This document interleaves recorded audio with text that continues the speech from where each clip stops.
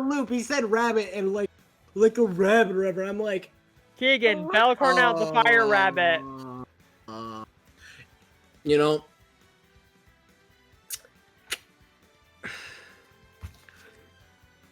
Oh my. Okay, we need a different subject because yeah, no, I just keep going further into hentai. Yes, I keep thinking of other things that can make it weirder, and I'm like, no. Keegan, we're talking about Smash. Get ready. Well, apparently Keegan wants to think of me like a rabbit. No, don't. I mean, the bunny. Oh gosh. Oh my. Yeah. Okay, so let's just say, so Jacob's a rabbit, right? I've also put Kenny and Joey in that situation as well. The fuck? Yeah. You can think whatever you want to think from now, but what? Yeah. Please keep this appropriate for Twitch, please. I didn't know we were streaming yet. Now we are.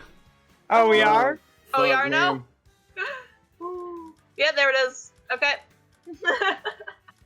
I like how my section's cut off, you know what I'm saying? Just my section, my head is like perfectly, you know? I'm not like, just like perfectly there. Just like slide a little bit over this way. It's like... Yeah, actually it'll be the other way. Yep. Slide to the left. Slide to the right. Let me check something real quick. Crisscross. Crisscross. Cha-cha now, y'all. Oh, shit. That song has so many memories for me just doing it in school and at the campground. Do you not know how to operate Twitch or something? No. So, that's annoying. Oh well.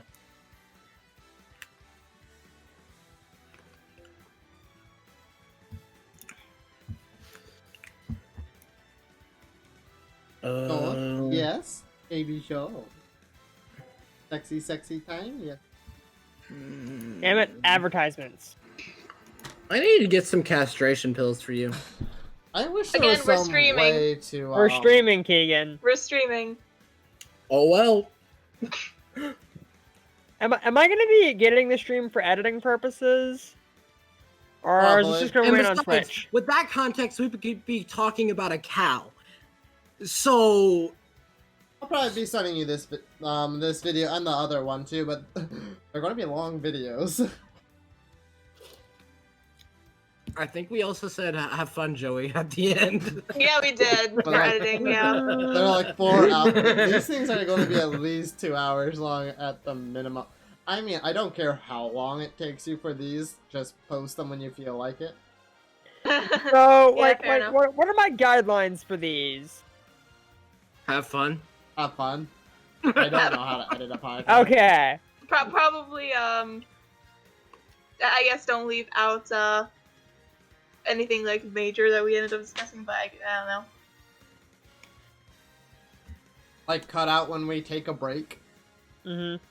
Yeah.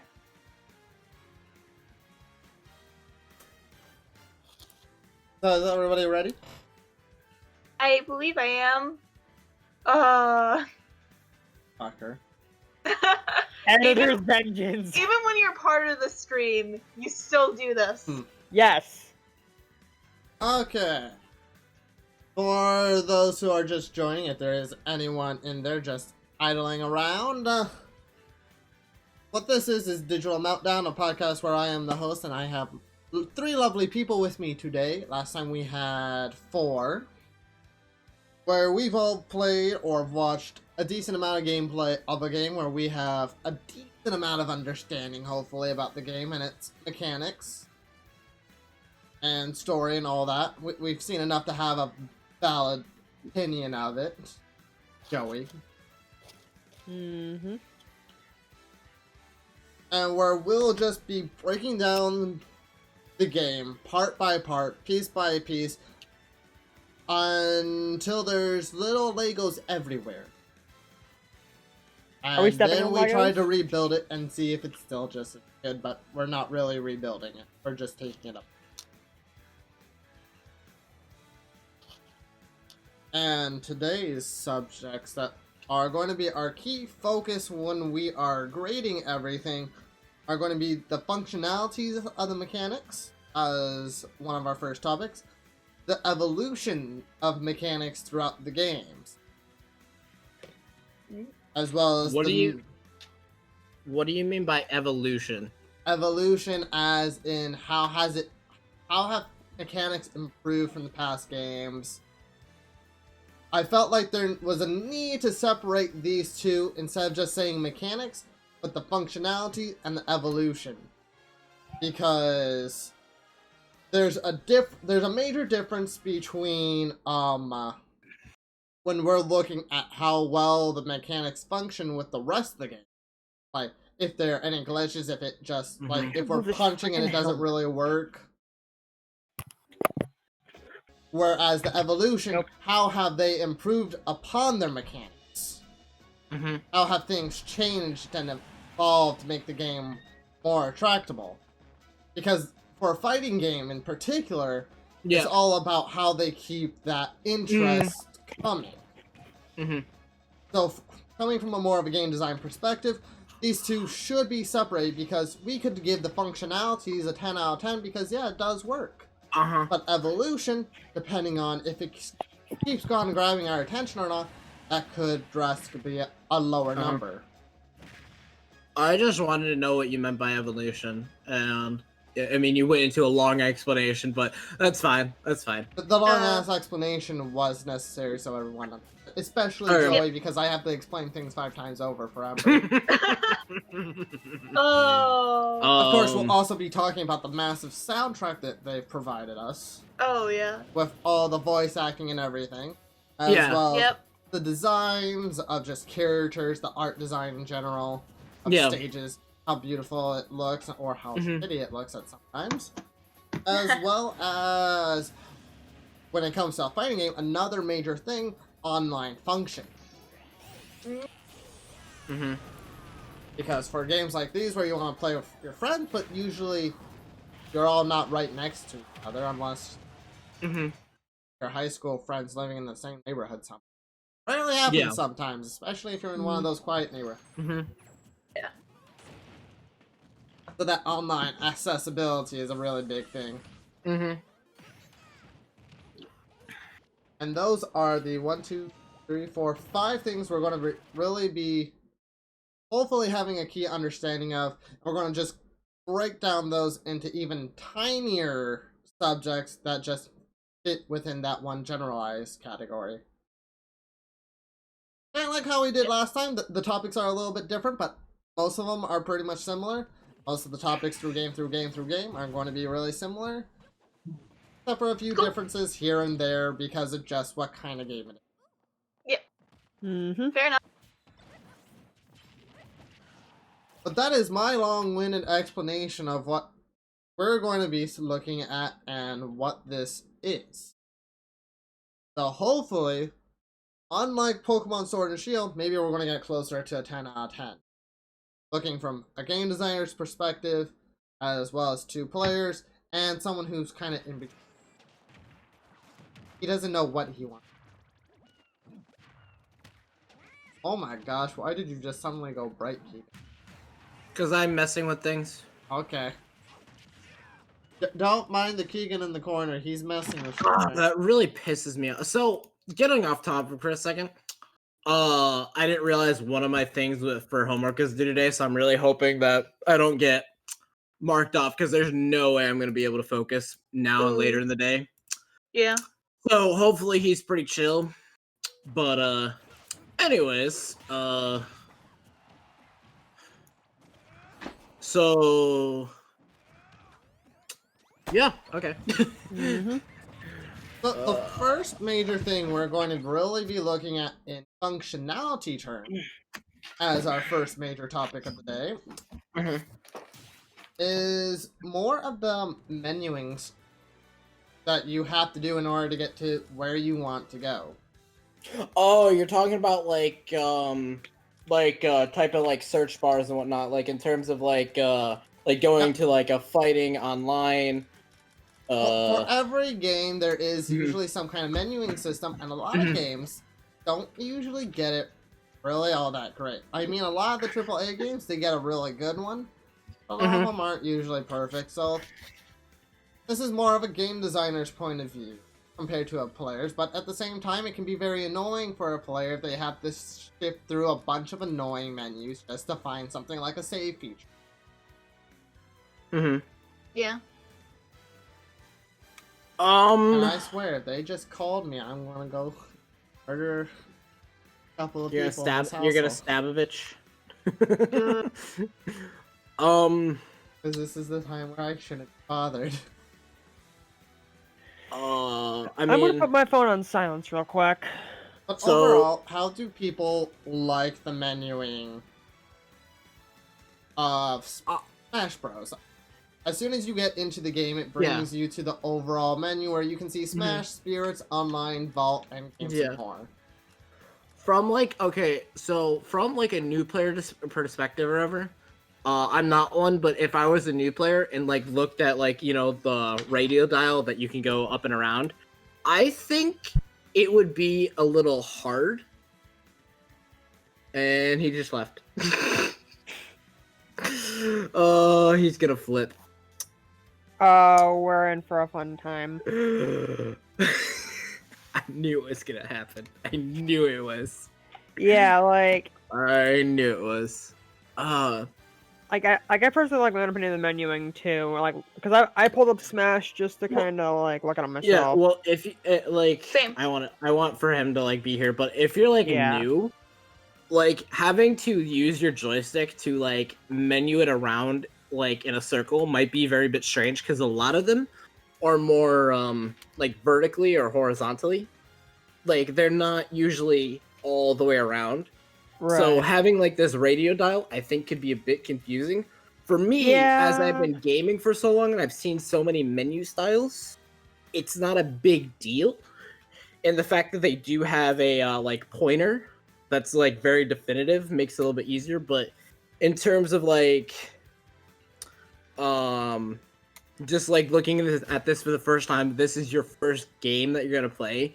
You're Mhm. probably gonna be like, do I use the arrow keys? Do I Use the D-pad, use the you know, joystick. What do you do? That's what I meant by arrow keys or whatever. Like, do I use this stick on the, because there's two, joysticks, the right or the left?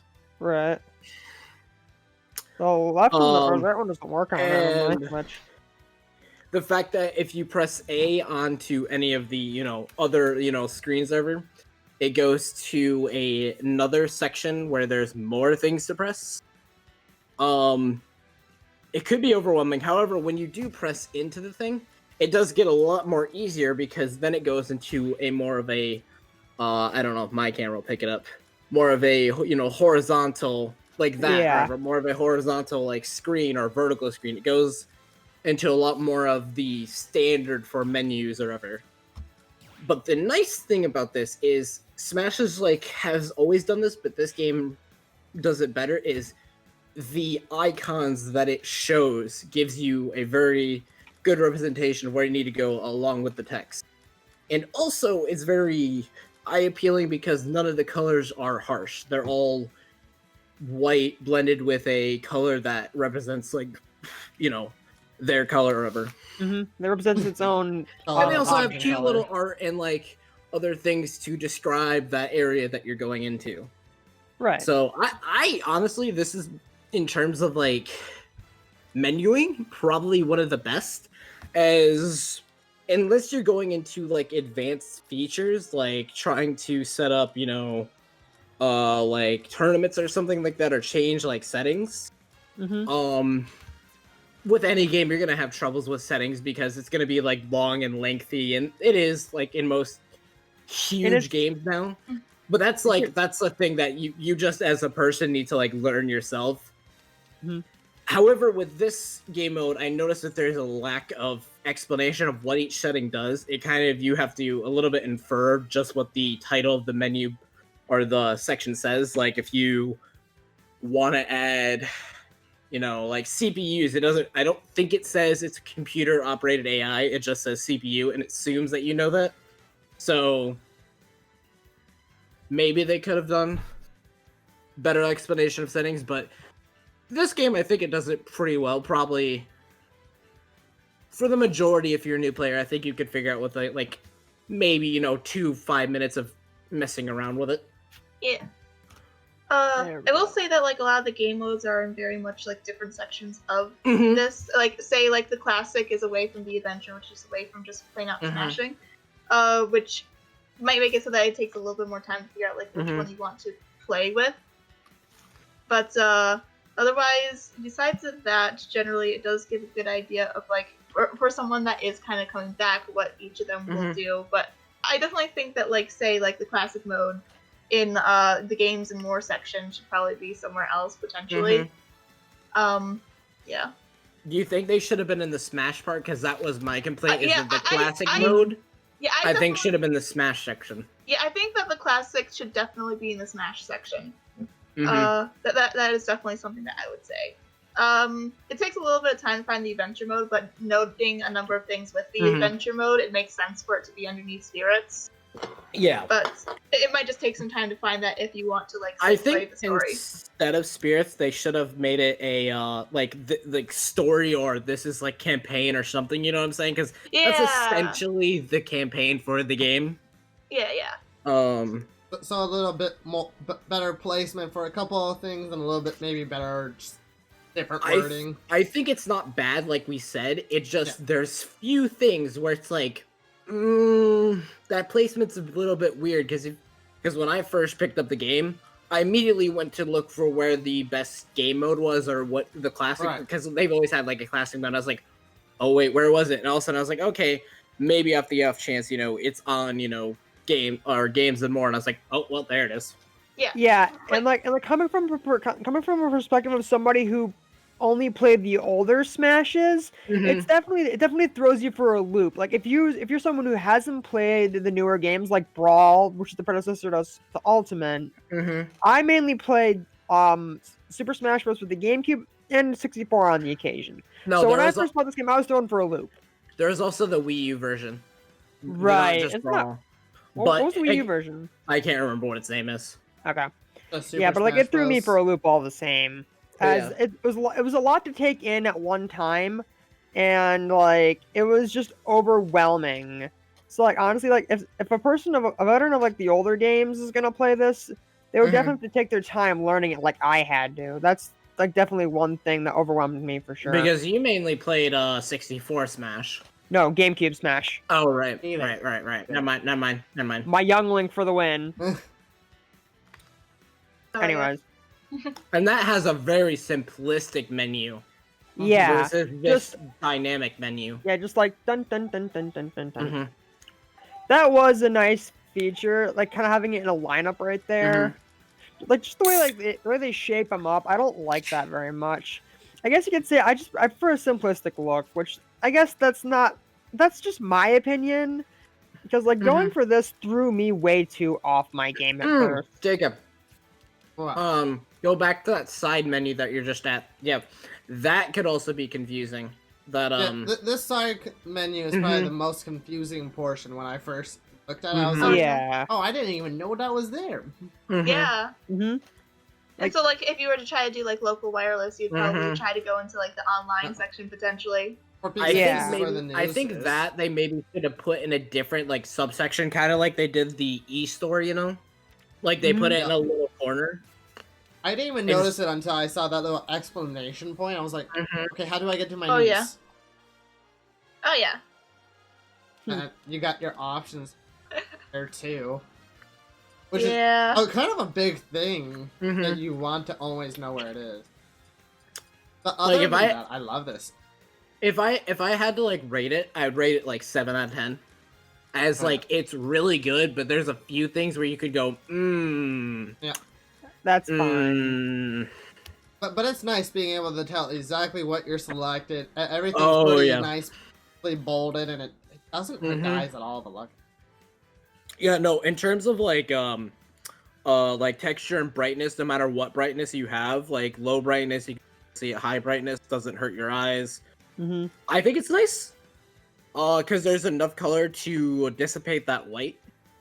And when you're on that active one, you can see a little bit of like a little animation, a GIF going on. And it's also like highlighted in that white, right? Like we've been saying. Yep. Very visually pleasing, just a little bit confusing for I definitely. also like the change in the center in terms of the image. Like that's Oh, like Oh, yeah. such a cool That's little nice just tidbit. tidbit. Yeah, that's really nice. It's just an add-on that just really push it through. Yep. But yeah, the only thing I think, the one point that I lowered it for was because you do have to do a little exploration, and some of the choices where they put it at just doesn't make sense. Right. And then the sidebar, like, maybe should have just made it like a little, like, you know, like gear symbol, like in the corner, like the E-box or the E-store. Yeah. To open up that, I think that would have made more sense. But other than that, it's solid. It's more solid than some games I played. Like there are some games where like you have to completely explore the menu to find everything you're looking for. To put it in perspective, there are some games I have quit just because their menu was trash. Like, Really? yeah. If you have a horrible menu, you have a horrible menu and you need to always change settings to do something, Joey, you would quit the game too. Yeah, I can see that. That's a fair point. That's a fair point. Menuing is slight, but it is very important. Oh yeah. It's a small thing at most moments, but like when you actually have to deal with it, it's a pain. Put it into this perspective. Okay, There's you know a VR Minecraft, mode right? in this? Yeah. Okay, imagine Minecraft settings, like, put in different places than what you're used to. Oh my god, that was Like your so brightness hard. is in a separate folder or a separate section, and you gotta go find it. God, Like, would I hate that. Because auto jump usually gets turned on when you do something for whatever reason. I turn it off every time I log having in. to go search for that, you know what I'm saying? Something that could be easily readable, but you have to go through different files just to find Yeah, it. like it's like what Optifine does to Minecraft. Like, I It just like redoes everything. organization, but there's actually a thing, Joey, called too much organization. Yeah. Because lists are fine as long as they're not super messy and you can go one by one. Right. But if you put a file into a file to hold one thing to find that thing, it gets annoying. Oh yeah. Like sifting through all the crap I have on my desktop is fun. But Also, yeah. there are very specific games that like it also really incredibly important to have like quick access to certain features of the game. So like say Harvest Moon is like one of the ones that I play with very frequently. If there's not an easy way to get to your tools, it takes forever to get to being able to do exactly what you're supposed to do in the game. But also going into like Minecraft, you know, the whole like, you know, putting up your inventory that has the craft bench.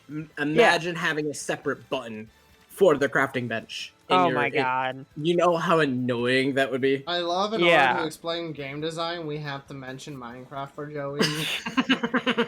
Explanations Joey, are fun. Actually, that's the first thing that came to my head. I didn't even think about that.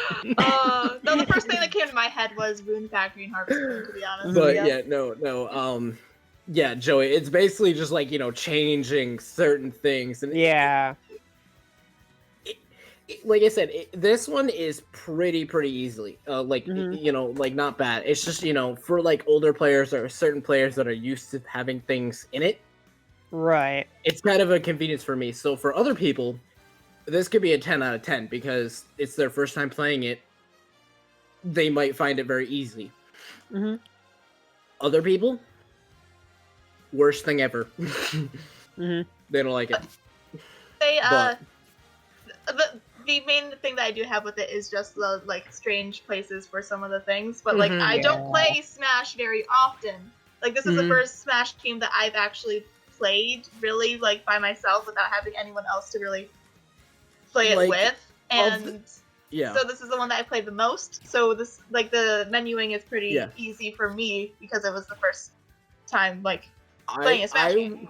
I would say Volt and Online are the two best sections in terms of what they represent, because Volt is basically kind of that, you know, other section, you keep your tidbits in there.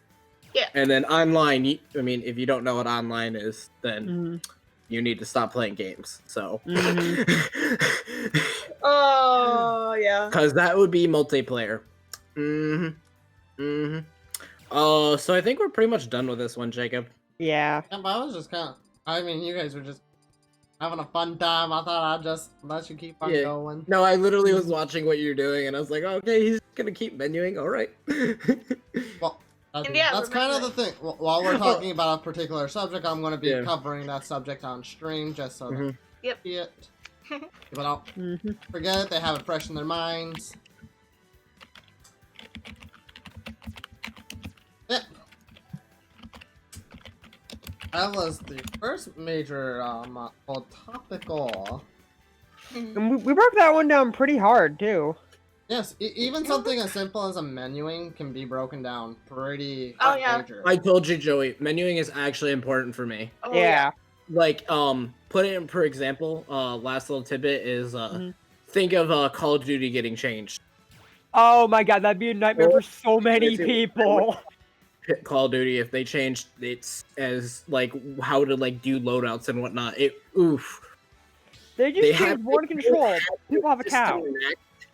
Since Call of Duty, 2 or ever. They did their their first real Modern Warfare game, and then 2 they like basically perfected it, and then it's gone from there. So yeah, I mean they haven't changed their real settings besides adding new stuff since right. I don't know, probably 2012, 13.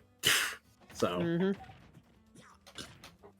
anyways, but now for our next topic, as we see me beating up a Ryu.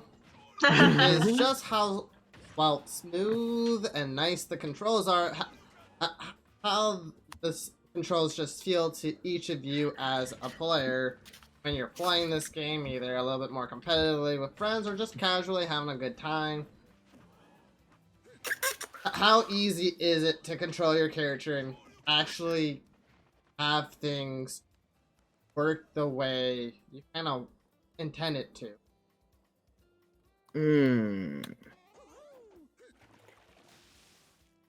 Mind if I go first on this one, guys? yeah, go ahead. Yeah. Go ahead. So the biggest thing for me, it's like once again ties back to me playing the older games. It's like for me, it's like it's just learning the control. It was just me switching from a handheld controller to just the Switch Lite itself, and it's just like for me, every time I play Smash on the Switch, I have to play a couple of rounds just to get a handle on the character I'm playing.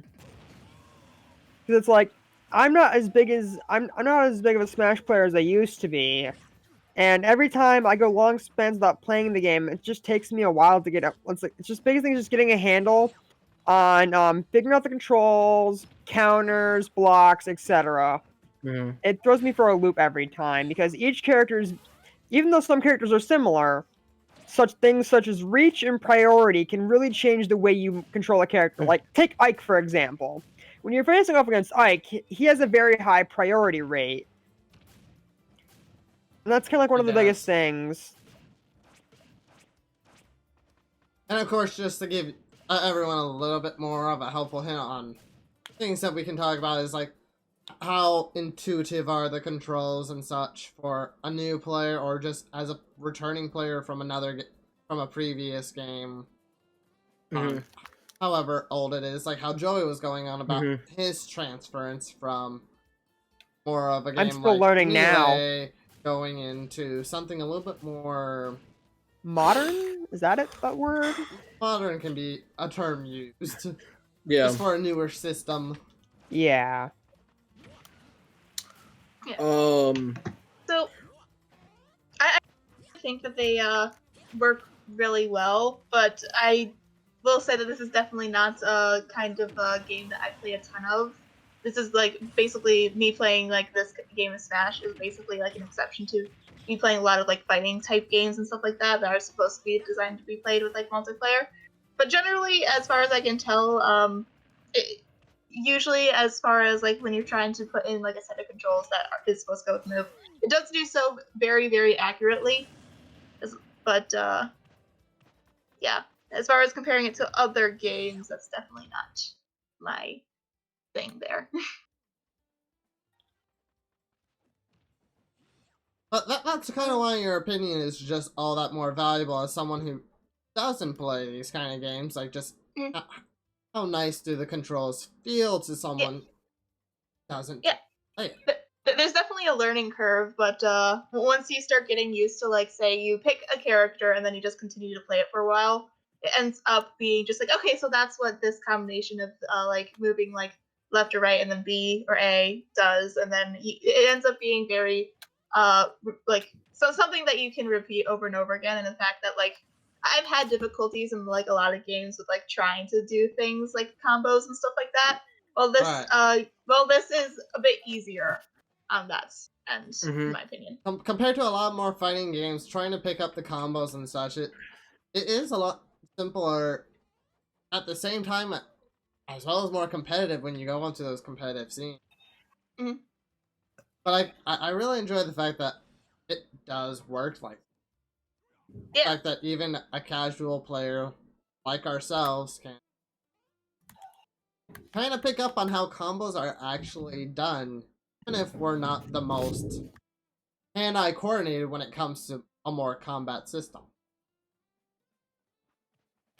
Because when you're playing a combat game like this, unlike with like a game like Stardew Valley, of course, you have to be a lot more fast-paced, coordinated with where your fingers are going.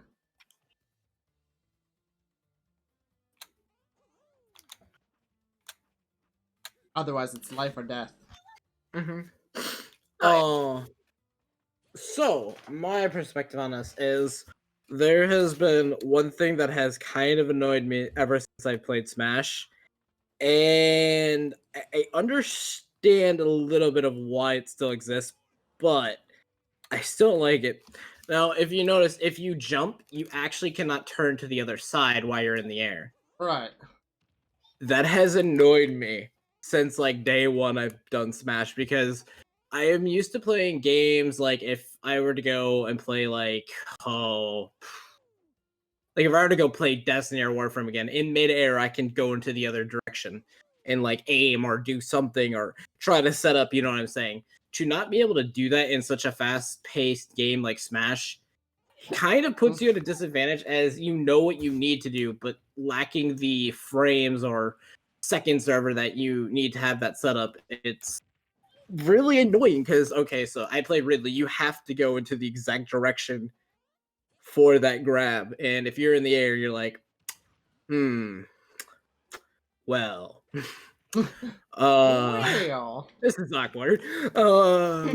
Grabs the wrong way. Well, also, I just figured out a setting that, if you don't know, you can increase your stick sensitivity. One thing that has always annoyed me, and I don't know if it's do that. I don't know if this has been a thing in the past that you could do with just stick sensitivity, but I've always had trouble reorienting my character to face the right way. Now that I've done the stick setting, it does it a little bit easier for me, because facing the right way, if you know in Smash, is kind of important. Because you ain't gonna kill somebody if you're in the wrong way. I do enjoy the like simplicity of the combos. Like in Smash, you actually only really use, in terms of like maneuverability, your joysticks and your jump button. And the fact that all the buttons aren't used actually makes this game easier. Like you actually, if you use like Y and X or whatever, they're both the jump. For grab, they're both the same button or whatever. For blocking, they're both the same button. So you can use whatever combination of buttons fits your hand or whatever, but you don't have to use every single button. Even the D-pad is only taunts or whatever. So the fact that they've done so many, combinations ever out of, okay, let me count, 1, 2, 3, 4, 5. Yeah, 1, 2, 3, 4, 5. 5 buttons and 2 joysticks. Kind of actually really impressive for a fighting game that is fast-paced as Smash and that has really cool moves. And I've always enjoyed that you don't need a lot of buttons to make a good combo game, fighting game. Right. In terms of what was done by priority, I wish that was more pronounced in the game, like giving how fast the character is, or what certain things did in a certain order was pronounced in the game. You didn't have to look up people researching it, doing it themselves. That does give, some exploration to the game, which is nice, and people have enjoyed it. But for a newer player, you're like, oh, I'm going to go to a tournament, I'm going to be really well. And you're just like, why did this cancel my thing and I did it before him? Okay. Sure. Also, like, maxing out your shield usage and other is more of, the competitive side, but having, like, some brief touches on them, I think in a game, like, fighting in general could be, useful. Like, giving at least, like, tips to players or something. Maybe not giving them the whole cookie, but part of the cookie. Right.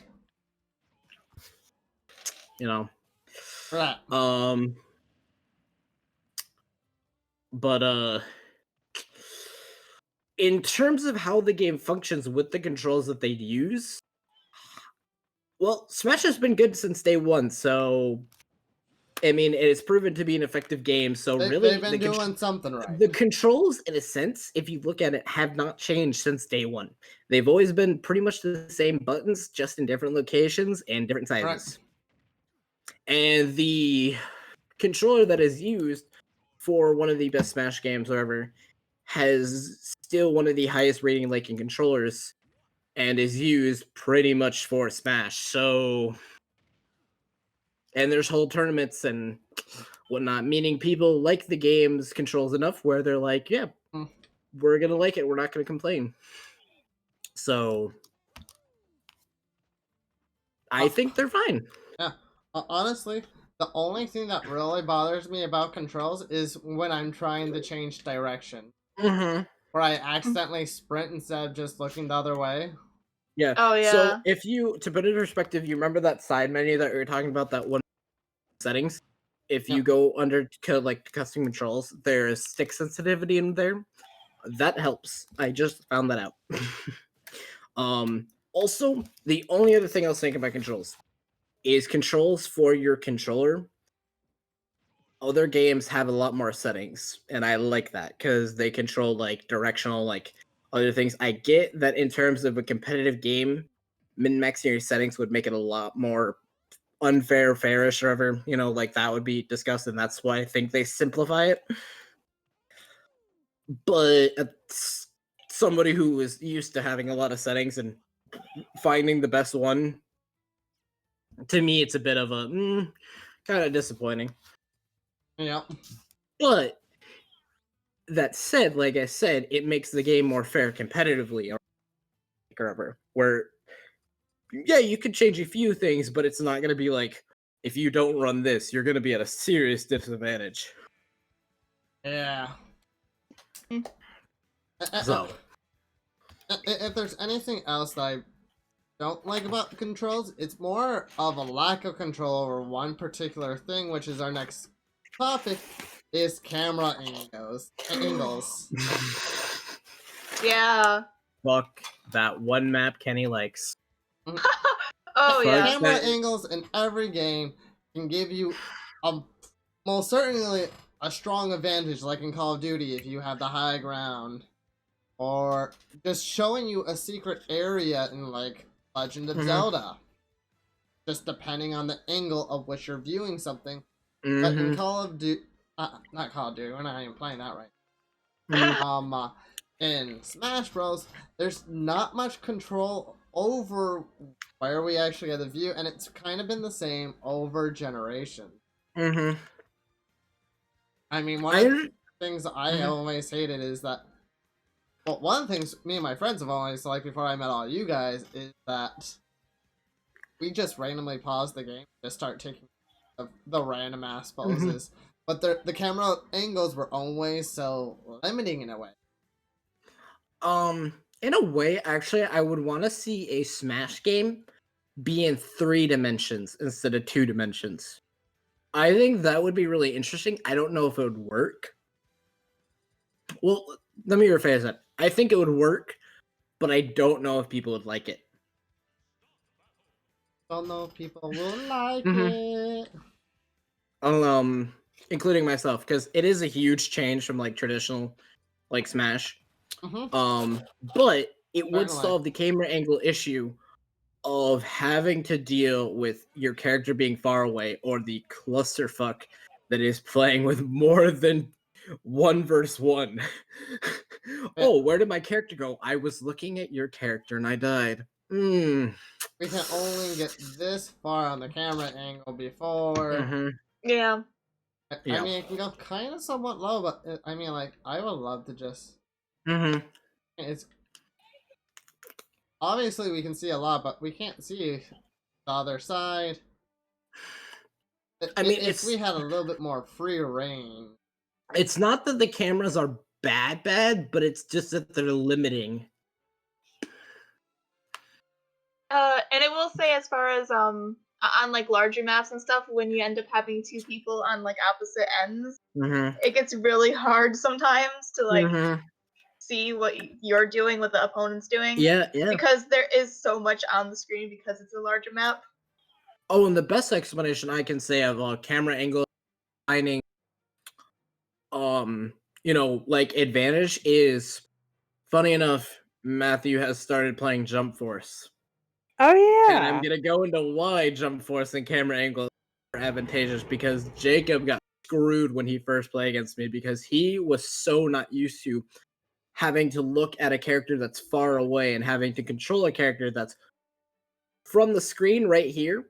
So Also, a sense of depth? you get to control the depth. Yes, depth control in that game was horrible. It's horrible. It really is, to be honest. Man. It's Peach not has bad, a thing for feet. but yeah, she does. The whole foot's in the mouth. Actually, the whole leg. But yeah, no. Without depth and like like certain things and whatnot, like it just gets very weird. I've also always wondered why. I get it if you're playing with multiple people, like you have to have a bigger screen. But if you're playing like 1v1, I'm surprised they've never done it where you can focus only on your character. But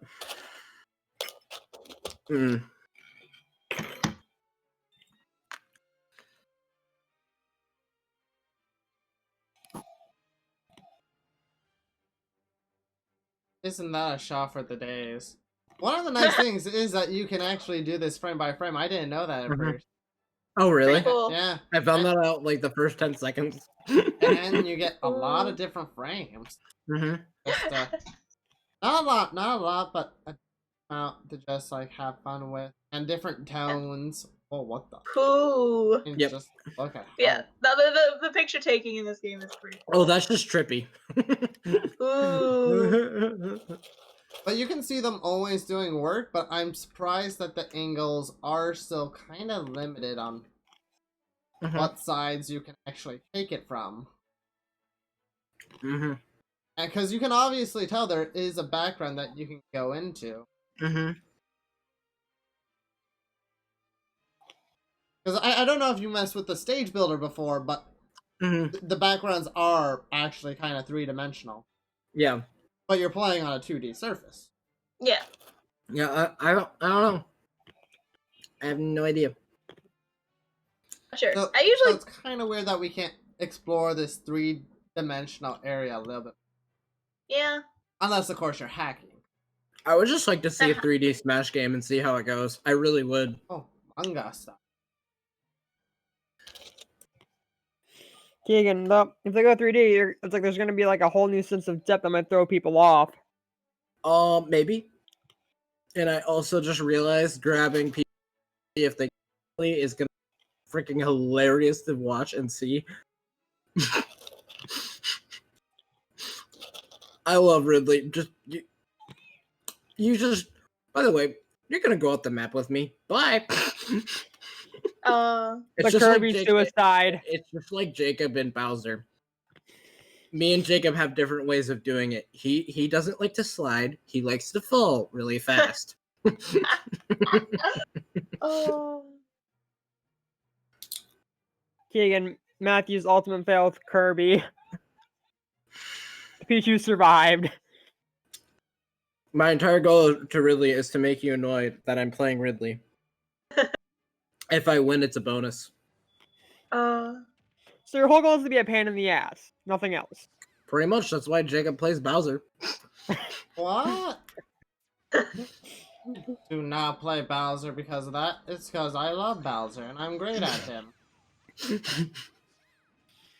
uh, Alright, well, are we done with the camera angles? Is there anything anyone else wants to say about camera angles, or?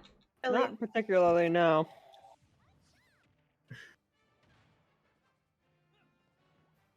Okay then. So next would be really just the styles of different characters that there are in the game. Like through our swordsmen, through our There are hand-to-hand practitioners, magic users, etc., all etc. the different Okay. kinds of fighters and their basic combat styles. The overall balance of characters. Or how good the variety is, as well as what kind of styles are your favorites and which styles you really think are kind of cheap. oh. Yeah, that was gonna come up sooner or later. Things that might not should have been in the game. I mean, we have a large variety, like what, 72 plus now because of the Oh, DLC. yeah. Something like that. 72 base game, and now we got we had 5 new Mhm. ones from the DLC, and we just got another Mhm. one from the Mm-hmm. second DLC pack. Mm-hmm. Oh. In terms of playstyle, I prefer a good balance in terms of playstyle because I use characters that really take charge of their grab or grab mechanic Mhm. because my two main players, Samus and Ripley or ever, yes, they don't really Ripley doesn't really grab like he does, but he also has it as his main ability. But Samus also has super long reach with her whip, which it gets utilized really well. Yep. But I also like swordsman or ever. Like I play like Roy. I played like Mennonite and a few other of the sword characters or ever. And Cloud. I love Cloud. But I also like a lot of the range ones. Like I love, like I said, love Samus. And then Palutena, who's like the balance between like sword and like firing. But in terms of things that can be abused and just really, really gives you a huge advantage in Smash as general is counters. Oh, yeah. Counters at times can seem unfair because I've gotten you guys, and Jacob's done this to me, where you can get into a counter loop and just go counter, counter, counter, counter, counter, counter, counter. Oh, God. And I think me and Jacob both actually countered like the person in the middle and then countered them again, and they just went out. Oh. Yeah. Yes, it does take practice, though. Jacob can actually admit that I sucked at doing it. I'm still like learning some of the timings over because it is a thing to learn, but if you can do it, it is a thing that you can almost never go back to not doing because it's a lot of fun and it just works really well. Yeah. And you can pretty much counter almost every move. I think the only move that I don't remember if it can be countered is like Ripley's grab. Like for whatever reason, I don't think it registers. Like there's a few moves which makes it still fair, but it can be abused hard. Yeah. Yeah, like I mean, like I guess like my kind of play style. I tend to go for mainly swordsman and the occasional hand fighter like Falco, Fox, and occasionally Captain Falcon and Gandalf. Though I prefer to go with speed over power just because mobility can be a big game changer when you need it to. Because like Ganondorf is more powerful than Falcon, but he's a lot slower. In the case that in the case that I'm being knocked off an edge and the map is moving, Falcon's speed could be the difference between me winning and me losing. Mm-hmm. And then there's also like when you're playing against the swordsman and you're a hand-to-hand character, specifically because the biggest thing the swordsman has over certain characters is reach, and that's really about it. And it's really annoying. I guess another example is like Ike in Priority, because it's like Ike and his like charge moves are really annoying. Because like you can't always counter him right off. Kenny spamming it. Yes, that's the main thing I thought of. Oh yeah. Oh Kenny my! does He that. pisses me off sometimes because he just goes, I'm And we have like no okay, real way I to get him know I with it. spam Ridley, but at least I hit. Half the time, Oh, I'm yeah. just going over you and literally going, okay, over. I'm literally paying like hopscotch at that point. Yeah, I gotta grab it. I'm like, There it is, found it. okay, dude. Okay. Uh-huh. And the thing is then I get bodied by Jacob because Kenny is distracting me. Yeah. Mm-hmm. Yeah. And it's Yeah. happened more than once, more than twice. It's happened a lot. That like And timing vice versa. Jacob's been distracted. I go, okay, I'm gonna grab you in midair, Jacob. Yeah. The right air combos are awesome though. You always gotta love like the right combos at the right times are always the most beautiful thing. And then because he spams it, he gets lucky and then just gets one of us. Mm-hmm. Oh my goodness. Like- But anyways. Yeah. Go ahead, Ember. All right. So I have to say first, I love doing air combos to people, and if I see someone flying in the air, I'm going to hit them. But as far as the kinds of characters that I generally play, so the one that I started out with because it was one of the first characters that you can get in like the story quest line, Mm-hmm. and so I kind of learned how to start playing with him was Marth. Mm-hmm. And so he is one of my mains. But as far as the other two characters that I actually really, really, really like playing is Rosalina and Pokemon Trainer. Mm-hmm. Both of them having like something a bit more like interesting in my opinion as far as what they can do. Rosalina being able to hit people from far away with Luna. And that being something that you can keep in mind across like the map. And Pokemon Trainer being able to switch between the different Pokemon based on how, like, what other people are playing as, how other people are playing, as well as the maps, and being able to like figure out what is best for the map. Mhm. Because like, say Ivysaur is much better on like vertical map, Mm-hmm. while Squirtle much better on larger horizontal map. Mm-hmm. Because Squirtle Definitely can a launch lot of different varieties going on with certain characters. Pokemon Trainer probably being the most all-around player you can play as. Being most Yeah. versatile.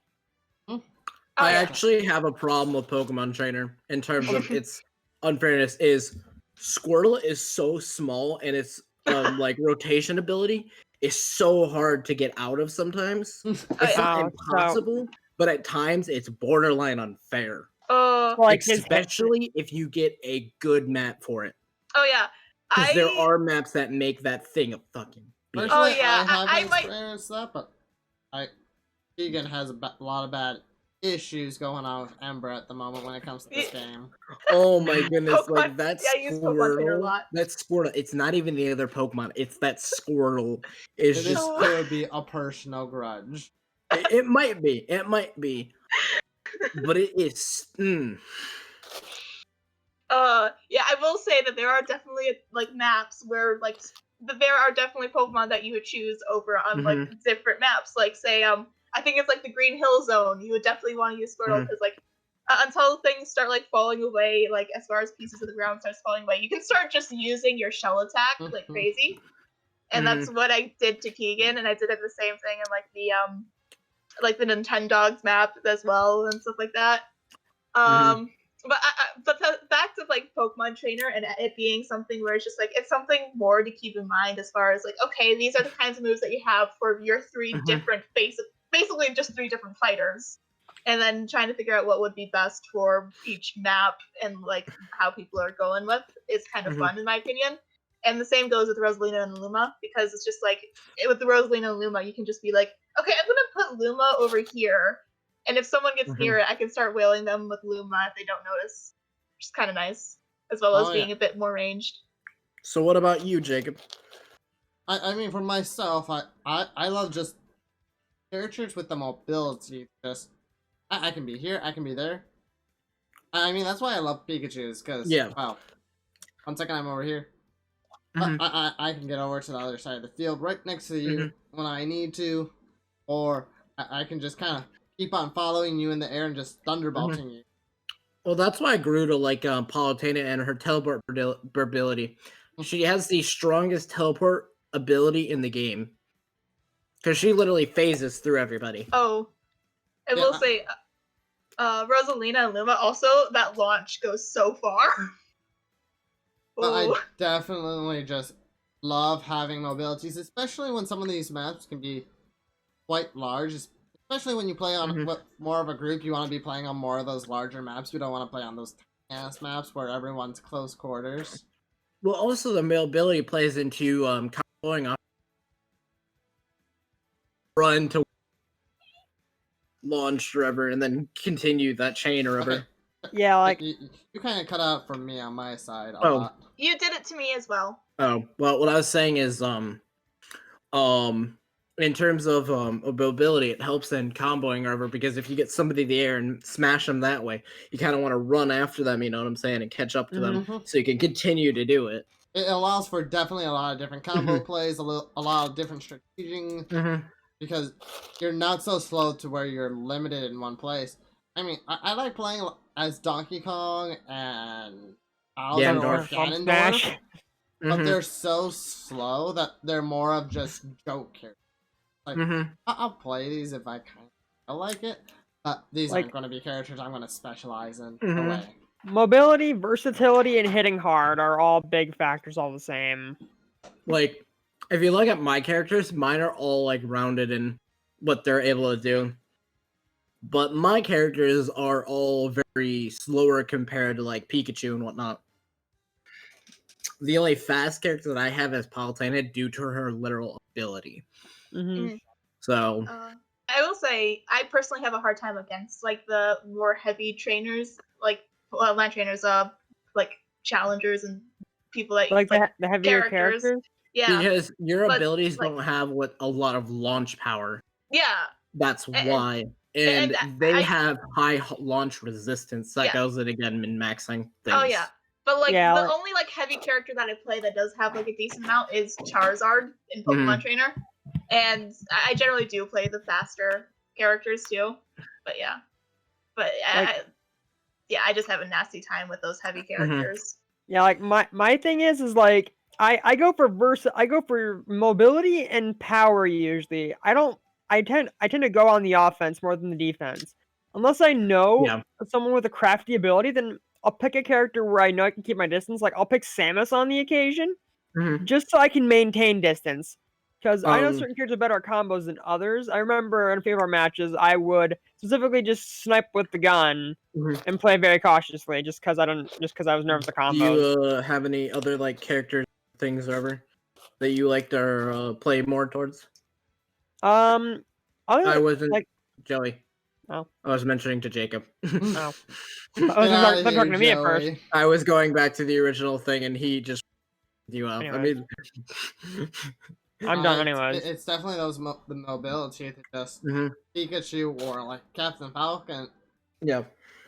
Where they're just focused on those combo plays through mobility and air maneuvering, especially, which I find just so much fun. Yeah. I mean, it goes back to Monster Hunter with my Tobi Kadachi little fetish going on. I'm always in the air just slicing things up. Now, are we doing balancing in this section? Yes, we are, and that's where I'm going to be going to next. Where honestly, balancing and the selection base are kind of for me hand in hand to each other. So for me, I'm going to be mentioning both. You might be mentioning them as separate topics. Okay. But for me, for example, the Captain Falcon to Ganondorf, they're basically the same character, but the way they balance it for each character is slightly different. For Captain Falcon, got that speed but less power to him, whereas Ganondorf, it's like that a truck. Power, but he's very slow. one of the cool things in order to balance that out for that slowness and stuff is that his attacks can't actually really be interrupted unless he's taken a lot of previous damage already. Or he's grabbed. Or he's grabbed. But there's a lot of... But when we're looking at different characters, I mean, if we go to the Fox, Falco, and Wolf, I mean, the three of them are basically the same character, except for they made a lot of different, very subtle, but very efficient changes to give them each their own unique If you ever, playstyle. compared, Fox and Falco, Falco's more aggressive, while Fox actually can, deflect things.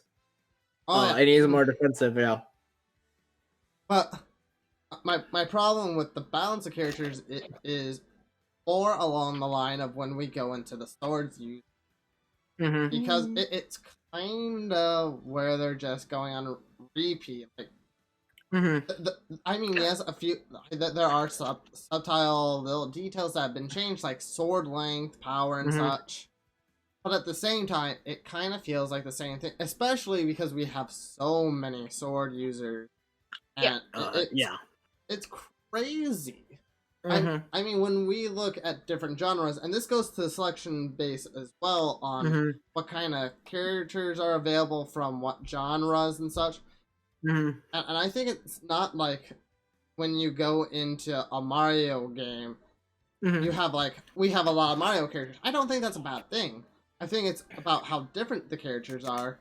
Because when we look at all the Mario characters, they have such vastly different playstyle. I mean, Mario, Donkey Kong, Peach, Bowser, even Luigi. Peach and Daisy are very similar, though. To be fair, though, you have a couple Mario and who Luigi are similar, but you have a lot that really. There's a lot more variety going on there when we look at all the Fire Emblem characters. We get Robin. The really different character from all the ones we've gotten. Otherwise, they're really similar. And when it comes to balancing, the sword really has kind of OP because of just that range. When I'm playing Pikachu, it's so hard to get, even with my quick mobility and reflex. Okay, so go ahead. Okay.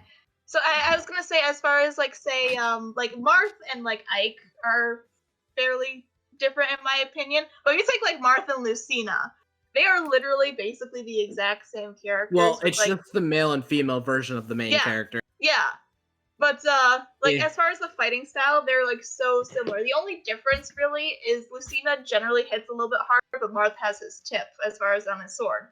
But personally, I could go with having one of them just gone, to be honest.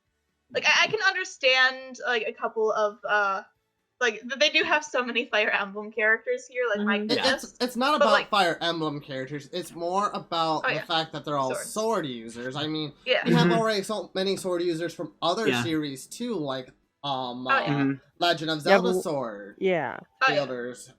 I mean, at the very least, they have also Zelda and Sheik, who have vastly different playstyles from to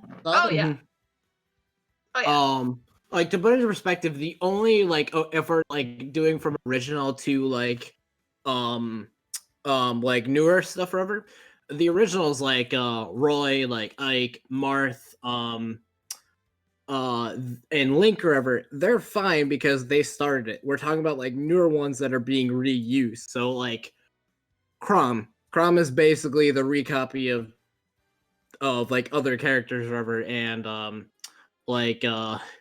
Shulk's actually original or whatever, so I'm not gonna pick on him. But you go to somebody like Lucina, when she was introduced, she was a copy of Marth or whatever and whatnot or whatever. If you go into Toon Link, Toon Link's cool, but he's basically a copy of Link with other sword users. We even say Cloud is somewhat reused, but he also has his own style, as you have to mitigate the limit break. So he has, again, but it's these other characters that are now being brought in. There's almost too many sword characters now. I get that everybody wants to play their favorite character, but if you don't put a unique spin on it, it kind of gets stale, and you're basically like, oh well, we're reskinning. Cool. Yeah, like I mean, like probably the Uh. one of the the newest Fire Emblem character, Bailiff. The only thing Bailiff has with Sword of Creators is you can whip the sword and hit your opponent. I haven't actually seen anyone use. I haven't seen any videos of it yet, but like that's probably gonna be the only different spin on Bailiff as a character in Fire Emblem. A bit of range. That's about it. But even like say like I've played both Link and Young Link, right? I have too. Even those two have a bit of a differences in their abilities, and that like makes it a little bit more interesting than like say the differences between Marth and Lucina, because that's just. But it's like, a very slight difference. But it's very slight Yeah. because if you remember, there's also doesn't Toon change Link. much There's at all. 3 Oh, yeah. fucking links. Yeah, That's a bit much. that is probably a bit much. It's a bit much. But where is the Toon Link in here? Like, okay, with Toon Link, they could have made something outlandish with him. I mean, Toon Link he's is a right Toon there he character. Okay. We have Young Link there, Yeah. and we have our original Link up here. But the fact that we just have so many sword players. Oh yeah. And most of them are the same. Even when you have the slight differences between like Link and his younger versions, or from Marth and Ike, I mean, they are still just they are so similar still that it is kind of stale, and it feels like they're getting the majority of the attention, even when we know that there are other players from that franchise that can really spice up the game. I mean, what would have been really cool, instead of getting another sword player from Fire Emblem, I mean, there's generals, like little tanky guys who, you know, they're just heavy armor everywhere. Oh yeah, that would be very interesting. That Yeah, would have been that's an an interesting interesting twist thing. to put on a Fire Emblem character, and no, because people yell. I mean, when I'm looking at comments, people are yelling at Fire Emblem characters getting another spot, but I think when you really look into the comments, you see more of a hatred towards, oh, we got another Fire Emblem sword person, yay! Like there are plenty of secondary like magic users, archers, various other choices that you can really go with among main characters. So the best representation of good like mitigation of like using similar characters or similar styles is not like copying or like doing what they did for Pit and Dark Pit. They made them similar, however, they gave them both pretty vastly different abilities. Yes, their basic attacks are pretty much, if not the same, but their abilities are very different. They still do similar things, but they work a lot differently, especially their ultimates too. If you have ever played Pit River or Dark Pit, their ultimates are actually 2 different activations, how they work, which makes it more appealing of what you're going toward. Ones that are another basically reskins of each other is Simon and Richter. They're the same, like pretty much the same. And for the most part, so is Ken and Ryu. Sorry if you like Street Fighter, but yeah. Which one do you like? Which one do you like better? But again, going into the whole entire sword thing, I mean, when we look at Link, what makes him special is that he's got a bow and arrow as well, and his bombs. Yes. Yeah. He's got a few different things that he can do besides just his sword, even though that is his main little feature that gives him his attacks. Where Roy, he has counters. I mean, he's your typical fighter. He's got his little fire sword that goes boom. And the only reason I don't mind him because he was basically the original, so he's fine. It's just the later characters should like, really. And then when we're going back at the Shulk, that Keegan was mentioning earlier, how he was fine because he had his own twist too, where you can actually choose between the 5 different basic stats and choose which one you want to give a big increase to. I mean, you use the jump increase. I mean, you're going. You're going mobility based, and you're fucking fast. Look at you. And the same thing with Cloud in terms of like when we go back to balance. Cloud actually, like a few other characters, have been and actually rebalance. Because Cloud, when he first came out, was bullshit. He straight up just dominated. Yeah. Now it's down to mitigating the limit break, which makes him a lot more fair and a lot more desirable. Because if you can get it off, he hits hard. He hits, I think, about as hard or harder than actually Ganondorf when he has that full thing charged up. So it makes him actually really appealable. Yeah, he's a typical sword user, but he also has actual like energy wave or like energy waves he does. Or he doesn't just have, well, I'm gonna reach on you. I'm just gonna swing my sword. Energy discharge, wham. He like literally has abilities, or unlike these other guys, which are like, oh well, I'm just gonna attack you with a sword, or I'm gonna charge you. Oh yeah. Cool. I'm actually curious. Like, I want to see some gameplay of Bailiff just to see like how they did him as a character. Because I'm curious how the sort of creator will work. That's my biggest curiosity point. But yeah, I really think that this game, it really suffers because of just the sword users. It kind of makes the amount of characters just kind of shrink. I'm not saying I hate how they play, because I think they play fine. It's a disappointment that there's no improvement. Yeah. It's just the balance of overall characters and such. I mean, sword people already have a big range. There's just so many of them, and they're just copies. Yeah.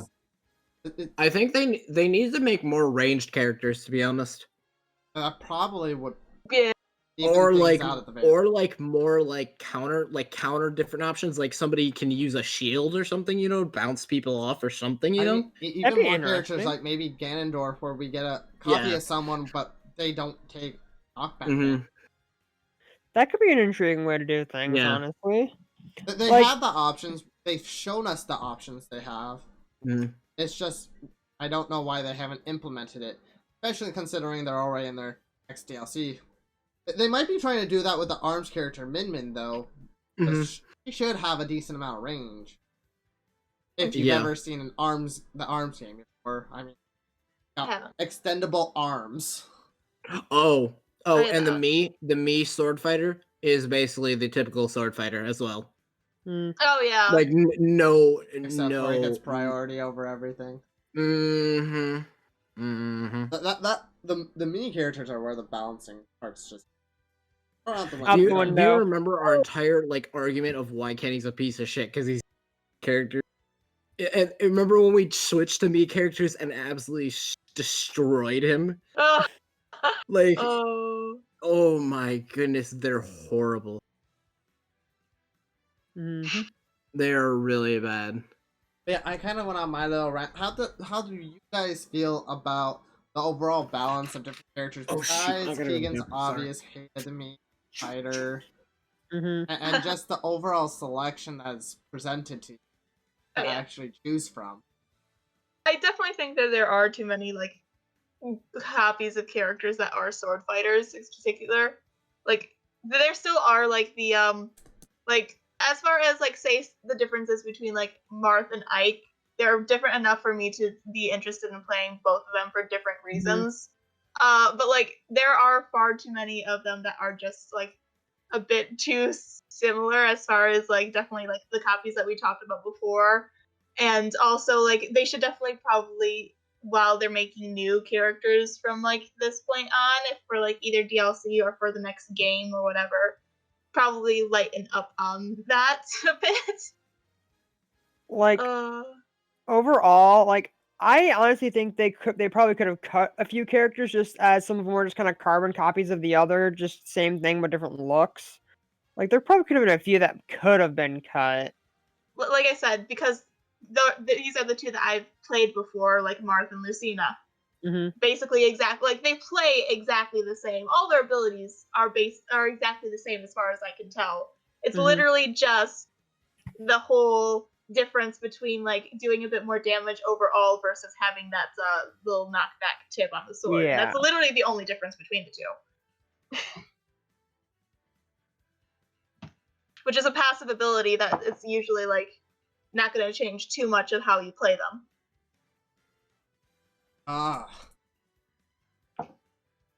Joey, one of the things that you messaged me was that you definitely thought there was too much variety.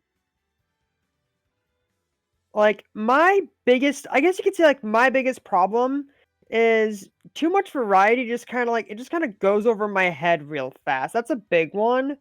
And like in terms of like sure they have plenty of varieties of characters, but as we stated earlier, it's just like a lot of them are a lot similar. So I was just like, if you were to cut out some of the useless characters, some of that variety really could be cut down to a more sizable point. Like the Fire Emblem characters, for I'm example. gonna You cut could you cut out a off few of them. right here, just for a moment. Mhm. There's something I need to clarify, just so that I'm understanding this correctly. Okay. So, what do you mean by variety? Because you can say variety and mean a couple of different things in this situation. Variety, as in the overall amount of different of characters, as in styles like swordplay, magic based, close Just combat based, or you can go variety as in just the sheer amount of characters that you can play from. the latter option. Mm. Because when we're going to that option, when we were talking earlier, I thought you might have meant the earlier option. Until I No. started hearing you explain yourself right now. And now Yeah. it's starting to make a little bit more sense to me. Mm-hmm. Keegan, Jacob, just revamp the topic real quick for Keegan's sake when he gets fully back. Eh, he'll figure it out. Okay. Like, say, as far as like the first thing, like I personally love being able to just be like, I think the characters that I play generally are very diverse, and so I do love the huge range of options as far as what the characters are personally. So I'll end up playing like Rosalina and Luma for a bit, having to pay attention to like Luma, and then I'll switch over to Marth and just be like, no, I'm just gonna get up in your face. Mm-hmm. And then I'll play Bayonetta and just be like, nah, I'm gonna start shooting at you, and then start causing portals to form with like. I have never once seen you play Bayonetta, so you must have been playing Bayonetta. I was playing Bayonetta for I played He's it with played it a a few couple of rounds. times. I played it a do couple not remember times, playing Bayonetta with her. and I'm not great at Bayonetta, but I do enjoy playing Bayonetta.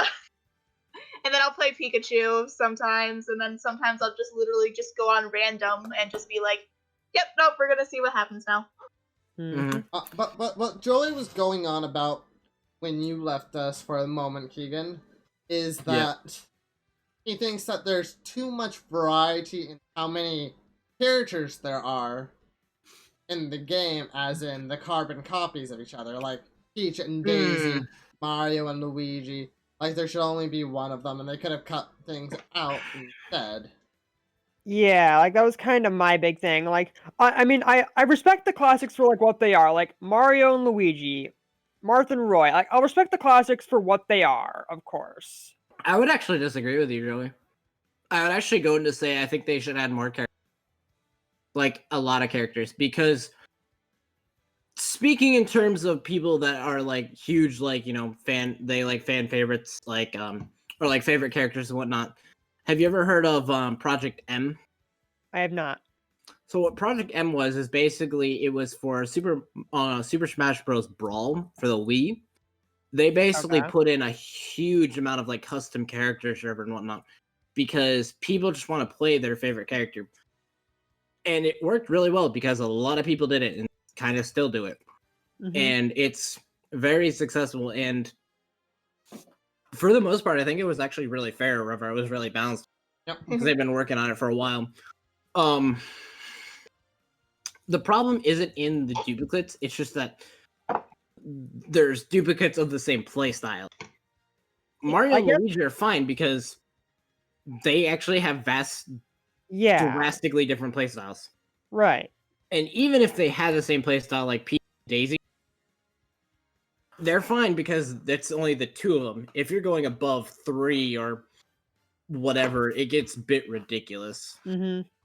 Like, I guess, like... Let's just have Joey explain a little bit more on why he thinks the way he did, because I did cut him off a little bit just to see exactly where he was going when he was talking about variety.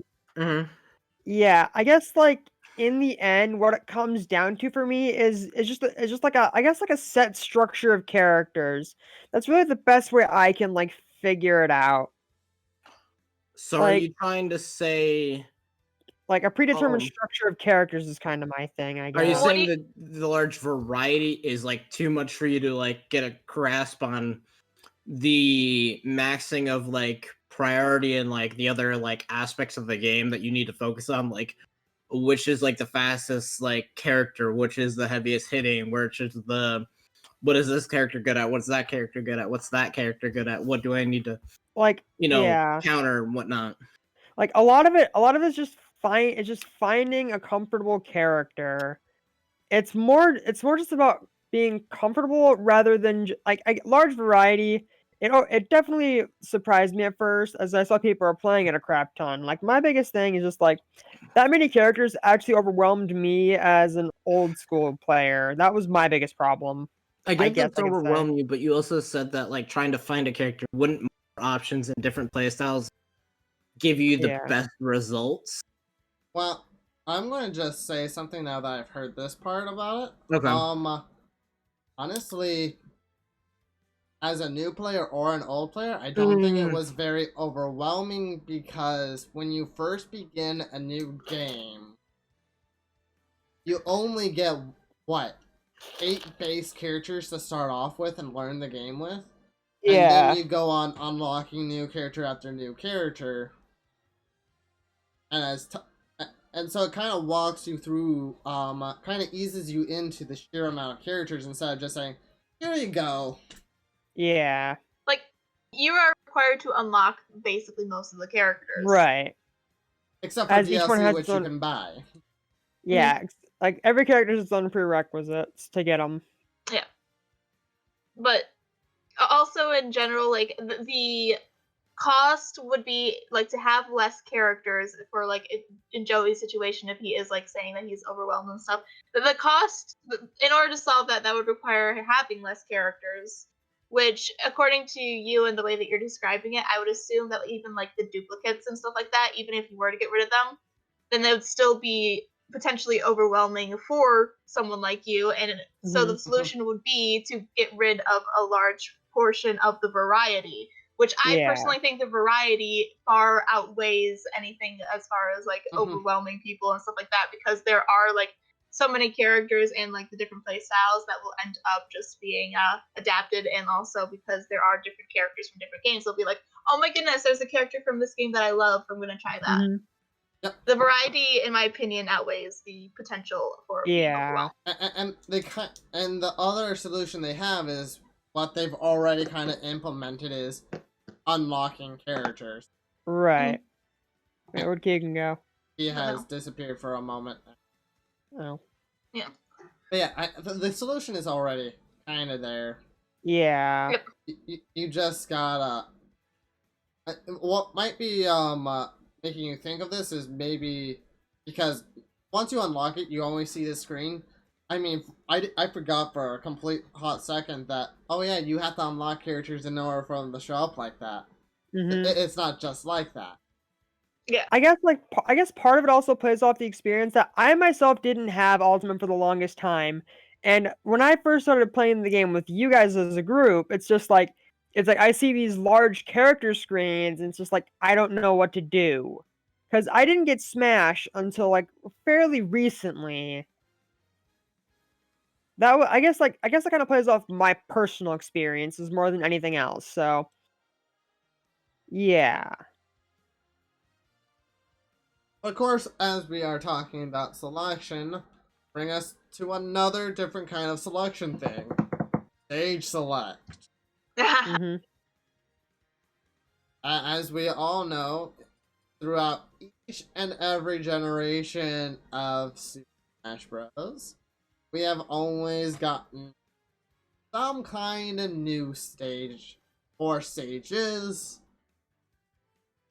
Usually stages. Hello, welcome back again. We're now... my internet just like completely just died. Right now we have gone into stage selection from character selection. Oh, I wasn't done with character selection. Well, maybe you shouldn't have cut out on us. Well, it wasn't my fault. The internet's fault. Okay, I'll give you five minutes. Get your flashcards out. Okay. Well, I don't know if any of you were talked about this, but the balancing over the years. So if actually Joey has played this, characters like Falcon or Falco and Mennonite actually were super overpowered in the originals. As well as a few other characters forever. And over the years, it's actually grown a lot better in this game. It's actually, I think this is the closest Smash has ever gotten to having fair characters, because when, as I said, even in the last Smash game, characters like Bayonetta and Cloud, when they first came out, were absolutely broken. Like, you could literally just keep combos going and just literally annihilate whoever. And the fact that there's no real character that's I've seen that's able to completely destroy somebody, I think says a lot to the game's maturity over the years. 30 is a good thing to have. Yeah. Actually, that's another good take on it that we actually should have touched base on too. When you look at it like that, I mean, I guess you bring up a valid point. Like, there were a lot of old school combos that were good in certain games, but got fixed the next. Like Jigglypuff was broken as all get up, but once you got into Brawl and so on and so forth, you fixed it. Characters were actually banned at in certain games at points over time. Yeah. So the game's maturity as a whole, I guess so.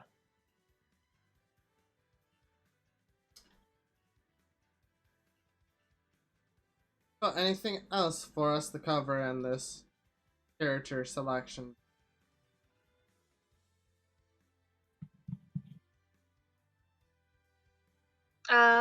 Keegan? He did. Well. So, we're gonna go back to stage selection, or we're gonna wait for him? Try our internet and figure out if it's working properly. Oh. I mean, I personally would just pop on my phone and log in using data. Okay, let's see. Damn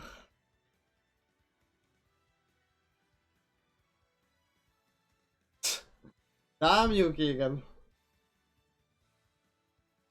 We has break-in conversation somewhat. Yeah. Oh, feedback. Oh.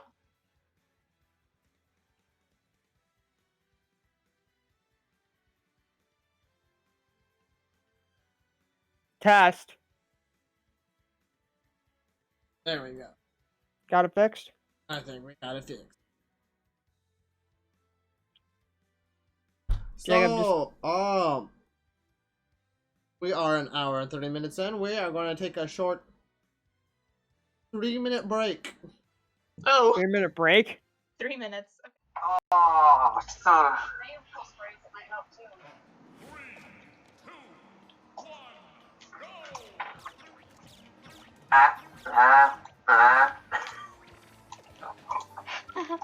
Bye-bye. So wait.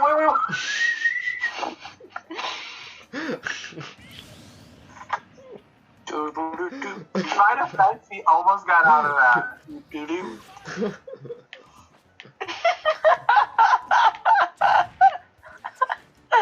He just killed himself. Oh no. Kenny! Kenny, what are you doing? Come on, Yoshi's actually really good.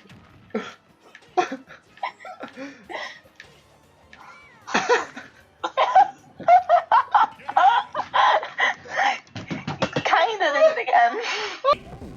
Okay, I'm not jumping. We're dead. I'm just here.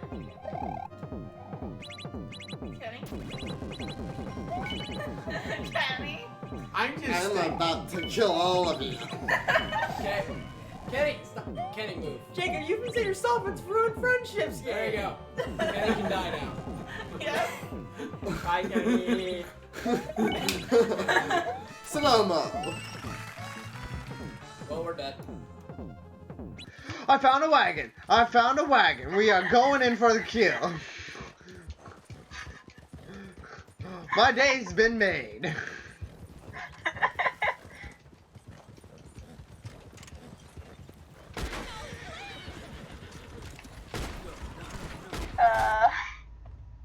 Wagon has annihilated us. Killed by the stranger. Come back first. No, I killed them. One of two of them. Wait, I know. Jacob! Well? Oh, how did I survive that? Well. I was doing well to that point. I have a feeling this is a horrible mistake. That was not a mistake. I'm alive. Not for long. Thank you. Bye. Thanks, you. Like a lot of it is just like loose connection and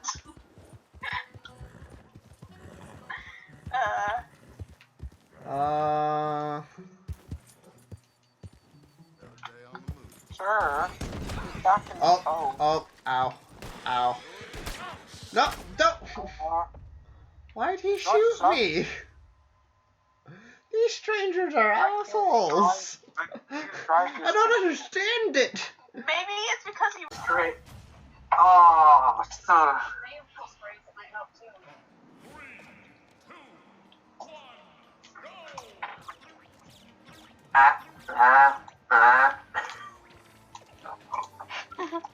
Bye-bye. So wait.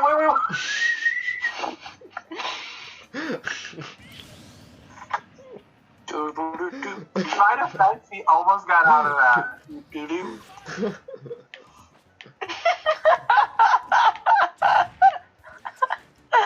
He just killed himself.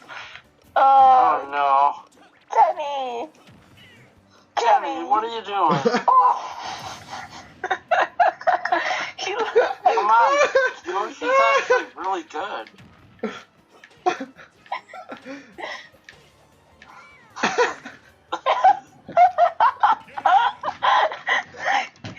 Kinda did it again. Okay, I'm not jumping. We're dead. I'm just here. Kenny? Kenny?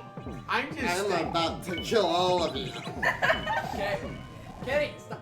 Kenny, move. Jacob, you can say yourself it's ruined friendships. There you go. Kenny can die now. Yes. Bye, Kenny. Slow-mo. Well, we're dead. I found a wagon. I found a wagon. We are going in for the kill. My day's been made.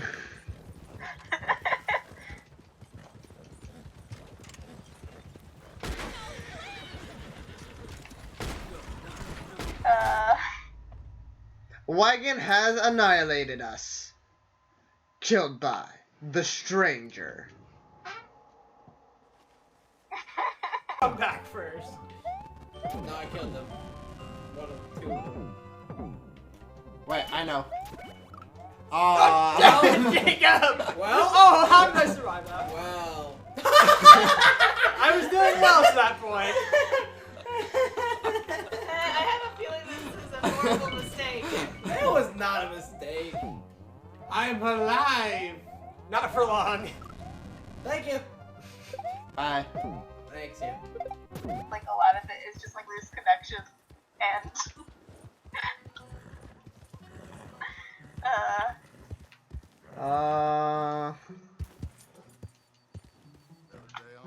Sure. Back in the phone. Ow. No, don't. Why'd he shoot me? These strangers are assholes. I don't understand it. maybe it's because because you. Great.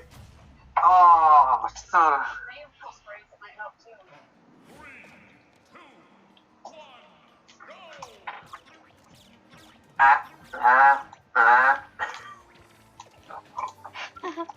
Bye-bye. So wait.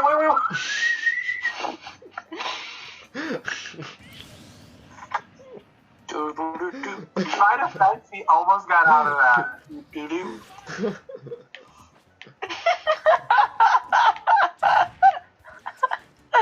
He just killed himself. Oh no. Kenny. Kenny, what are you doing? He looks like Come on, Yoshi's actually really good.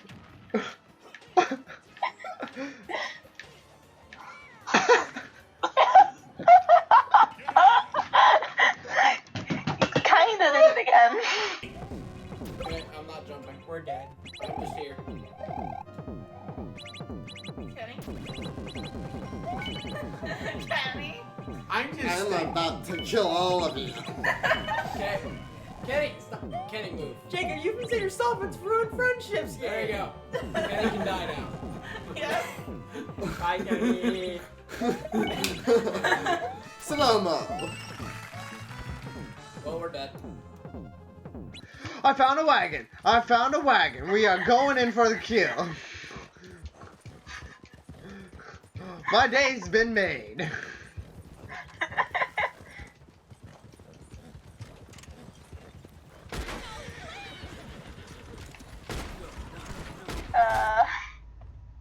Wagon has annihilated us.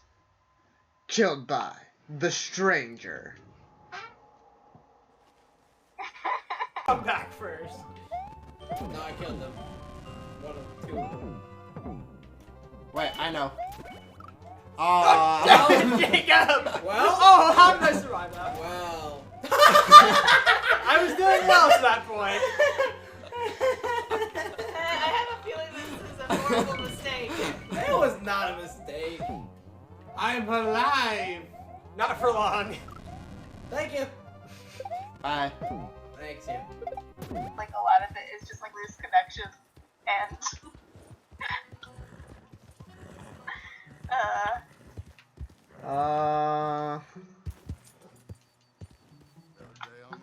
Sir, back in the ow. No, don't. Why'd he shoot me? These strangers are assholes. I don't understand it. maybe it's because you. Great. Oh, son.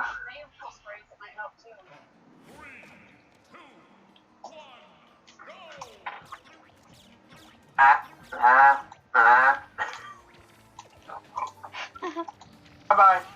So wait.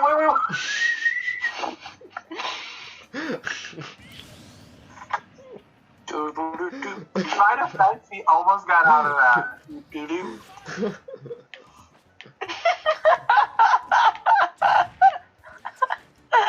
He just killed himself. Oh no. Kenny. Kenny, what are you doing? He looks like Come on, Yoshi's actually really good.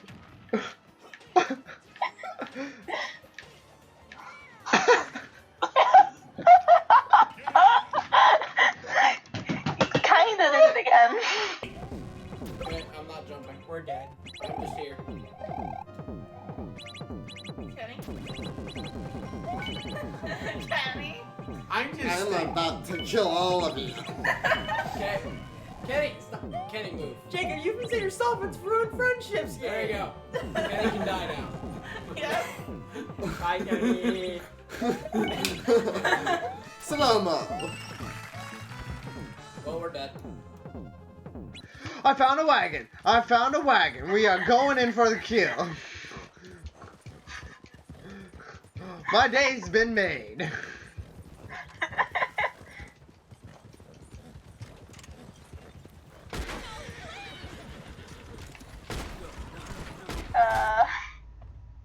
Wagon has annihilated us. Killed by the stranger. come back first. No, I killed them. One of two of them. Wait, I know. Oh, Jacob! Well, Oh, how did I survive that? well. I was doing well to that point. I have a feeling this is a horrible mistake. It was not a mistake. I'm alive. Not for long. Thank you. Bye. Thanks, you. Like a lot of it is just like loose connection and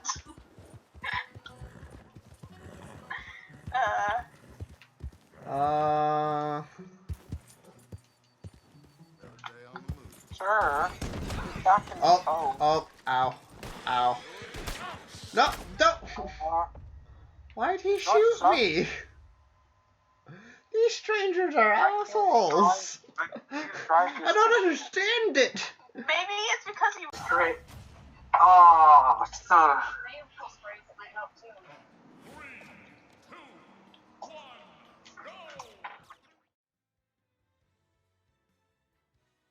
Self. I was going to take a bite of donut real quick. Hey. Hello Hi. again. Well, as you have seen, we have lost a member due to unstable internet connections. Sadly enough, hopefully he joins us back in, but we're just going to keep on going in, and hopefully he joins us before we dive in too deeply. Just for another heads up on what this is for anyone new joining us. This is Digital Meltdown, a podcast that I'm hosting with friends as guests if they have any experience with the topic that we'll be breaking down.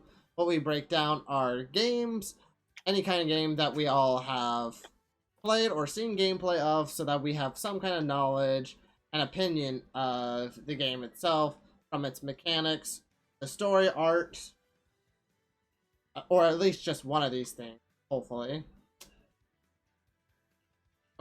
We just kind of break it down, and we'll rate each and everything that we broke down in its own generalized category. We'll add up those scores and divide them to figure out the average score from a 1 through 10. I feel like I say it very differently each and every time, and it feels like it's getting inaccurate. It does sound different, but I think it's still accurate so far. The message is the same either way. The message is the same. I just need to find a good way of saying. Jacob, Yeah. do you want like a script to read? I'll need it. I'll have to design myself a script. But anyways, that's Digital Meltdown. Me as host, these two as guests. Hopefully, third guest comes back.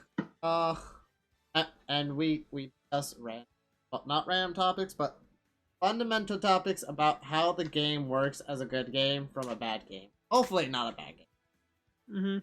Pokemon's a bad game. Like The last one. The pure intent is just to give helpful criticism.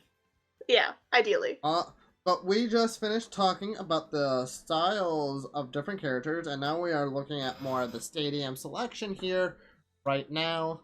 I agree with that. We have a vast majority of vast majority.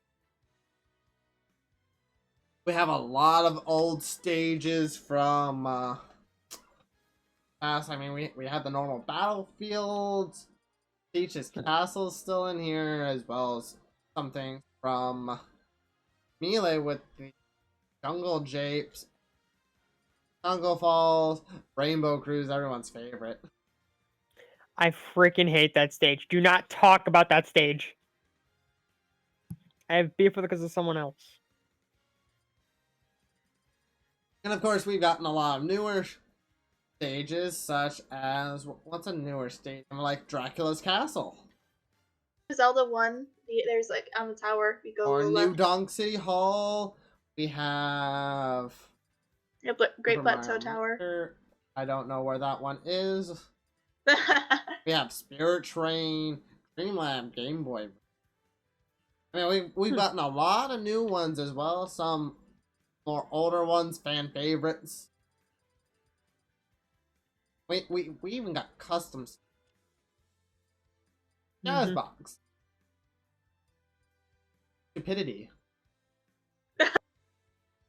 Oh. Keegan, is internet fixed? Oh, he came back. Wait. He is back.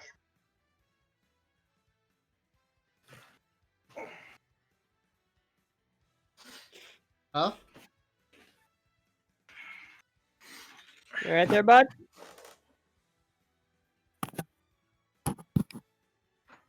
He's squeezing his stress ball.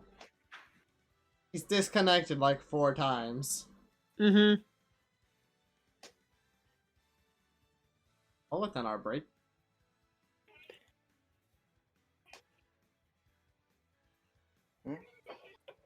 Hello. Shit. Hello. When the fuck did that go back on?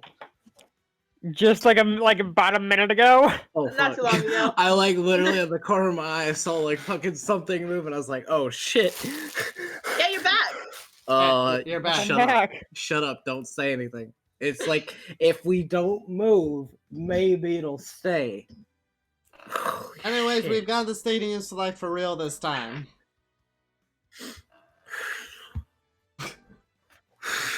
I was like, if it goes off one more time, I'm gonna fucking like probably send you a fucking text. Okay. Going, fuck this shit. Calm down. Right. But we're No, in I state. don't want to calm down. Don't make me kick you from the podcast. I don't want I will to. kick myself, sir. I don't want to. You value your opinion something. Sometimes. Sometimes. I don't know if Beautiful. you heard me, but I literally was gonna say I will kick myself. Yep. Yeah, I heard you. I Oh, ignored We you. heard you. Anyway, we have gone on to stage selection for real this time. Well, actually, we just started. Mm-hmm. Don't even know what we're talking about it. Yeah. We have a lot of newer stadiums for that have just been added, like the Dracula Castle, the Moray Towers, the Great Plateau Towers. Dreamlab GB, Deer Ridge Train. I think that's a new one. The one that Kenny likes, Great Cave Offensive. Fuck. Oh yeah. Ooh, the Stage. lava As on well, top. older ones like the Battlefields and Rainbow Cruise and Congo Falls. A lot of classics as well as custom stages. And so let's just talk about the overall variety of selection. How people enjoy the variety over what you might not really enjoy variety. Okay, Too quick many, question. not many. Quick question. Yes. How many would you believe me if I said I liked all these stages? Feel like Considering you I already don't know what like. you know about I Kenny. feel like there's at least one you don't like, and I think it's the one that Kenny likes. I had to try. I can keep a straight face though.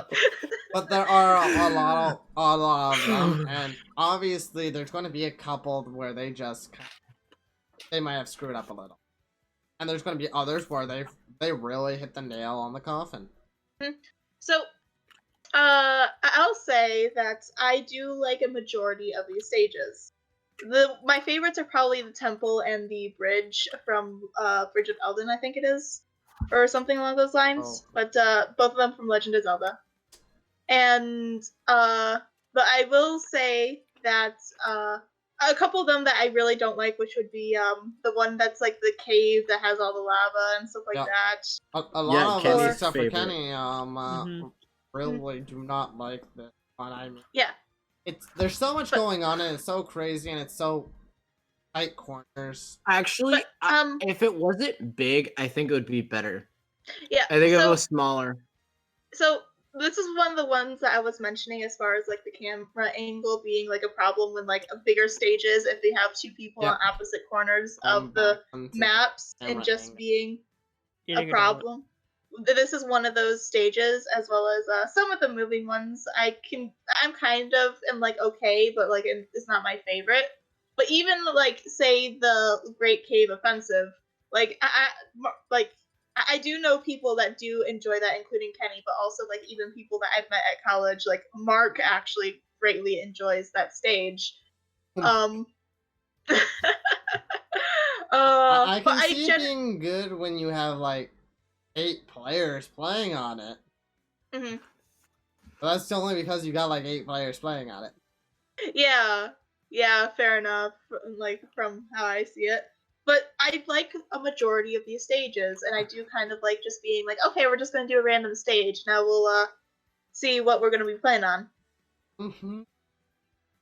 Not even that, because like I'm sorry, the lava placement is so bad in that stage. Okay. It's like, yeah. We know you hate this stage, and we know that Good, some stages aren't good. going to be fine. But what about all the others? Let's just not think about the Great Cave Offensive. So, I mean, like, they didn't they remaster a handful of the stages from the older games? Yes, as I was saying before, we got a lot of old stages back, like Rainbow Cruise, got the Congo Falls, Peach's Castle. Do we have the Mute first City? one. We They're have just castles. reskinned. They are made to like look better. Yeah. Yeah, But that's why I call remastered. the ones that they did bring back, I think were basically fan favorites, Yep. and it shows Fan favorites. to like when I don't really know what to say with these stages other than they're already like really good in the past, and everybody yeah. like wanted them back, and they play really well, and that's not really changed. Yeah, there are a lot of good So- OG stages. I mean, it goes this. As well as what about some of the newer ones? Like, what do you like and what do you not like about some of these newer ones? Besides for the Great Cave Offensive. Which... No. I was going Skipping off over that. that. In terms of like the newer ones, they've become a lot more dynamic. And to clarify, dynamic is, can you find the one with Pelkia? Just to show Oh, the screen so that it gets a lot better. Okay, go up like 3 tiles. No, well, this is gonna be a nightmare. Okay, go down 2. Oh, found it. Continue. Yep. Next one over. There you go. That one. So I don't mind it except for when Palkia is activated. Because it's very dynamic in the fact that if Palkia actually shows up, the controls swap, making it very basically it's not just people fighting, you literally have to fight the stage. Like you can get things from different Pokemon, like you can get Dialga to spawn, there's I think Cresselia that spawns or whatever. They all do like different effects, makes it very flow very differently, it gives more depth to the game, and it does it really well. Some maps do it better than the others, but at least what they're trying to show is that they're not making just cool little like basically platforming stages where you're like, okay, go to this level, go to that level. There's like for instance Luigi's Mansion, you can literally tear it down to just nothing. We go over to there. You can completely destroy them, yes, and then watch it get rebuilt. There's also the one really where the tower basically that has a bunch of bombs and barrels where you can tear down that and it keeps like redoing stage. It gives more depth. Mm-hmm. I definitely agree with that. It still platforms well, but it also gives more depth forever. When we look to it in comparison to some of the characters, when we look at variety, I mean, we see a lot of swords players and all that, but when I look at all the stages, each one seems really drastically different from the last one. They're not all just copy, paste, copy, paste, copy, paste. I mean, I mean, some unless of them we look at like some of them do play the same. Like you have Pokemon Stadium and the battlefields are all essentially just giant or smaller platforms, which is fine because they still look nice, and actually some of them, even though it doesn't look like in the picture, do spawn events. Like the Pokemon Stadium actually spawns Pokemon or whereas like the final battlefield server really don't do anything other than they look pretty and it's just different background, which sometimes is all you need. The other aspect of it, to wrap up my explanation of it, is they also play different music for each stage, and they have like different. Oh yeah, and you can even go in and customize them, choosing which music you want to have play. And if you go into the options later, we're going to talk about this probably a little bit more. You can even further customize it, which is even cooler in my opinion. Oh yeah. You can have Soundtracking. Mario music playing on a Pokemon stage.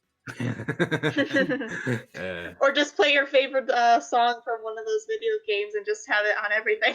Yeah. Mhm. Which is I mean, hey, really I would nice play feature. Ridley's theme on almost any stage. So. Oh no, I would play Escape from the City on a lot of them. Mhm. But I just love how different Mhm. a lot of them feel, and even if they do play similar, at least the backgrounds are stunning in each one. They all have they have something to make them Mhm. unique. They each have a reason for existing, whether they're new or old. Mhm. I mean, both the Peach's Castle and the Princess Peach's Castle, they're Yeah. both basically the same stage. It's just they each have a little bit something newer to them. Like, to put in perspective, I would actually be fine as if all of a sudden they told us this is their final stage list. They're not going to make any more Mhm. than what this is because it's already fine and it's already has enough variety, especially with you can make custom stages and whatnot. We even have I don't think they're going to do that. There's no reason to do that. But what I'm saying is that this is a section where they don't really need to change anymore on other than maybe better customization in the future for you making stages. Other than that, characters are really where I think they should focus more on. Mhm. Just my opinion. I mean, stages are a point where you can be content for the time being. Yeah. I mean, they think- have like 40, 50, I don't know how many. Mhm. I think they also have an option now to basically make every stage basically similar to one of the ones that's always used in competitive play, which means that now they have like a way to make it so that even for competitive play, you can have like different aesthetic things to do as well. That goes Which is into the nice. whole entire kind of like the mode change, Yeah. which has always been a nice feature. I think they had that in Brawl too. Just not to the same. They've added a third thing. This one being Battlefield, and then just nothing. But if I'm looking, now Keegan, we already know why you hate this stage the most and why, but and I kind of hate it the most too for the same kind of reasonings. So let's go to Ember and Joey on what stage they don't like the most. Why? I do have. So the Great Cave Offensive is one that I don't like, and it's probably between that one and another one. What's the other one? Okay, I'll put 'em both on I'm screen. actually going to direct you to it because I don't know the name of it. So go back to the Great Cave Offensive, and then 2, 3, 4, 5, and then go right 5 from the Great Cave, and then down 1. Lily's Castle? There you go. Yeah. Oh, really? Yeah, I'm personally not a fan of it. Oh, I know why. Okay, it's just- continue. It's basically just the dude that spawns in there is basically just it just ends up being like such a huge problem with like him just like moving back and forth and not being able, like, I have such a hard time like handling it, to be honest. Yeah, he spawns in a lot too. I mean, it's so frequent. If it wasn't so frequent, I would like it a lot more. But I mean, I wouldn't put it in my top dislikes. I personally don't mind it because it does split up the battlefield. Like, I've been on, if you're like in front of him where he's facing, it sucks. But if you get trapped behind him, you basically, as a player that likes to play like longer range characters or more like technical characters where I can like basically mitigate how I want to play, it's like fun as shit. Just go, na na na boo boo, you can't get me. Yeah. Because actually, it actually is a pretty difficult time jumping over him if you've ever done it. Oh yeah, Like, and like depending on what character you're playing, it could be like almost impossible to jump over him. And then it's just, although some of them do have a much easier time, like the ones that have like you just wouldn't launching see or Mr. teleporting. Yellow Man in competitive. You would never see Mr. Yellow Man in competitive. Yeah, but like honestly, that's the one that stands out to me thinking back on it. I'm not sure if there's anything else that I would say that I would particularly dislike as far as the stages. Off Not the top even of my moving head. maps. I actually kind of like enjoyed them a little bit, to be Okay. honest. I thought you said you didn't at first. That's why I was questioning. So there's like a give and take for that for me, because it ends up being very much a thing where it's just like it depends on. There's a number of things that it depends on, but like it's definitely something that I could enjoy some days and be annoyed with at others. But it's not something that I would say I would overall dislike. It just depends, basically. That one definitely depends on my mood of the day. All right. Fair enough. But it's also sometimes just funny seeing people like that are not paying attention, just kind of like literally just because they're not moving, die. Oh yeah, make fun of me, why don't you? Yep. I love it every time you die on Rainbow Cruise. Like all of a sudden I was like, oh wait, it's going away. Yeah, but it's definitely it depends on the day type of thing for moving maps. But like Willy Castle, I probably will never like that any particular day. And we already know why you don't like the Great Cave Offensive like everyone else. Yeah. Or at least Kenny is a dick. He really is. Joey, what about you? What do you besides Great Cave Offensive? Rainbow Cruise, actually. A lot of my childhood was spent picking that field trying to best one of my cousins. That, and I also have a lot of rage towards that field, mainly because whenever Willie and I would play Smash together, he'd be Kirby, and he'd just suck me in and walk off the edge like a dick. I'm bitter. I am very, very bitter. It's funny because actually Jacob made that one of my favorite maps, to be honest. Oh, I love it because I love just the whole entire looping aspects of it. I mean, you can go on a magic carpet. Like I love the way the field plays. That's awesome. I just hate the field because of some bad memories I have on it. Well, we're not going I've been based screwed off over a bad lot. memory. I mean, you can't accurately judge a map bad memory. I'm talking about what you don't like because of Well, if you in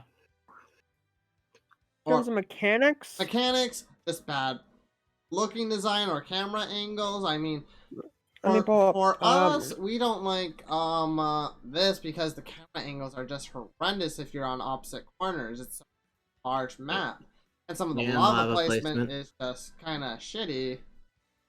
And Ember doesn't like this because the yellow guy is such a dick. Especially depending on what character you're playing as, because sometimes you just can't get over him. Some people don't like I don't know. I guess like another stage I didn't like just because just the way it constantly moved. It's called Big Blue. It is the third row, seventh one across on my screen. Oh, I know what you're talking about.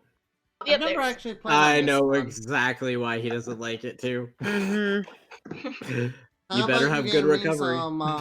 Yeah, I mean, I typically play characters with good recovery, but like, if I do it wrong, it's gonna kill me no matter what I try. It's all about like recovery power, and I tend to be pretty good about that usually, but like, it bites me in the ass on the occasion too. Sometimes it just catches you off guard. Oh, I know one more map I absolutely hate. Okay, if you can tell us and it's not related to this map, we're fine. So, this map is almost as bad as the Great Cave Offensive for me. And Jacob might be the cause of why I hate this map. Is it this map? So this is, I think, if I remember correctly, the first map he played Piranha Plant on, that one. Wait, the water one? I do not like that leaf thing because you have to balance on it and it's very tedious. You have to concentrate so much. That one is like the angles are really weird too. If it wasn't weird platform and it was more stable and it wasn't so, because when you hit the leaves, they change the angle. It would be better, but it's just so awkward. This literally trumps over the Palkia map for me because at least Palkia goes away. This is a constant. It's always there. Oh yeah. And especially with Piranha Plant in terms of different characters that like min-max different stages. Piranha Plant can reach really far away. They did limit I it have- though a little bit.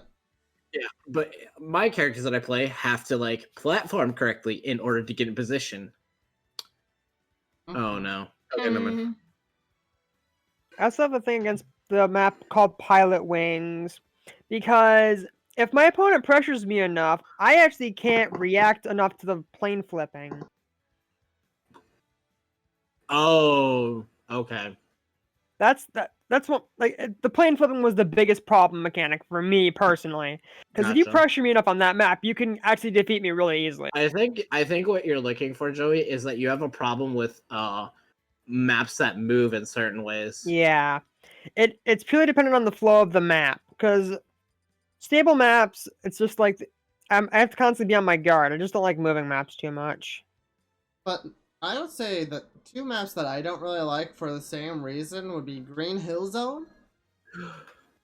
Glad somebody said something. And the same thing with the Leaf Stage.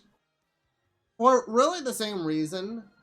The Leaf Zone and the Green Hill Zone, they both have steep angles. The leaf area, not so much sometimes, depending on the angle of the leaves. Because they keep on changing angles as you hit them, but sometimes the angles are so awkward that even if you're right on top of the guy, you're not hitting. And it's weird. I think what have made that stage better is if the leaf and the stalk, like they didn't make the stalk solid. If they made it so that you could go through it like a more of a platform, I think it would have been better. But because it's so close and there's like you have to platform on each of the leaves and get over on the other side, you just get bodied in so many weird ways. It's not even funny. But I do like how Green Hill Zone, though, the one thing that does redeem it a little bit for me, the fact that it's got other elements to it, like when a portion of the stage just kind of collapses all through. I mean, that's really a little cool little gimmick that's going on with it. Yeah. Funny enough, Sonic's really good at that stage if you've ever played him on that stage. Oh. And it's his fucking thing, so I guess it makes sense, but Squirtle's also OP on that stage. But no, in terms of the weird angle with Green Hill Zone, which makes it worse in terms of angles versus that one. Still hate the other one more, but I play Samus, range characters because they have to be in a certain height. My ball actually misses people when they're on the lower section sometimes because it just won't hit. It literally goes, "Oh, you're about that far." Well, if you're playing a sword character, it's easier because you got like that little upward slash and it kind of just hits all the angles. But if you're not playing a swords character, I don't know if you guys noticed, but that map is like I would say for me, the most I've ever fallen off a map is that Green Hill Zone because all of a sudden I'm like, oh yeah, I want to go. There's a fucking hole there that wasn't there 10 seconds ago. Oh yeah. Now, what about what stages people really have? What's the stage that most memorable to you? The one that you want to play on first when you start a game. That hype the game up. I think I've already expressed that I like the Temple and the Bridge of Eden. Both from Legend of Zelda. The Temple is personally, again, probably the thing that I picked first in this kind of there it is. But the Temple is probably my favorite and usually my go-to, to be honest. But I just really like how the Temple has like a lot of different areas, and it is a larger map, but it's generally like the difficulties they have is going to be like, as far as the map itself, is maybe like some slight parkouring, but that's about it. And you're not going to have things like lava or anything like that in there. It's going to be, if you fall, it is going to be navigating is a lot easier. Yeah. And and also just having all those like separate areas in the temple, it's like, okay, you can potentially like go through this section to attack someone from underneath, or like you do have like this more straightaway area on the right, and there's also still like places to go. And then the Bridge of Elden, sorry, that's the one. always forget the name of that one, to be honest. It's like the Bridge of something. But yeah, that is the right one. Oh, Yeah. It's kind of cool how it just changes from time to time. Oh yeah, and then you have the dude like running by with his like I think it's like a boar or something, but I don't know. But he just like runs through every once in a while, and then every once in a while, just like a part of it just falls out of like the middle part, and then it's just like, oh well, we're gonna have to wait a bit to get across, or the reason I like that map is literally because of the background. Like, oh yeah, that's like nice if too. you look at that, you're like, oh, we're fighting on the bridge, and there's a dang castle in the background. Okay, bitch, let's go. Oh yeah. But it's also. Oh, good. And she likes it because Squirtle. Oh yeah, it is a large map for Squirtle to be able to launch across as long as. Hey, I like it for the same reason with Ripley. Oh, so, yep. I mean, yep. Those are my 2 picks usually. And so Joey. For me, it's a map called Corneria. It was one of the very first maps I ever played in Smash, so that map will always hold a special place in my heart. It is diagonally up to your right. Or no, left. Sorry, left. So go over 1 and go up 1. Over left 1, up 1 on the current screen. Expect him to know his directions. Yeah, I'm trying. Okay, Jacob, third row, first one. Literally what you're looking at earlier. And then once again, just cause our childhood memories, once again, it's also the Pokemon Stadium. I'm surprised that one will always be special to me too, because also one of the major maps I played on a crap ton as well. Corneria was just a simple map that helped me learn the mechanics of the game, and Pokemon Stadium just had a bunch of variety in terms of what form it could take as you were playing the game. The map constantly. I don't know what the time interval for the change is, but I always liked it. It's more just like learning. It's just tying back to the roots of my time playing the game.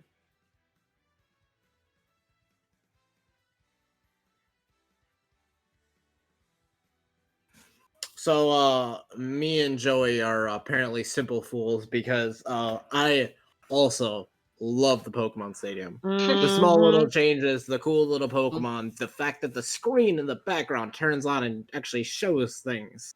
Yeah.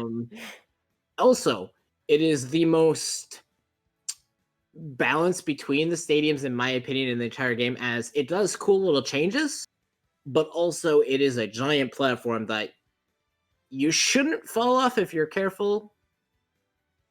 And it's big enough to where it can support like 4 people and still have a fun time or whatever. Yeah. So I got a question for the both of you. What's up? We have 2 Pokemon stages. Which one do you enjoy the most? That one. That one. That one. Oh wait! I totally forgot about that. What's the other one? I don't remember what the second one does. I don't know what the difference is. Actually, in terms of look, I find the nostalgia better looking. Yeah, same. I totally forgot about that, honestly. What's the alternative one? The alternative one, I think, just does a little bit different effects. Oh. And it looks slightly different if you can see. I prefer the OG. I prefer the other one because it actually has, if you like notice, it has more definitive where places of where the trainers should be. Where the other one's kind of more blended in, and I don't like it as much. Oh, I see. Yeah. Yeah. Now I see that it's The in screen shape in the and whatnot. background's different, and the outside border you can tell there's a little bit different. I prefer the first one. The first one looks a little bit more thicker, a little bit more the word. It's old school. Old school is a way of. It's more thick. Robust. Yeah. But the second map is fuck, I just had where'd it go? Jacob must have the entire map list. Okay. Funny enough, Luigi's Mansion. The layering is good. You can tear down the house, and it has pretty fair platforming. It's nice, simple, easy. Has cool little things that go on. And the fact that you can literally tear it to the ground is just funny to me in a way. You're like, oh, we're losing our platform. Well, all right. Oh, also the fact that it balances between areas you can jump into, like you can jump up to and not jump up to, which makes Right. it more where you have to like do strategy of like how you're gonna bait your opponent or how you're gonna effectively get up there without getting hit, which I think is nice. And I love Luigi Mansions for those exact same reason. I would definitely put that within my top two. But the other one for me that I really love, I love the living room dogs. Oh, It's Oh, such fair a enough. simple flat stage, but Mhm. then you get these blocks just raining down, and they can hurt you too, which is really interesting. Mm-hmm.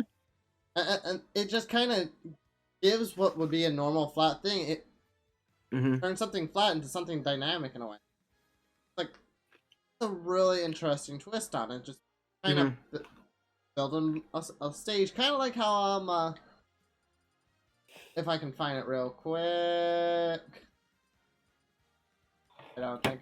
There it is. Super Mario Maker. You're building a stage there too. Same kind of features Mhm. that Nintendo Dogs is, except for I just love the little animated dog in the background too. Yeah.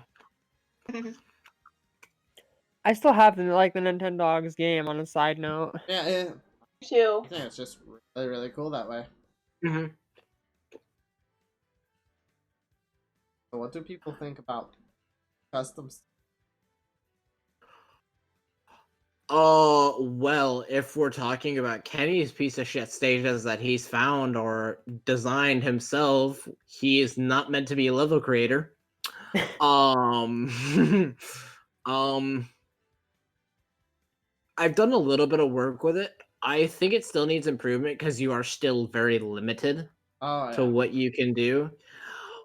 But I will say this: it has always been one of my favorite things to make a room where you literally cannot escape, and you can take damage and literally make yourself just bounce up and down, up and down, up and down, up and down. As Oh God. um.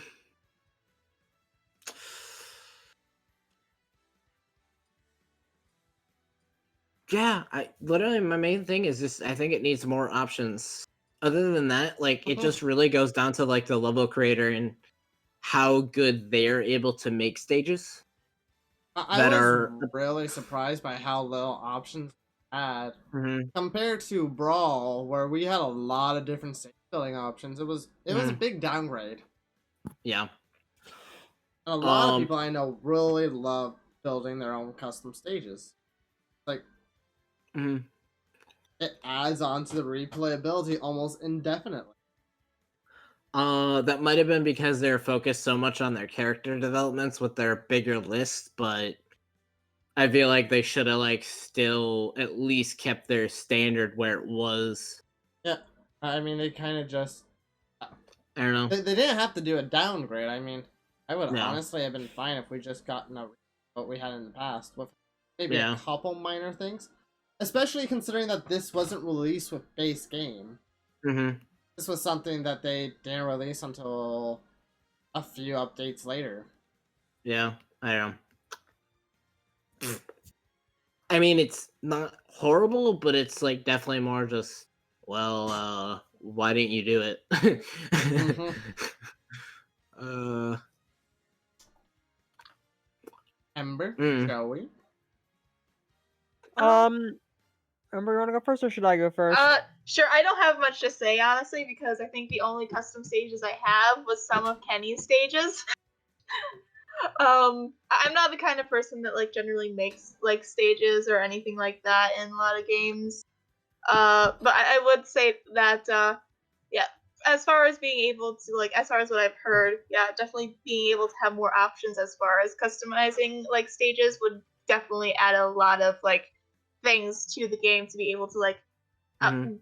get other people's stages, and if they are good, then just increase the amount of stages that you have available for replayability. Yeah.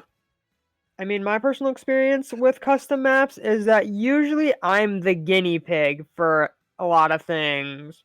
So in actuality, I don't make them, I just test them. If people want me to try it out with them, sure, I'll have, I mean, as long as it's not a dick stage like Jazz Box, then I don't really have a problem with it usually.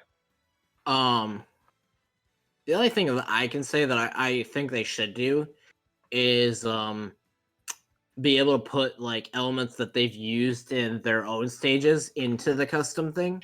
Oh yeah.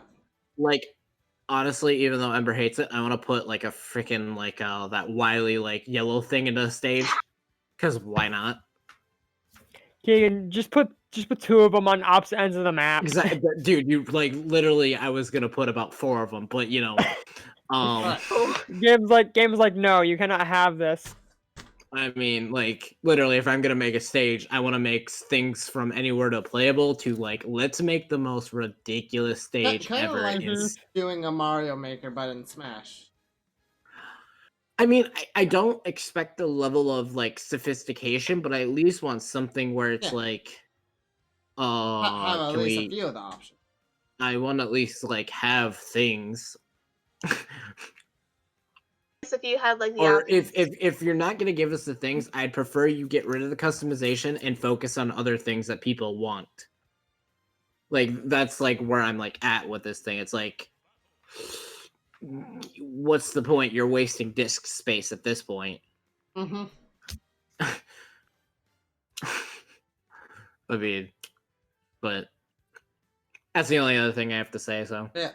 Anything else that anyone has to go off of when it comes to just the different kinds of stadiums that are available? Any last thoughts? Anything I that mean- didn't get covered that you want to just talk about? Just the brief thing is all. It's just like in terms of starting the starting collection of stages, they did a really good job. There's plenty of good ones. There's mixes from all the other games.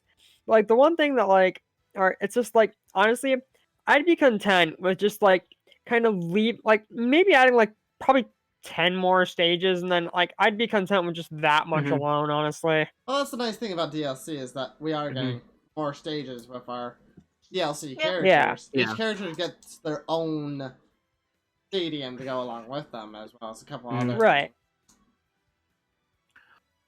In terms of like the classic stages, I think they should actually keep them for the future because everybody seems to like them. Oh yeah. And I still like them and whatnot. So I think they should just keep like rotating them because if it hasn't got stale yet, there's really no need to like not put them in. And I've seen games actually like people still like these stages. They are like an element and they take it out. And you're like, it wasn't broken for the past couple of games. Why did you all of a sudden take it out? Right. And I'm like, well, same thing with like characters that they've reintroduced. Like, there's a reason they haven't got rid of Mario yet, not just because that it's like Nintendo's staple boy or whatever. I mean, that is a reason. Like, people literally play Mario to play Mario because they like Mario. Yeah. Oh, I really love Mario for his grabbings. He has such good grabs. Like, I guarantee you, if he played horribly, like he had horrible things, I guarantee you no one would play him, even if he's Mario. Mm-hmm. So Yeah, but now that we've talked about well, we've talked about 2 different kinds of selections back and back, and we still got one more major selection to go when it comes to Smash battles, and that's what I'm on right now. Creating a Ooh, the rule fun set. one. rule How, sets. how do people like their different kinds of rules? You got the 3 basics: time, stock, stamina, where you can just how long you can last, how much HP, which is kind of similar to just time, where how much damage you can deal. But you also have stocks, which is you measure competitive battling. Mm-hmm. You can adjust the time limit, how many stocks you have. You even get a final smash meter in case you want one. You can turn on and off spirits if you want to not worry about something new and stick with old school playing. Got your normal CPU level, damage handicap, stage selection, turning on and off your items. You get advanced stuff like morphing to a completely different stage, depending on Team Advance launch, all this other stuff. Mm-hmm. And the nice thing about it compared to like other games is that it's all really in just one place. Mm-hmm. I honestly think that it is close to as perfect as it's ever gonna get.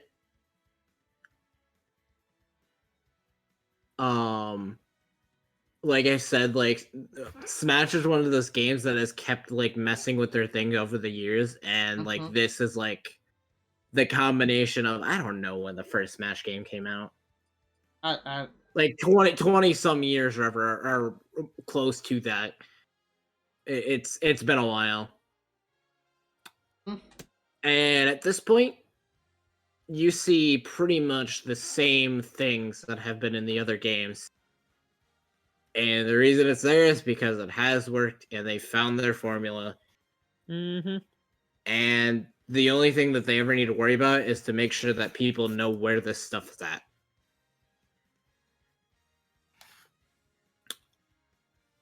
And that's about it. Anyone else? Yeah. As far as the different rules that you can do, and what I end up like playing, I do because of the of what they do in like story mode. I end up doing a lot of like different kinds of rule sets with NPCs. But I will say my favorite is like while I'm playing competitive with friends, just the stock system, unlimited time, and just be like, okay, so who can knock out the person first without any items? Generally, is probably what I would say I would prefer. But items are like not a deal breaker or anything like that. And sometimes it is just kind of funny to be like, oh, you used a bullet bill on me, I'm gone. But it's pretty cool to be able to even like mess with these even when you're playing by yourself with the NPC and just be like, okay, well, let's see what we can do with like 2 minutes and against this leveled NPC. Yeah. Oh yeah. You can really challenge yourself and at the same time make things fun as well, even for a casual player. Just I think Smash has really pushed what it means to be customizable in terms of settings. They're like near like the best game in my opinion for that customization, for what you can pretty much put into your match. Oh, and their AIs are good. Oh yeah, if you set them at high level, yeah, they are. In terms of actually like what an AI can do in games, their AIs have always done. They've always been challenging. They've always had very good what's it called? Like if your character does that or ever, I can't think of the term right now. The NPC will do this or ever to counter you and whatnot. Their programming for it is one of the best AIs I've seen. Like, there's still problems. Like, if you turn it way down, it basically becomes a child. It doesn't know how to walk. But like the most I've ever gotten a level 1 to do is hesitate. That's it. Oh, I will say that it is kind of nice to have that range from like that 1 to that 10, though. But yeah. But I will say 1, like if you're like just starting out, 1 is just like, if you want to be like figuring out what the heck you're doing with like either a new character or just like someone that is just starting out, then yeah. But if you turn on like a thing to like level 9, oh my god, it is literally like hardcore mode. You're gonna have a bad time, as Sans said it. Oh yeah. I mean, obviously you can get past it like any game or ever. It's just like I said, if you want to challenge yourself, you're gonna have a fun time doing it. Put 4 level 9s in the same fucking room. Have fun. God. Yeah. Yeah. Yeah, the rule sets are pretty damn solid, and they do have actual weight with your decisions on how you play the game. Like I said, of like the rule sets, I really don't know what they could do in the future, other than if they add a new mechanic. But in terms of like changing them, like I said, the only thing I think they ever have to worry about is make sure that people know where they're at, and where they're located. And it's really easy to find these rule sets because I mean, it's in order to even start up a game, it brings you right to it. You cannot avoid it. Unlike in other games where the options you had to go and find it somewhere in the main battle menu. Yeah, I mean, it's as closest to perfect as I can think. Right? Pretty good. They really did a good job there.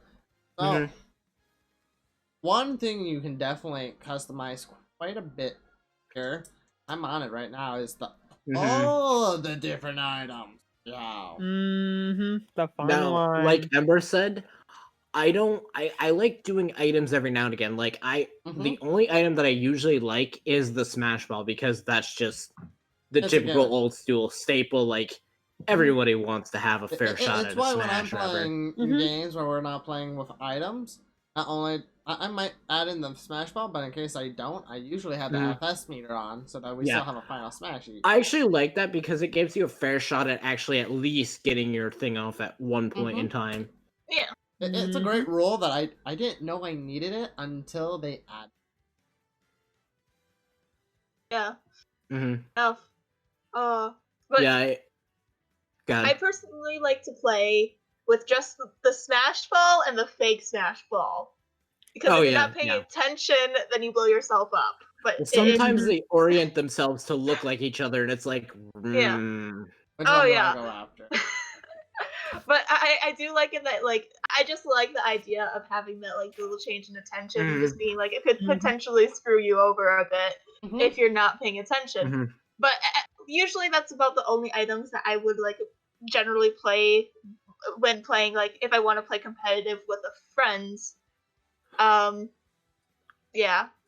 would just be those two. Also, usually. Me personally, I like low item availability, because if you turn it up to like high or medium, you almost get too many items at points. Sometimes you do. Something that I love doing is just playing with a select few. Yeah, which we do all the time whenever we play. Like, I don't mind summons. It's just like a bunch of the other stuff gets distracting.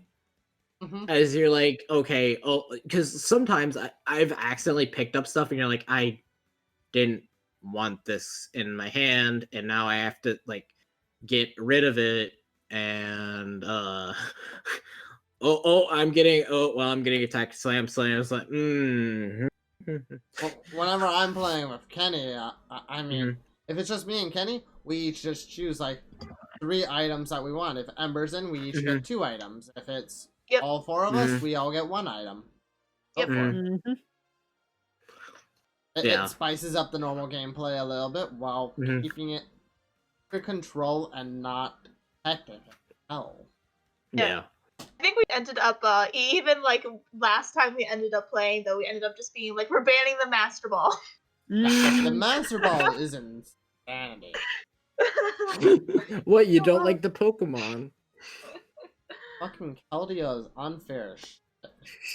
That Master Ball is so broken. Jacob, that's why it's a Master Ball. I will say to that be fair, Oh yeah, like the Master Ball can bring out some things that are just real nasty and change things real quick. Oh yeah, it summons Palkia, and you just go, well, that's a thing. Oh yeah, but I will say, as far as the weapons goes, as far as like say like the bat or like the swords, I'm that person that generally does like to pick them up and just throw them at someone without even really using them too much. But I like how they have all these different like categories they have. They have helping, they have the final smash category, carrying, explosions, combining, shooting, combining, battering, throwing, even gear. Now, is there any that you would say that are unfair? The Master Ball.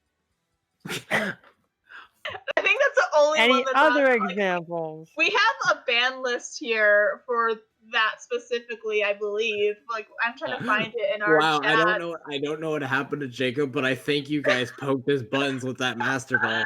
I'm never the person that picks the Master Ball. It's usually Kenny. That's why I was banned, because Kenny abused it.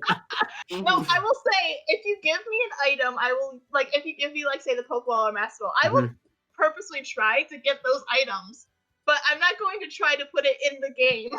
Okay, just going to use them. we're saying that the Master Ball is unfair, but you don't think, like, one-shots like the Super Hammer, like the Star, are unfair? Well, the reason why I don't think that they're as unfair, the Hammer or Golden Hammer, is they have a real chance to fail. I mean, you could pick up a stick and you can't do anything until that stick's done because you picked up a fail one. And that means you're the one getting KO'd. So you think instead of like a Master Ball, which is like a free thing, and you could still fight along with it, because you actually have to like go and track down people, you think it's more fair? Well, not only do you have to go and track down people with the hammer, I mean, you can't even really jump all that high, so if they're at a high platform, you're never getting to them. What about the Superstar then? Superstar, I would say that one's probably a little bit more on the unfair side of things. Just because, I mean, that's always going to succeed. Unlike where the hammer is going to fail and you might get attacked because you picked up a bad one. You can go after any. I'm just trying to give you. I'm just trying to get you to argue like unfair and fair But if things. we go over into the metal box, I mean, it's kind of similar to the Superstar, but you just don't get launched anymore. I mean, that's the nice part about the metal box, right? But you're still taking damage. What about like the blue shell where it tracks people? Seen that too much, to be honest. Experience with the blue shell. I don't either. Really? Okay. Yeah. But also to say with the hammer as well, it also significantly slows you down, like a decent amount. Yeah, it slows you down. It could be a fail one, so you get failed instead of being the one doing the failing. Gotcha. I mean, but if we go over into like a home run bat, I mean, you can literally KO someone at 0%. I think that's just kind of ridiculous. Okay. Yeah. So you're definitely saying that some of these items could use a bit of a rework. Rework as in like maybe damage outputs and such. I mean, like home run bat, yeah, like if they're at like 60%, yeah, you could out somebody, but if they're at 0%, you're like, no. You should be able to out someone at 0%. I mean, even the hammers can't out a person at 0%. Yeah. Unless they're literally at the edge of the map. But you can out someone from the middle of the map with a hammer. I mean, the bat. So we're fine with if they have a chance to permanently out you, but if it's almost like you can do it every single time, you're like, that's no. Ridiculous. Gotcha. What about for you? What do you find unfair? In terms of items? What do you think could use a rework and balancing?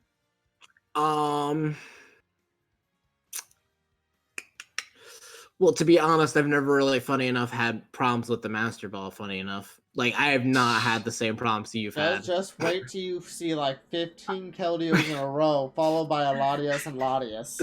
Oh, yeah. Funny enough, the one that has actually caused me the most problems is actually the thing that you've not, like, or I shouldn't say that you've completely, like, disregarded, but I've actually had a lot of problems with the hammers. I don't know why, but they're attracted to me, I guess. Like you insane, Kagan? Yeah. But in terms of like the other items that I've played with and done, most of them are pretty fair. I would say spawn rate on certain items should be higher than others and some should be lower. Like in terms of your Master Ball, I think it should be like, if it's like 5% on this item river, maybe it should be lowered to like 1%, meaning like you're just not gonna see it. If you get it, it's gonna help you. You know what I'm saying? Like, and that's definitely a really good point that you bring up. The whole entire if we could independently change the spawn rate for each and every one of them. That'd be really cool. That's a setting that they could improve on. There you go. Because I knew we'd find one eventually. we have the basic Upward none, percentages. low, medium, high, but it affects all of them. You can't just go into them one by one by one by one. That'd be a really nice. And I actually do not know if all the items have the same chance of spawning just randomly. But if you could mess with that, that'd be really cool.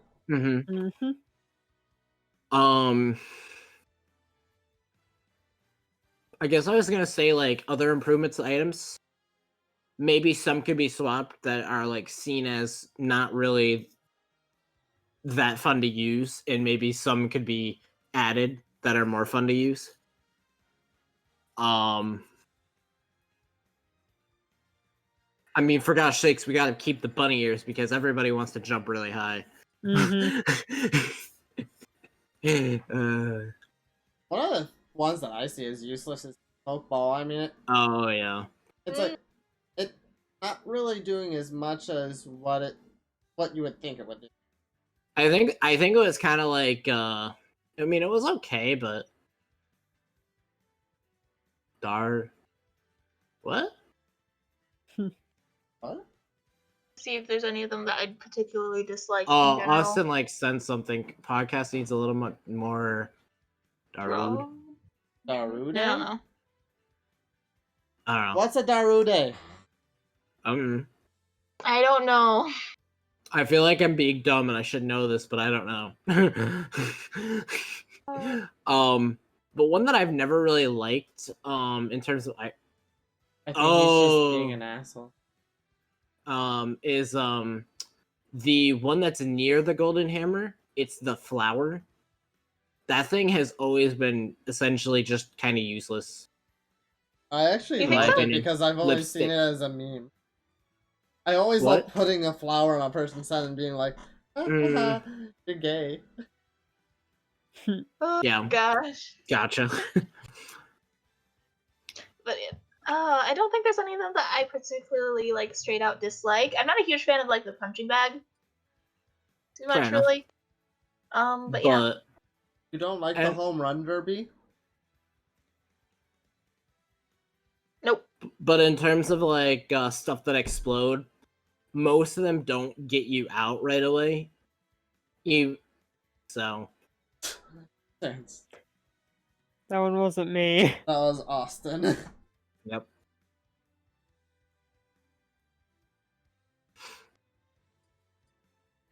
So does anyone else have anything regarding our special item? Oh, go back.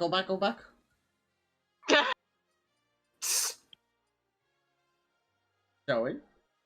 Not particularly. You guys pretty much covered all the base. Keegan pretty much covered all the bases, really. I never knew what that was called. Huh. Well, we have talked a lot about a lot of different things about the fundamentals and all that. We still got a couple more things. We've talked about the we've talked about the few levels. We talked about overall controls. How do you guys like the smash attacks and special attacks? Your smash attacks are the ones done with the A button, and your special are done with the B. Just for further clarification, if you're having any issues on that. A lot of B attacks, special attacks,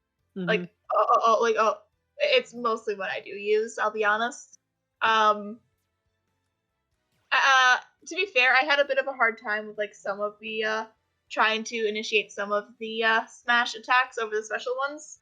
I actually was, while we were going through the controls, I was actually practicing how to do some of them with Ivysaur. And I think I actually gotten a bit better at it over this podcast, funny enough. But yeah, I definitely use specials way more, and I do like the diversity in a lot of different characters that I personally play as far as the special attacks in particular, because again, those are the ones I use. But yeah, diversity is interesting for a lot of different characters in them, and I do tend to be. So yeah, that's about all I have to say about that. Yeah. I think some characters have better use for having both available, where like some characters really just they don't need it, or it's like a hindrance to use one versus the other. Like for instance, a lot of the sword characters honestly like can survive or do really well by just using their regular attacks or smash attacks versus their special ones. Right. I mean, specials are like in a lot of sword characters used to save themselves, or like counter. um, Otherwise, they're basically just smashing to victory. Smash, smash, smash. Smash? Agreed. Mm. So yeah, I think Martha is like the only character that I play that I use like the A button a bit more frequently. Yeah. Only character that ever used like the special on was Samus once. I think I got it on Link once, But and I at got it the on Ike once. same time, the difference between the two is that actually, depending on what the circumstances are, some of the attacks actually have priority over the others, even if they're special Oh, yeah. versus smash. So knowing that and knowing which is faster sometimes is a better thing, or which one hits harder too, because some of the regular attacks actually hit harder than some of the specials. Funny enough. So I think it's done pretty well. Mm-hmm. It's nice to see just how much thought process went into making, Mm-hmm. oh, nice and special. Mm-hmm. From just That's priority to damage to line, mm-hmm. just how different they can hopefully make characters be. Mm-hmm. It I will adds say flavor. the specials are more appealing as they're more dynamic, Oh but yeah, the smashes still have their they have use and personality. versatility. So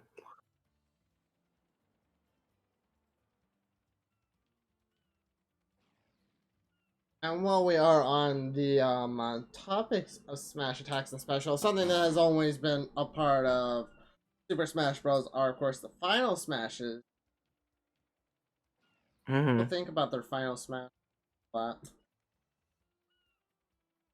how Oh, does it okay. How does it complement the game and all that, or does it take things away from the game in any way? Oh, so Hmm. I think that there are definitely like times when I would just prefer to not have them. To just if you're debating on like trying to figure out like in general who's better skilled at their character in general, versus like who can get that going necessarily.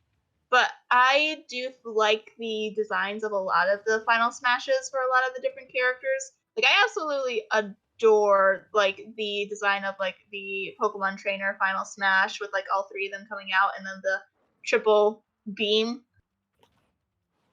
For Mm-hmm. some of them are very quick though. Mm-hmm. Some of them are also underpowered and very hard to control. Mm. Oh yeah.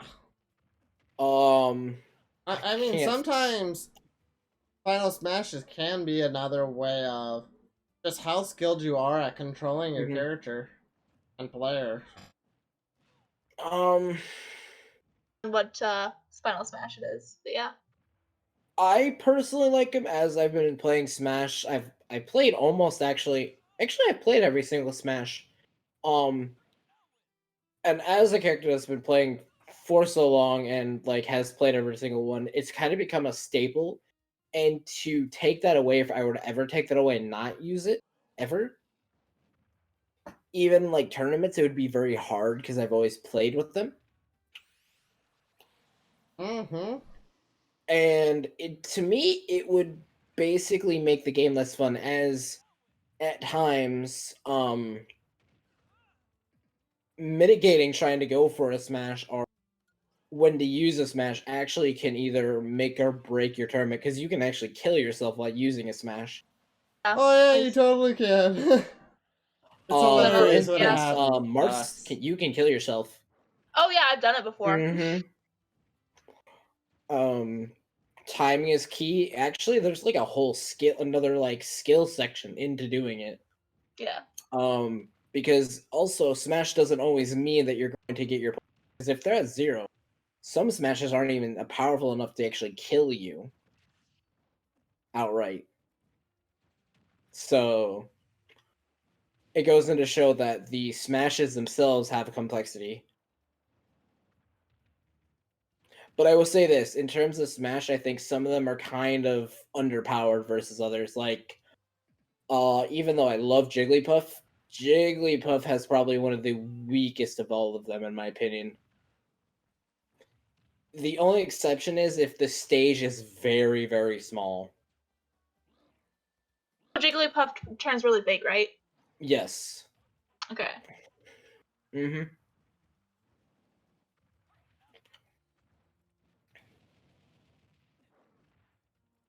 Yeah. Yeah? Mm-hmm.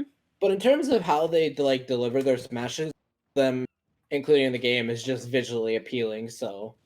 Oh yeah. Mm-hmm. Some that are like less I would say dramatic or as interesting as others. Like as far as like what they do and stuff I like mean, that.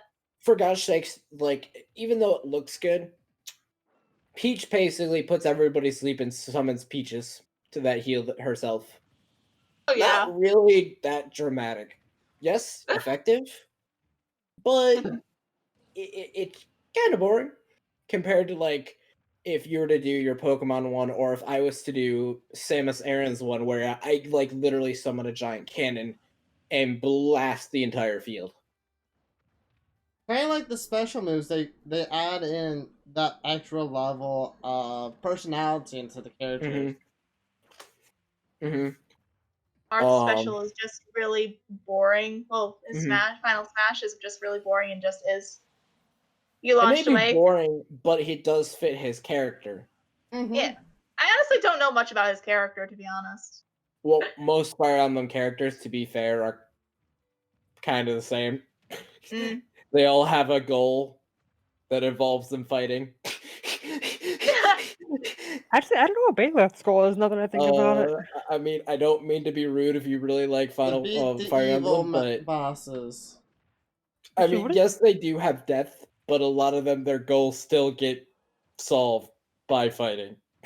I mean, he's not wrong. I can't deny that by any means at all. I'm not hating on Fire Emblem. I'm just I know saying, you're not. it's literally a game that has gone on for long, like that long, because it has the same principles, and people still like it. So, yeah. But in terms of like their own like characteristics, or whatever, for Smash is like another they like really help like define the character, because like again, I don't think any of the smashes besides like character pairs are the same. Like for instance, oh, I just had it in my head. Son of a gun.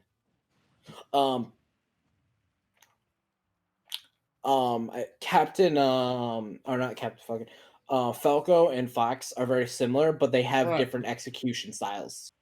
One's easier controlled than the other, in my opinion. But they both have like similar things. Same, I think, with Pit and Dark Pit. Pretty similar, but different execution styles. Right, and we were going on about that earlier a little bit. And for instance, in terms of hard to aim, if you notice Jacob's Bowser, you have to actually aim it. And some of them, you can, because your opponent can see it, it makes it harder for you to get it off. Whereas if you do like one like Samus Aran's or like Ripley's, you just have to aim in their direction. So they literally have Yep. to like basically make a guessing game. Where this one they can visually see Damn. where it's at. Fire. Wait. What? Oh, Fire Emblem. Oh, he doesn't like me dissing on it. Well, I didn't really diss on it. As I said, actually, it was actually effective because it has gone on so long. I just was saying it was a little bit plain or ever in terms of I what a lot of mean, the characters do. I'm not saying that they all are like, horrible. They have their depth, but at the end of the day, it's still the same gameplay in a way. As long as you don't incur the wrath of those who love their Fire Emblem waifu, we're good. Oh, oh yeah. Because if you incur don't their get wrath, started we're with the dead. 3 houses. Do not. I've already seen war in comments on YouTube. No, I actually enjoy Fire Emblem characters and the gameplay, or whatever, and I respect its longevity.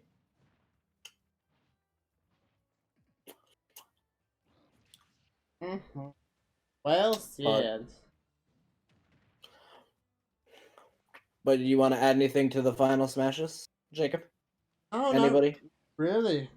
I mean, Not you particularly, kind of because took it I'm not away experienced there. enough. You were a real man there. Jacob, do you need to take your horny medicine again? Do we need to take a break? Do you We need need to to let take off some 5. heat? No, we're good. We're good. We're good. But yeah, they do add in an extra level of just strategy and such, where I would definitely prefer them rather than to not have them in most, if not every match, unless I'm particularly practicing a certain move or something, like in training, like I'm in right now. Like, it's literally become a staple. It Yeah. Like, has. it would almost be a sin not to have it. Like, if there was like a tenets of like Smash, like Final Smash might be at the top.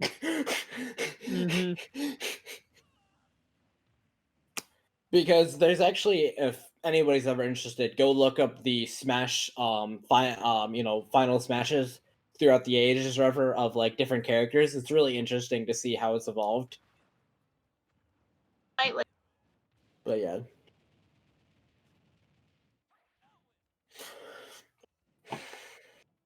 Are we good on it? Next topic time? Yeah, sure. No.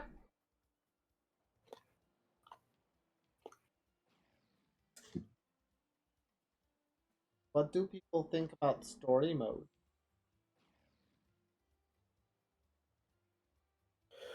Oh, of course this would be next. And of You course, guys this go will first. also encompass spirits as well. Yeah. We'll just sum those two in the same thing because they're kind of hand in hand with each other. I'll let you guys go first.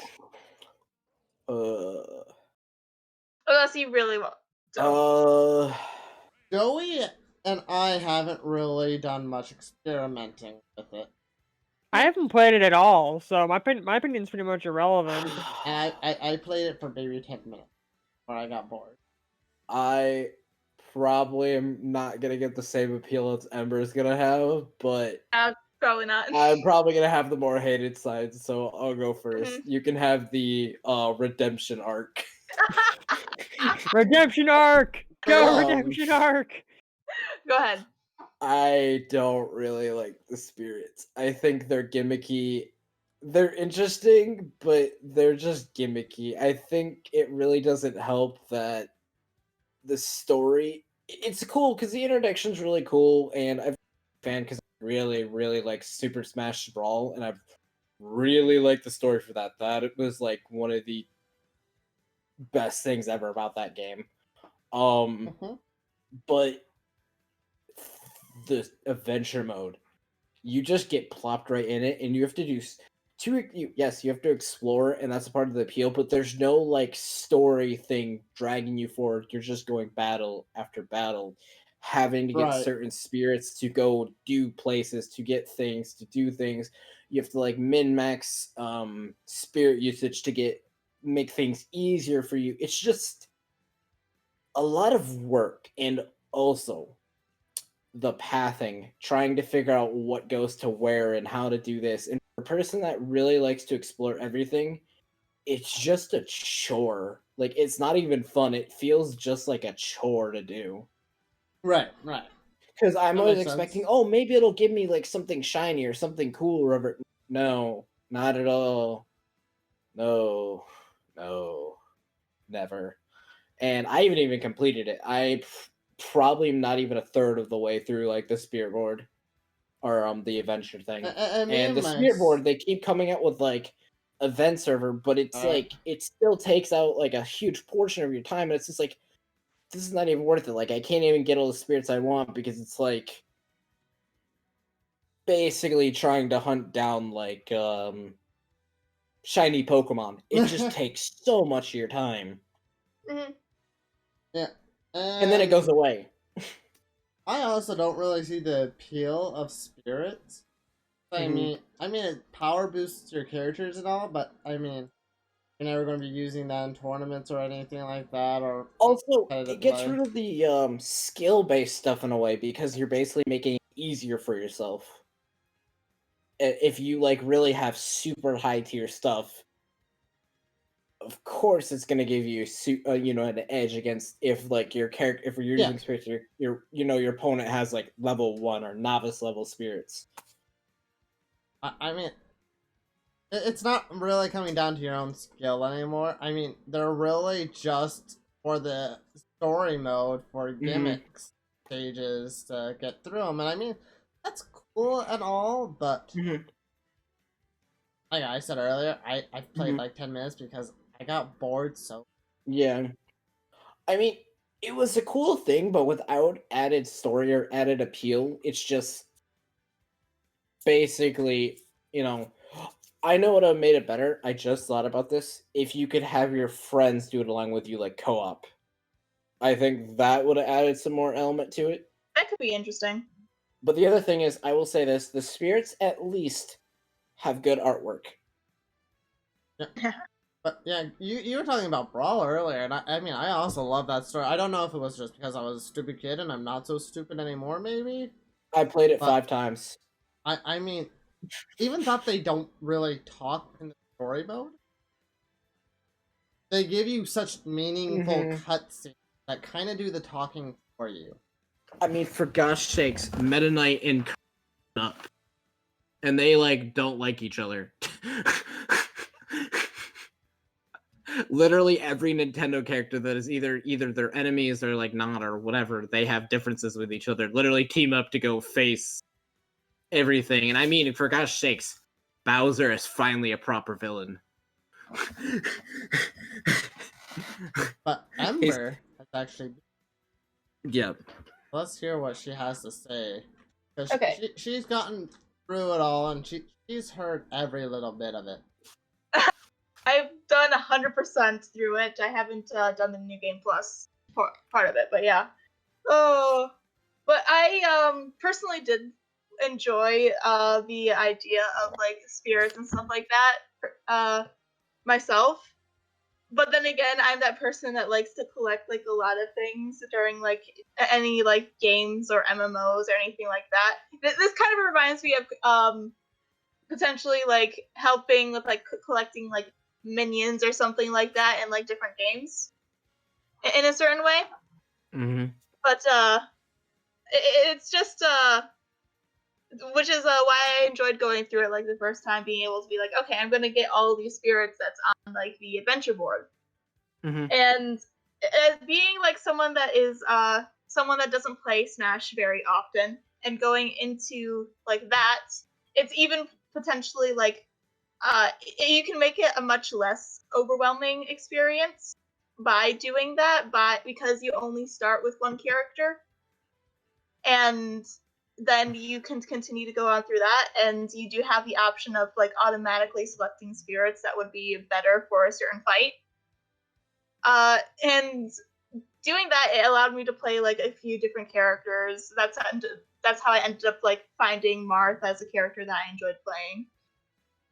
And as you go through it, you end up continuing to like collect these like spirits. And although it's something that like you say that it could potentially be like a little bit less about skill and more about just like getting the right spirits.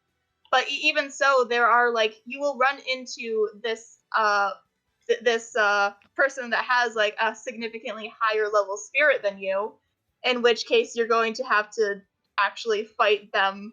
It's going to be a much more difficult battle, and that's actually how I ended up getting pretty good with a lot of like my characters that I ended up playing by like playing through them on the. That's still pretty. Yeah. Yeah. I actually have a little something to go against that, though. That still proves the fact that having higher spirits still gives you advantage. That doesn't disprove it. Yes, in game, in terms of NPCs, yes, that's meant to be higher, but we're talking like player versus player.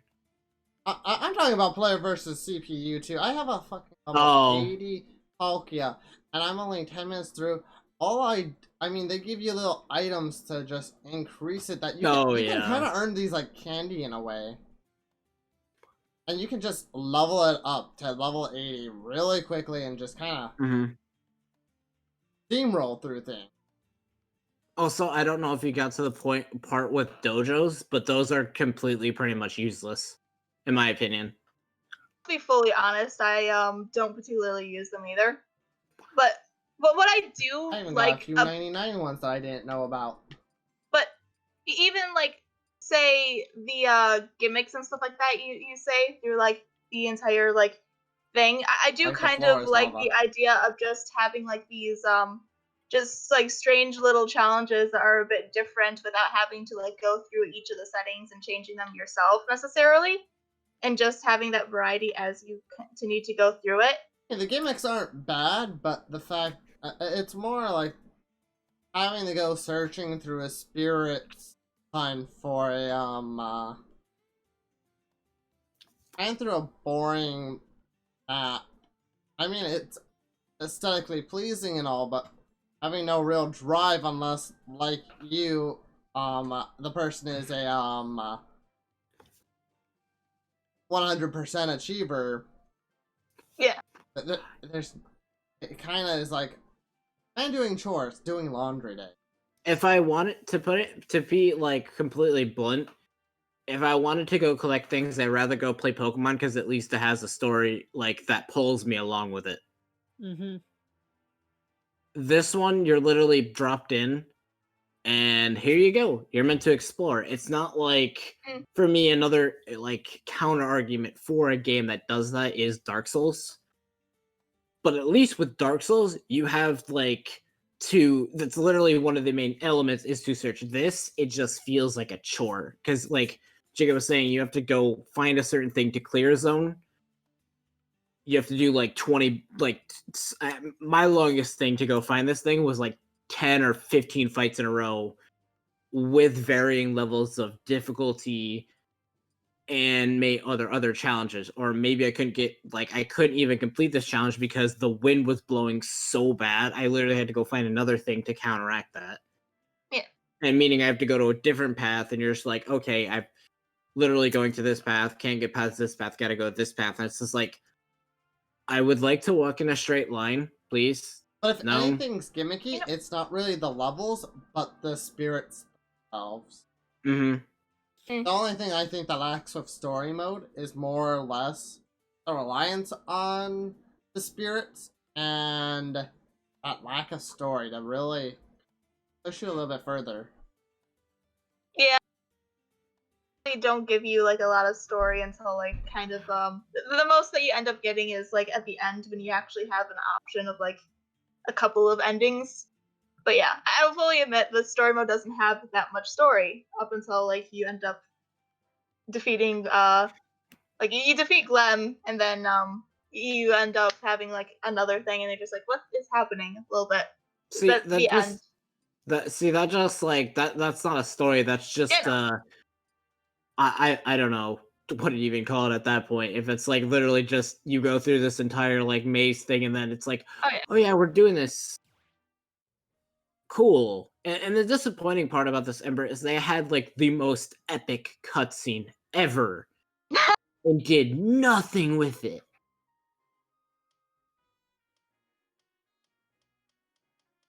So Actually, like it's just a disappointment because like it just doesn't yeah. it doesn't make me want to do it. I actually only ever do it if like I'm on the road and I have like nothing better to do and I'm like already done classic mode like 20 times. Like at that point I actually would prefer classic mode because at least it's like I know what to expect and I already enjoy it. But Yeah.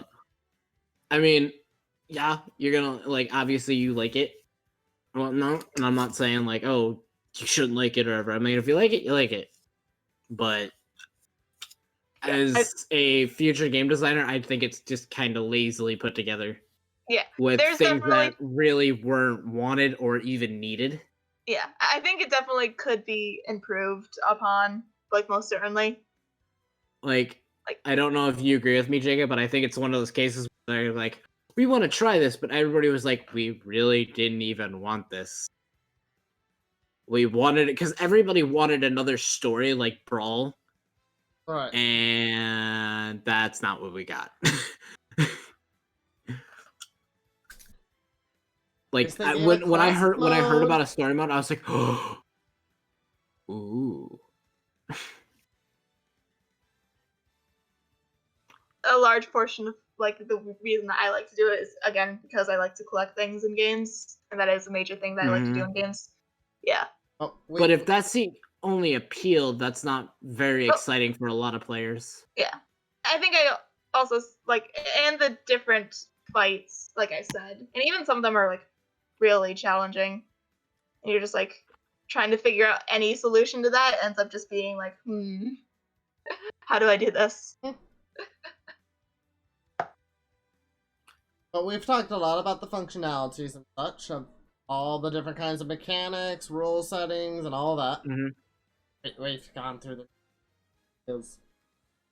So while this is all still fresh in your minds, before we move on to other topics, I want to be asking you your 1 through 10 rating on the functionalities. Oh, okay. Let's start. 9 out of 10.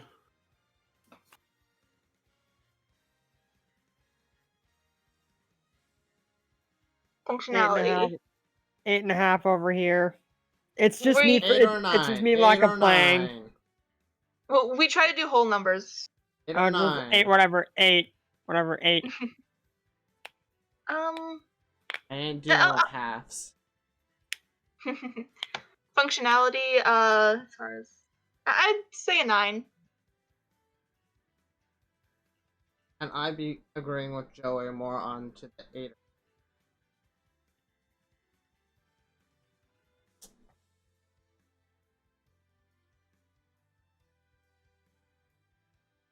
Overall, they're pretty good. Role settings and overall battle mechanics are really been solidified. It's just more along the lines of balancing out maybe some characters, maybe a couple of the items on damage outputs and frequent. But overall, really solid work.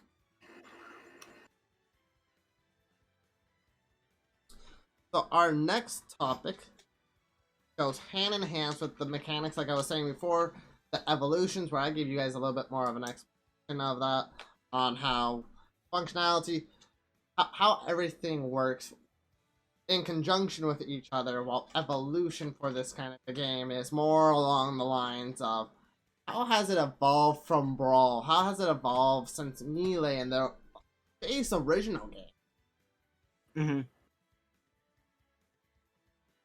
And this is still a 1 to 10 scale?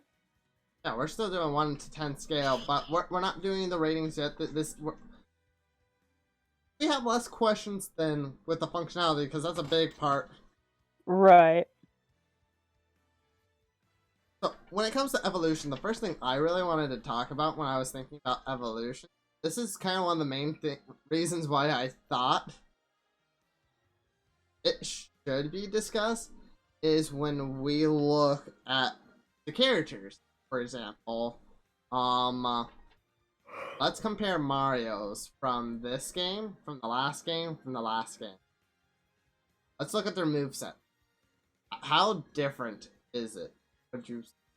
Are they really, really similar? Characters don't tend to change much, other than just maybe like a bit of like balancing in their moves usually. The movesets have stayed the same. It's kind of like, I mean, the really only big difference from game to game to game is the graphical improvement. And like the occasional balance or bug fix. We've been given the same movesets over and over again, and there hasn't been any like new moves that's added into them, like, or replaced. But is that necessarily bad, though? That's another thing to say. Because a lot of people seem to like it that way as well. A lot of people like the so that goes into question: is it worth it to try changing it, or are people content with where that well, is this at? is the reason why I'm going into evolution on a gameplay. And it's like, you don't necessarily have to get rid of it.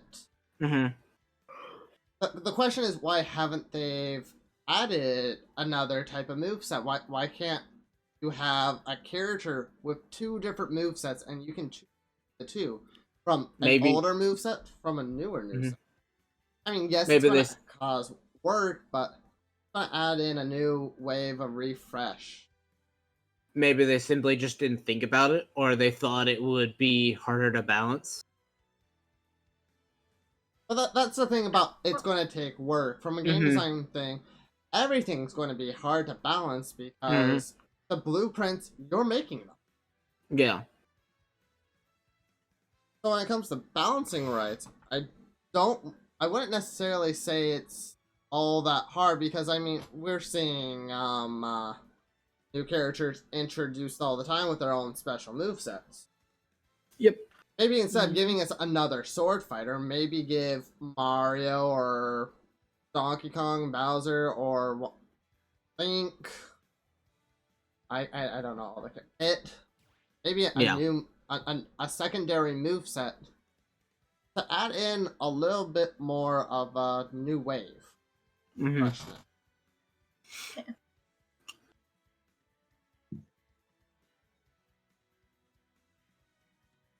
I think they should like keep their like old movesets from previous games, as far as like with the kind of like game it is, with like it being like Smash and people like playing like the like people that follow the game series.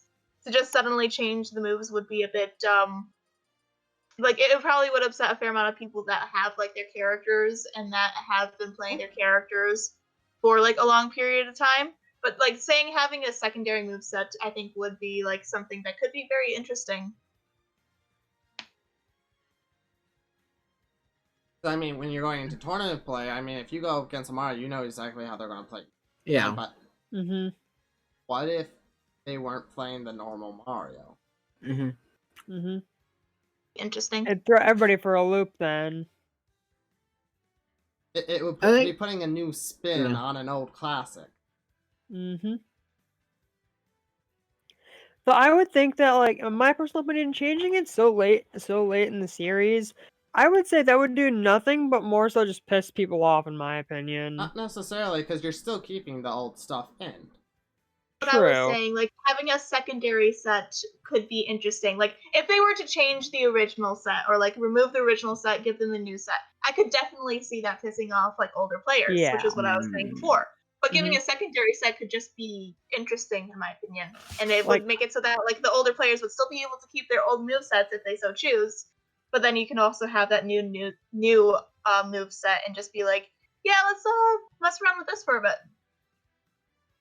So the main kind of question for evolution is, why are they just sticking to the one thing always holds true? Even if it's not broken, it doesn't mean it's improved upon.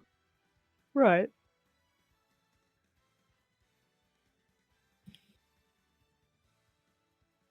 I mean, we always see them messing with the Final Smash thing. I mean, I don't believe Mario's Final Smash was as it was from before. Maybe it was. I know a few of them have been changed and slight alterations. Like Bowser just became a gigantic Bowser in Brawl for a little bit, and he just kind of stomped around everywhere. Or now he gets a one-punch knockout. Mm-hmm. You seem to be thinking. You got something you'd like to add in? Well,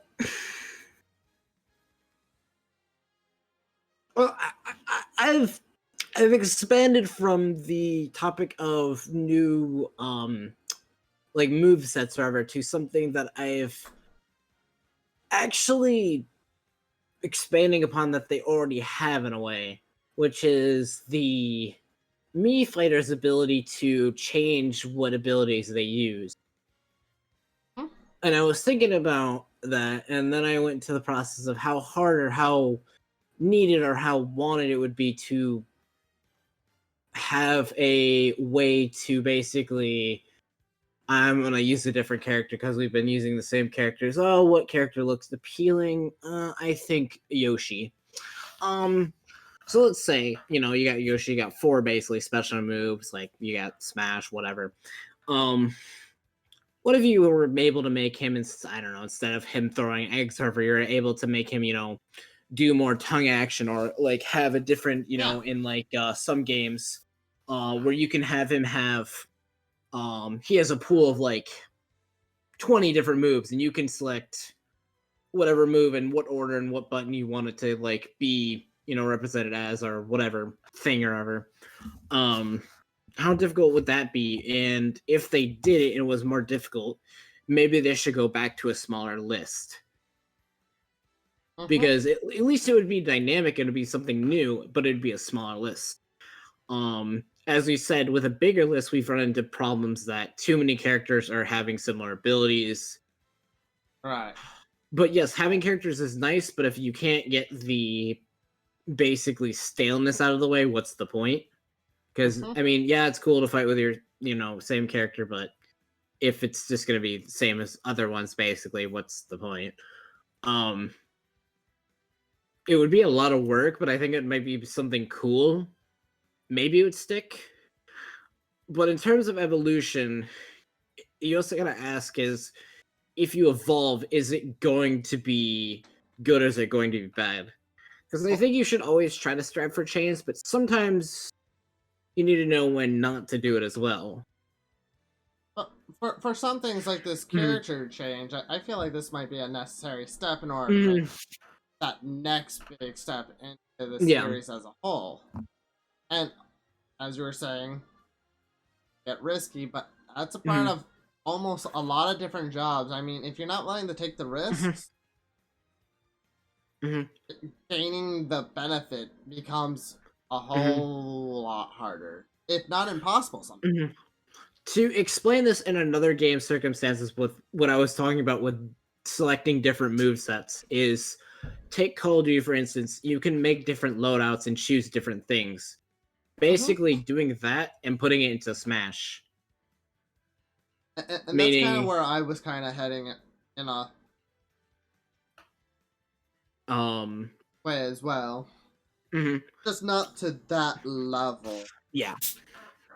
Like, obviously, you're not going to have, like, freaking gun switches and whatnot, but you're going to have, like, where, okay, for this up smash, instead of, like, basically throwing an egg or whatever Yoshi does, or whatever, I think he just jumps up in the air or something, he freaking bounces off another egg that he lays, or something.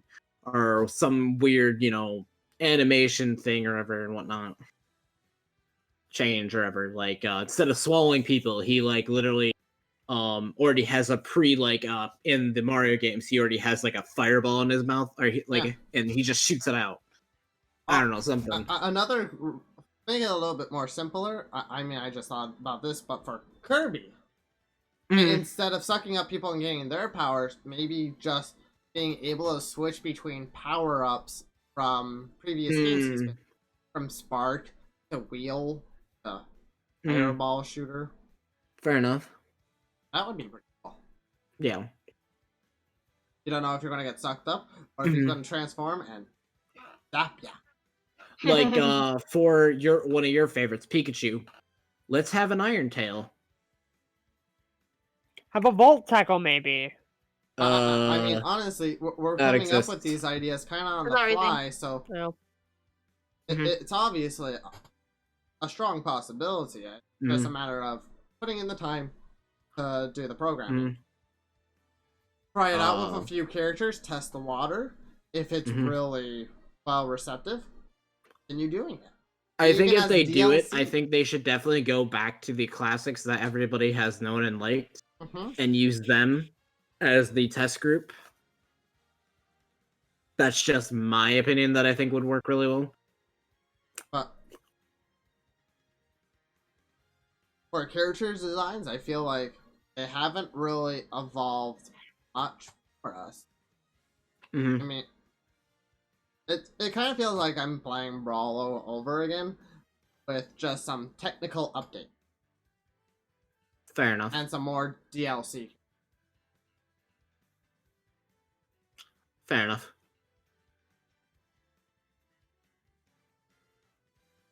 So, we've talked about the stages a little bit in terms of functionality and all that, on why we like them for whatever mechanics or graphics they have. But we haven't really talked about how they've changed over the years. How do people view the newer in comparison to older stages?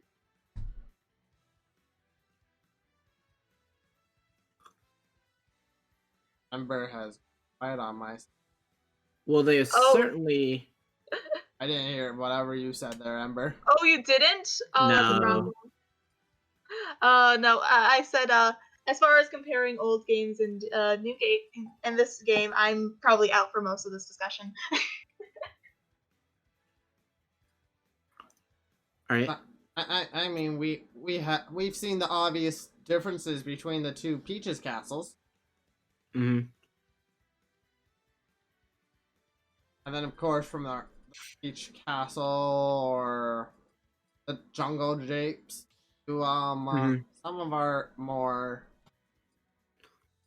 newer apps. Even earlier, you were talking kind of about evolution in a way where things were becoming more dynamic.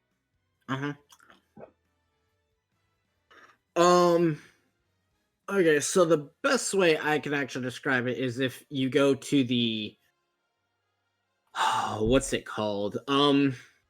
It's next to the one that I hate. The Palkia one. You're on the complete wrong side. The Palkia Emperor, that nope, you're just on it. Okay, so go to the right 2 spaces. Mario Bros. Yes. That one, you can actually, if anybody's ever played Mario Bros, you can actually interact pretty much actually how the game in real life would. You can actually hit the things, they turn over, you can shoot them out at people and do a whole bunch of things. You actually go on the other side, and it's unlike older stages, it actually is pretty much the closest thing you could do with interacting with the environment, short of like basically exploding Luigi's Mansion building and like the bomb building where you're basically tearing it down or whatever and rebuilding things. Whereas in the past it used to be like, if you look at like Final Destination or some of the other ones, it's basically just platform, you fight, there you go. Instead of being visually appealing, like it has been in past, it has had more of these newer maps have more elements to them, like I think instead of like the past where they had like only a couple moving maps, like one Got a couple fifth of moving the maps one now. one fifth of these now are now all moving, which is like a huge improvement to not having ones. Also, the maps are no longer straight anymore. And what I mean is if you go to one of the maps that are circular, you can literally see that the entire platform is basically, circular. Like there's literally a map that We got like in Mario Galaxy here. there's the literally Metroid map that you literally move on a floating rock. Right. And it This one right spins. here. That one's circular, but there's also that one, yeah. That Brian Star Depth Server. That literally moves. And you can get screwed by it. Gotten screwed many times by Kenny on that. Also, there's a map where lava literally comes and attacks you, and it sucks. But yeah, a lot of more things to watch out for, which makes some hilariously or annoying, depending on which side you're on, deaths.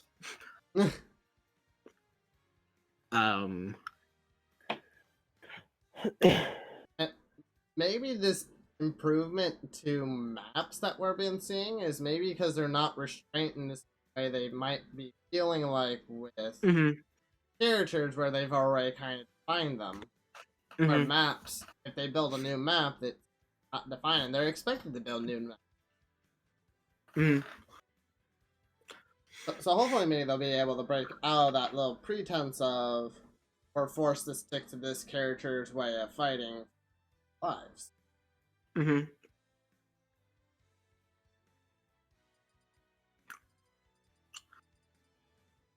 If I honestly think they're going to evolve, I think they would need to come to terms with actually challenging the community that's already been built. Because a lot of them are stuck in their ways. If you ever like go into like tournaments and whatnot, people are like adamant with what they want to use and how it's used and what's the best strategy and whatnot and all the things. It's kind of like the whole last week, if any of you were with us, the whole Pokemon thing where people did not like the national dex getting reduced at all. Right. It was a challenge. It's kind of it's that had same argument as you got to challenge your audience, you got to be prepared to take it. And I think Pokemon did it really well, and I think Smash I think can take it, honestly. Oh yeah. I think Smash will forever be a thing that won't ever go away until they literally abandon the project. The only other thing that really involves evolution well, there's two other things, so this is the next closest one is items again.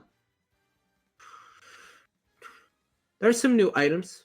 They're okay. Got new items. We got some of the old items still. But when you all come to see some of the older items, like our mushroom, our Pokeball, and then we see kind of more of an evolution. We gotten the Master Ball now. That's a new item. I think the Cuckoo is a new item here. I mean, to be fair, it's really hard for me to be critical about items because I don't particularly like to use them all the time.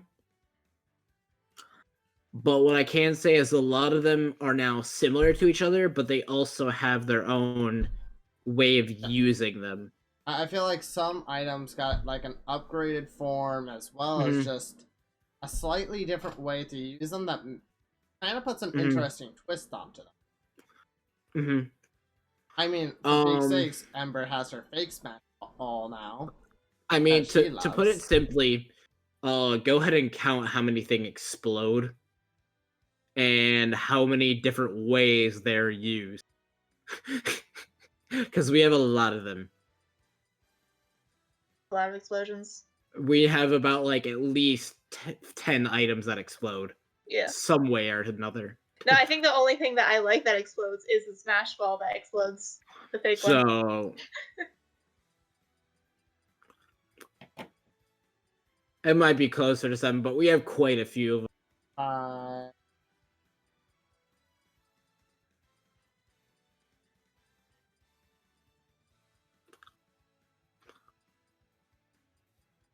Got 8. I can see Yeah. that I'm going to right now. I see. And some of them are listed as throwing. And I thought, Yeah. yes, they do. And Oh, then dang. I didn't count this one. Then you also go into the fact of how many items do we have that go on fire. And we got, you we got got fire, our you got flower. fire flower, you got like the one exploding hot curry, you got you got a sun disk that goes on fire ever that you throw. I mean, you have the X bomb. This is technically a fire weapon, as well as an exploding weapon. Then you also have a couple different blasters. You have a couple different automatic death weapons, or ever, pretty much, or ever. I mean, even the Healing. 2 different combinables are they have their own. Got a few blasters. A few crowd control items. Like the blower or whatever and whatnot.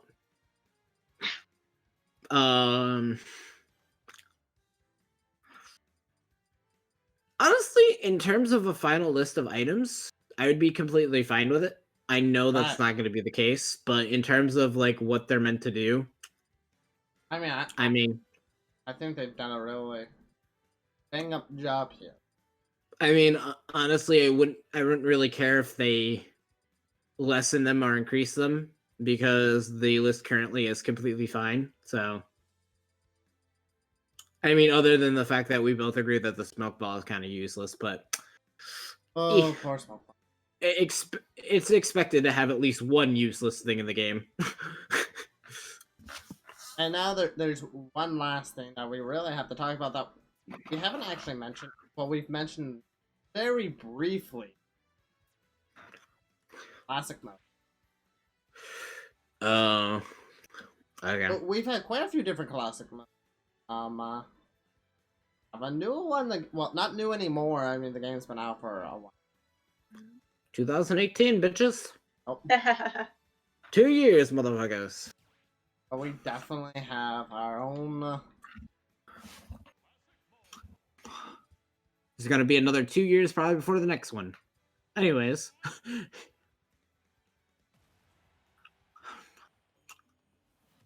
We have. I mean, I really like this. I will say this: I like the mural. I like the mural. Oh yeah. The mural is like amazing. And I really like how classic mode is actually really rewarding, as you get to see more of the mural as you do better. And the further you go is based off how well you did in your matches. Yeah. It's not just you win, you go up. No. Taking damage, not going to go up as high. Or depending on how long it takes you, you might not go up as high. Also, depending on how high you go, you also get to crazy. Not just Master Hand.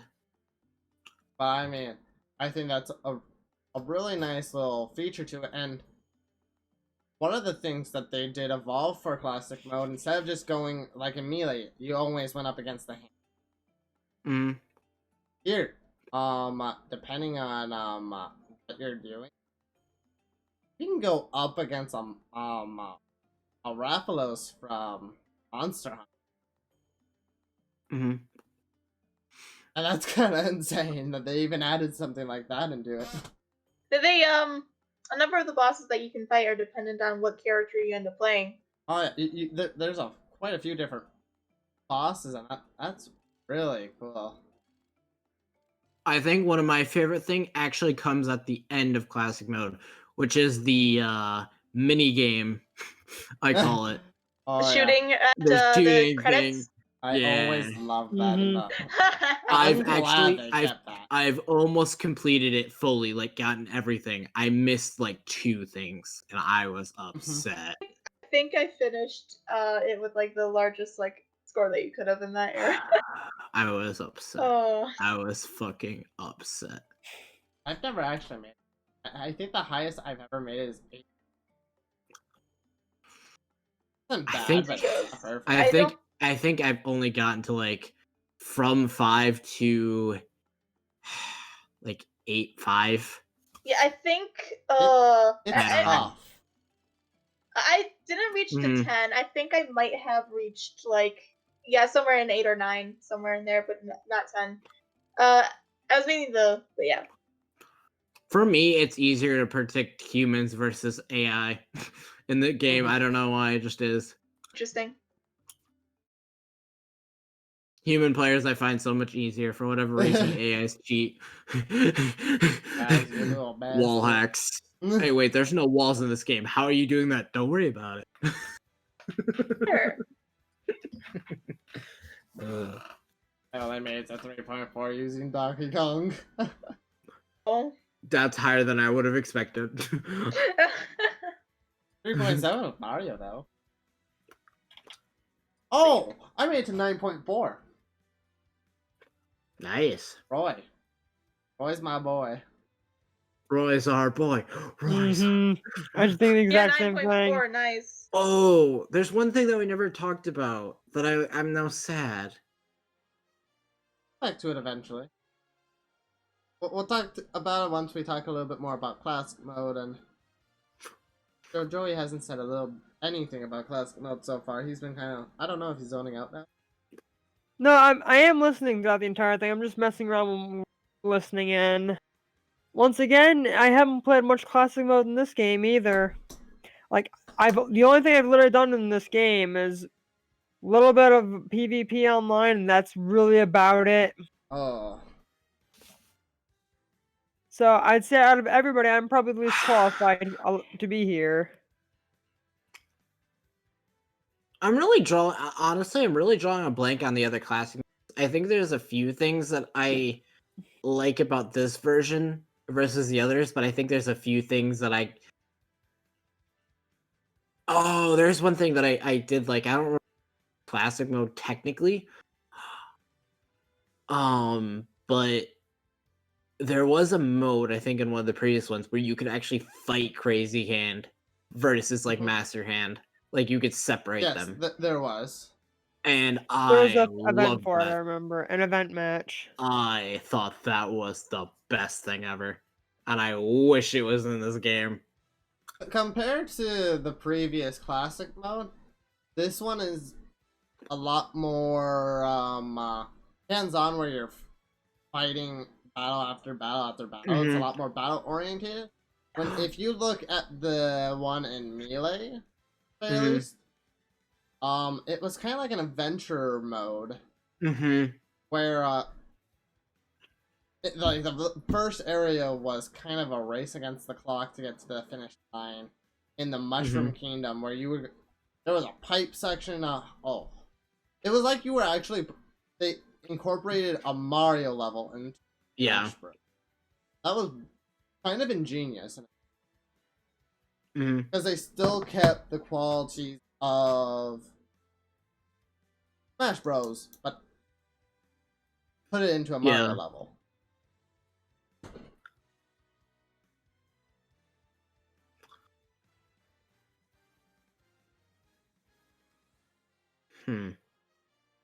So one way it kind of downgraded, but at the same time, the challenge and the bosses kind of upgraded it.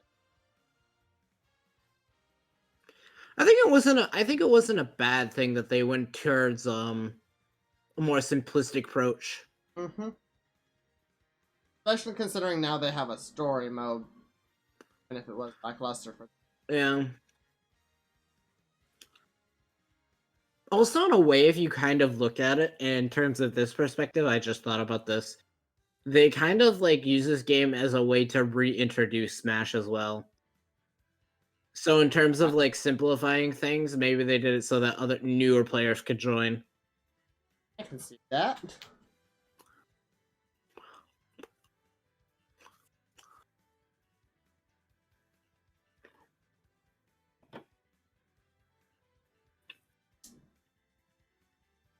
Is there anything anyone else wants to say or mention before we go on? Maybe he wants to say that one thing that was on his mind. Okay. I love taunts. We never talked about them. They were fun in this game. I think they improved on quite a few of them too, especially with like the newer characters. Yeah. I just wanted to get that out there. That was a cool feature. That's a big plus on this game. Mm-hmm. That's Sometimes the the little function of the things game. can make some of the biggest difference. Well, also there's actually strategies with taunting too. It's kind of funny and it's kind of trolling. And if you're in the competitive community, really disrespectful.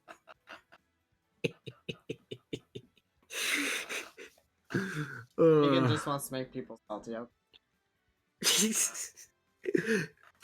Anyways, Oh, you taught me all the time. You're like sitting over in your other corner. Show me your moves. I mean, Okay. I know. anyways. I do know that there's multiple people in this group that likes to just mess with people online. But considering what we have said for everybody in this group, what has been said and discussed, how would you rate the evolution of the game and how you think the game's going to kind of evolve?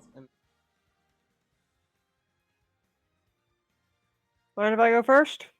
Go ahead.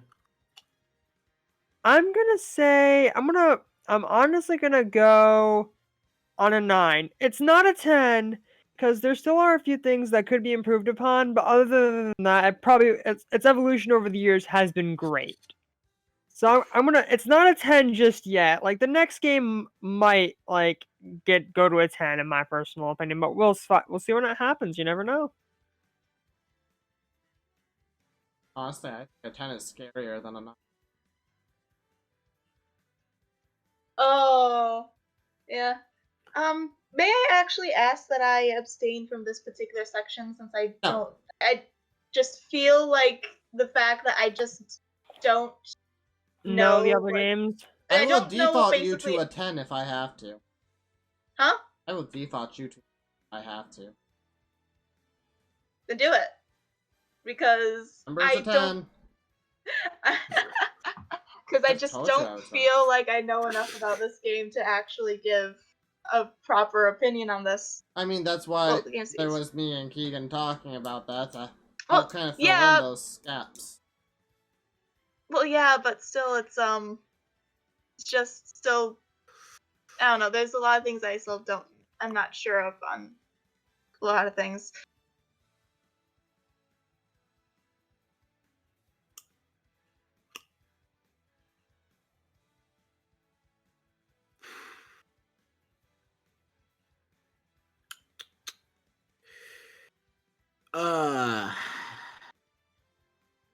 Man. The thing is that this game really has evolved over the years, but I really gotta give it the score because that's, well, I'm gonna rate it a 6. The reason being is for a huge reason, honestly. I really liked Brawl's story and the fact that they gave such a good introduction to this game and didn't go anywhere with like it is almost pointless. I'm sorry to say. Like Ember, I know you like it that mode. Honestly, we could have removed it and lowered the price of the game. I really enjoy this game. Like it plays fun, but it's such a disappointment. It really was to me. That's not the only reason. There needs to be they should strive for character improvement, character changes, um, what's it? What I want to say? Classic mode did get dialed down a little bit. It's not bad, but I wish it would continue to increase if they're going to continue it. And the basically repeating myself, but the evolution of characters that some characters are reskinned of others, it just, basically what Jacob was saying was, we're getting another sword character. Woohoo! I mean, it's not like I hate swords, but gotta have a cutoff point sometime for what should be the standard of mechanics being used. And for me, I'm going with a 5. Ooh, you ain't even lower than me. Yeah. I'm taking basically the neutral ground here because I mean they've done really well with the stages, the items, and I do really like where they went with their classic mode, but the overall evolution of characters so far with the whole entire characters and some characters feeling like they're actually becoming a little bit more stale. I might even prefer if they might just maybe swap out a couple of the characters for Fair enough. and then have them come back in a later game. Yeah. Or at the very least, give them the moveset, a secondary moveset like we were talking about. Yeah. As well as just the sword kill. Yeah. Some customization with characters. Like, I would love to see a little bit more, but I mean, I think Yeah. the negatives kind of even out the positives. Yeah. Or a kind of a neutral rate. yeah. Like I didn't think it was as bad because I'm still fine with how it's still playing, but I can see why you went more neutral. Yeah. Now, the next two topics are music and art design, and these are going to be way shorter than what we have going on with. Yeah. I mean, none of us are really big music composition people who know the insides and out of it, so I'm not expecting a very firm judgment here at all. Same thing with art. I mean, I don't know what it is. I mean, we've all taken an art class, but I mean, we're not professional. I don't plan on being a professional in art, so I mean, it's more of personal preferences. Really big in the personal. So the first thing is about we'll talk about the music. I mean, highly customizable. I mean, there's an overwhelming amount, and you can make the stages play whatever kind of music you want to. We were talking about that a little bit. I was looking at stuff earlier, and I even saw that you can make your own playlist. Oh yeah. And just have your Switch playing while I'm sleeping.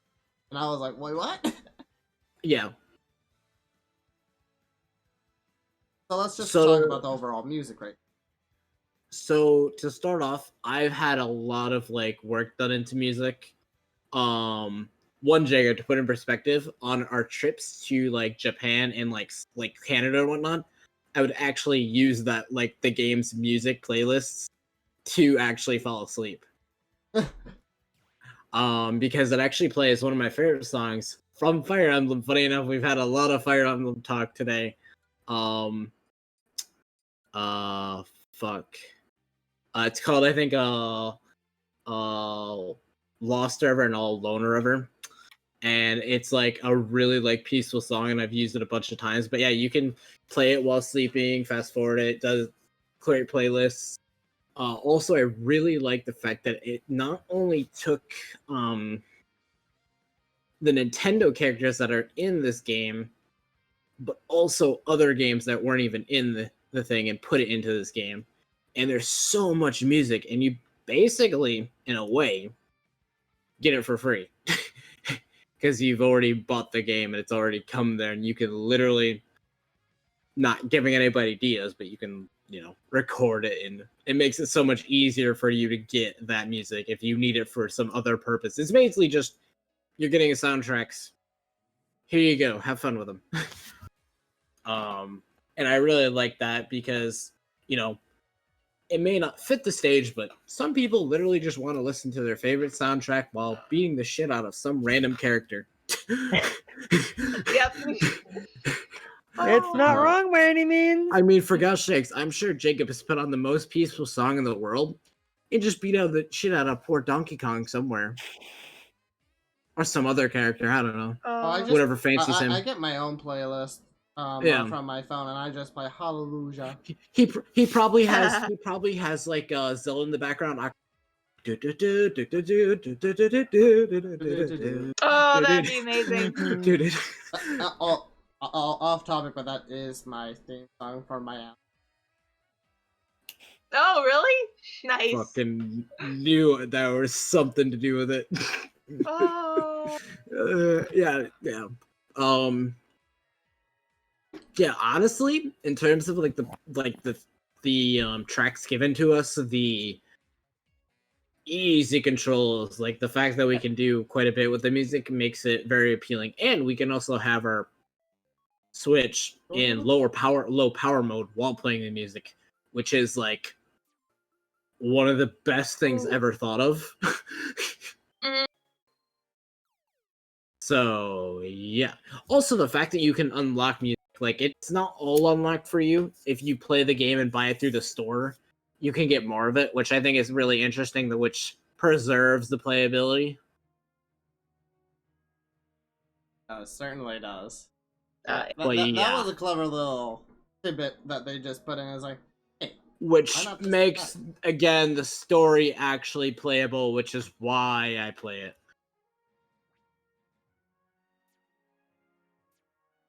So there's not all hate for it. And we get old things too, like from Brawl or Melee.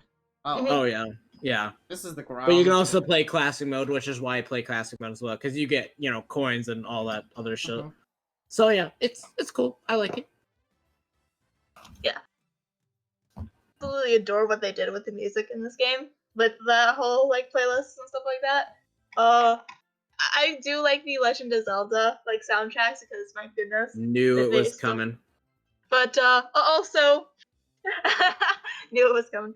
But I will say that like as far as songs in like this, I actually literally do have just like if you go to the Sonic soundtrack, like the songs that I listen to personally that are like on that soundtrack are Live and Learn and Escape from the City. And I actually listen to those and they're on my phone like downloaded. Yeah.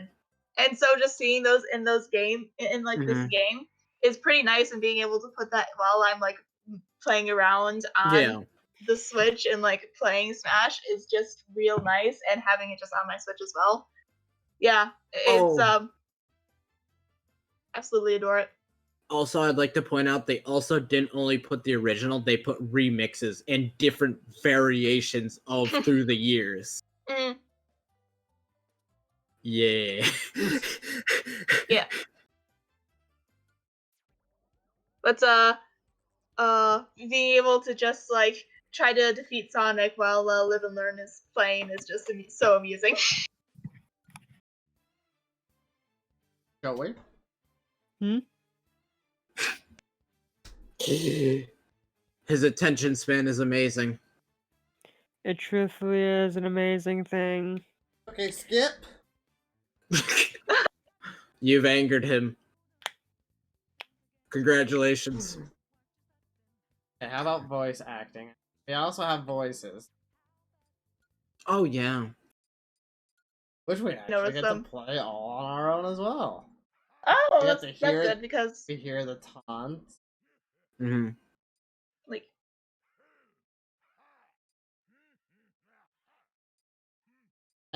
we get there's like oh my god, for Ike there's Ike has one of the most apparently. Yeah. Oh, Cars just got a few. A lot of them have like somewhere between 20 and 30. I found the Link falling one. Oh. I love it. I mean, they even give us voice acting for both the female and male trainer. Yeah. Really cool. I mean, not that they so in even for assist trophies. Oh yeah. Oh yeah.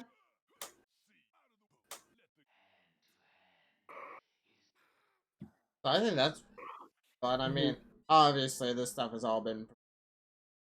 Oh yeah. How about you add this stuff to your playlist? Just hear Link falling every now. Just hear it every now and then. Oh, I still like go underneath Link and voice You know, 18. I I have just love it. not heard him fall in like a while, and I Oh. still have it in my head because it's such a distinct, like, Oh ah. yeah, no, like I love it. I It's think just the younglings amazing. I had. So, Like Like I picture younglings just screaming as he's flying away. the other thing I have in my head is Link going when he like goes up in the air, he goes and he swings his sword around, you know. Mm-hmm. And I'm like, His spin attack scream. dude, I'm like, chill, man. Yeah, there they are. But no, like Link falling in the echo is just Yeah. great. but I mean, the music itself, and I mean, we got voice acting. I think we can Mhm. all agree that the voice acting is pretty spot on for most characters. Oh yeah. yeah. As I played a little bit of Birthright, Corrin's pretty accurate. And Yeah. it just sounds nice. I mean, it's been well rehearsed and all that. I It mean, just Mhm. means they paid their voice actors well, so they did their job. uh-huh. I mean, we get a lot of just noises, but each one is like slightly different and kind of Mhm. cool how we Mhm. actually get to access these files. Mhm. Not all games let us access these files for whatever reason, but I guess they knew we were going to data mine it anyways. Yep. Usually happens. Mhm. Like you have to like break into the config on the occasion to get something you want. So, what do people think about the music?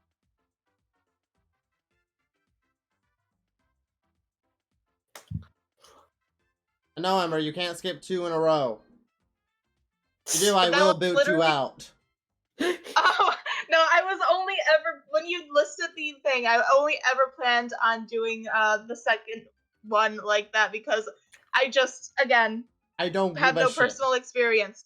But no, so I'm definitely gonna rate this one. I'm kind of in between two numbers right now, and I'm very tempted to be like a 9 or a 10, and to be honest. And I think I think I am going to give it a 10. Because just like the wide range of songs that they have from like different games that we're all familiar with, on top of being the ability to be able to choose them as we're playing, is just so nice.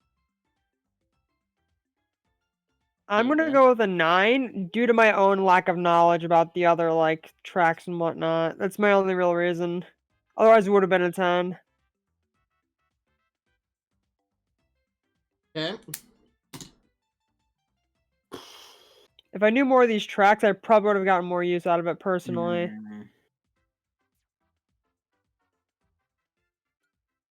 Just start listening to ones. Mm-hmm. And you even got Animal Crossing track. Oh yeah. I really don't see a reason not to rate it as 10, to be honest. Mhm.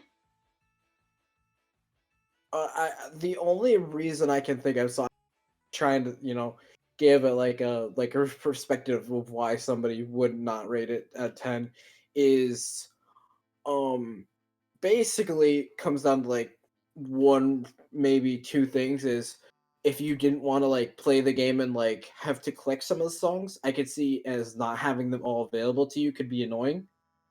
The other thing is if a song you like is not on there. But for me, because you get all of those like basically for free and you can use them and do whatever you want with them, Yeah. and they have a lot of like the classic stuff. Just for me, I literally don't think I can not rate this a 10. And I think well done.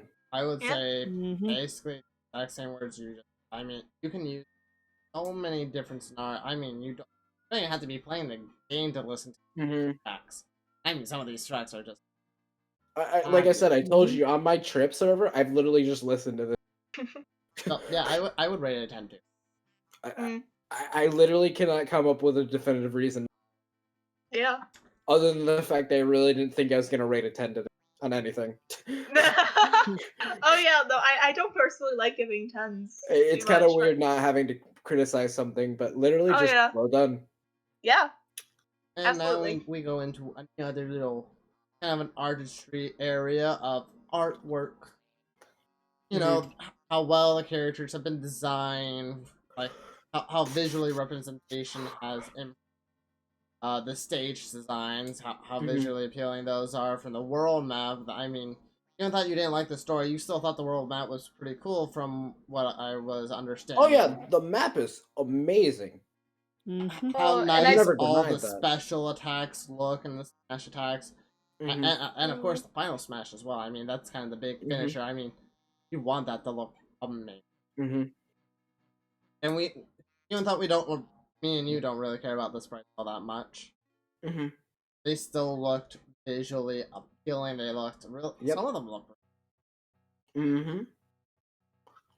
And then of course the bosses as well. I mean, it can't Mhm. just be the characters we're playing as that have good design. I mean, bosses need good design too, like the hands, the Rathalos, the other Mhm. bosses I can't remember off the top of my head right now.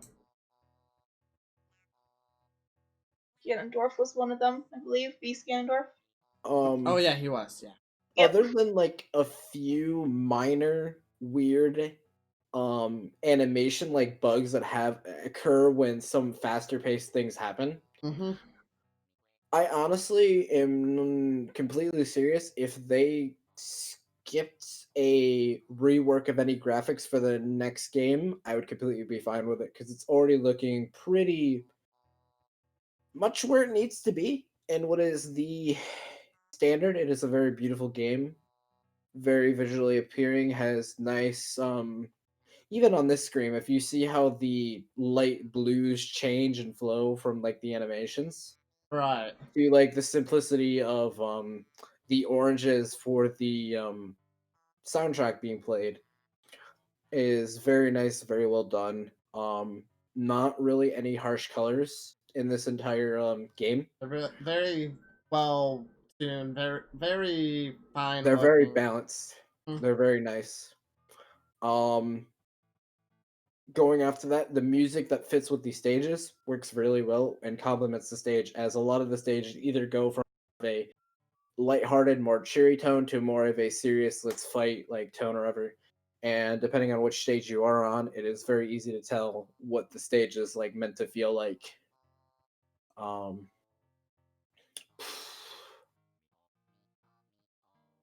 it just like I don't think I know a single person that has said they hate the art style. So yeah. Not think of anything in particular in this game that I'd be like, nah, I don't really like how that looks, to be honest. Like, I can't, like, think of anything with that mindset Mhm. in the game. Like, a lot of the menus and stuff look very pleasing to the eye. Even, like, this does as well, and so does, like, the sprites, if you look at them. They look fairly accurate and pleasing at the same time. I mean, for such a simple area, they, I, I can tell just by looking at how much time went into the color choice. Mhm. This wasn't something that was done last minute. Like, let's just make it blue. Mhm. Add in some purple. No, this probably took at least maybe an hour or two to think of what colors probably wanted to be used. And what animation they needed to put it in.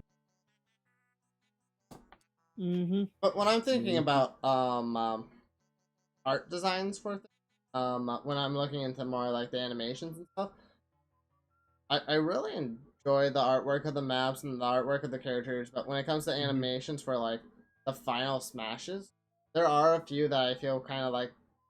Yeah. In general, the idea around them was boring, and so the Mhm. artwork, even thought it was really good, because the idea itself was boring. The artwork kind of came across as a little bit boring too, because there wasn't much to do with it. Jigglypuff. That's one of them. I mean, you're just picking it. Yeah. It was a nice attempt. I get it. It's the balloon Pokemon, but still. That's the only real issue I have with any of the artwork, though. Yeah. It's just, and that's not because of really the artwork. It's just sadly a side effect of what happens when you have a poor idea. Mhm. Joey. No real complaints other than just what's already been said. Like some of the final, like some of the smashes are they could be a bit better, but like other than that, I got no real complaints either. Mhm. I love the characters, love the bosses, love the stages, love it all really. No real complaints, honestly, other than just the basic one about some animations could cool. be changed.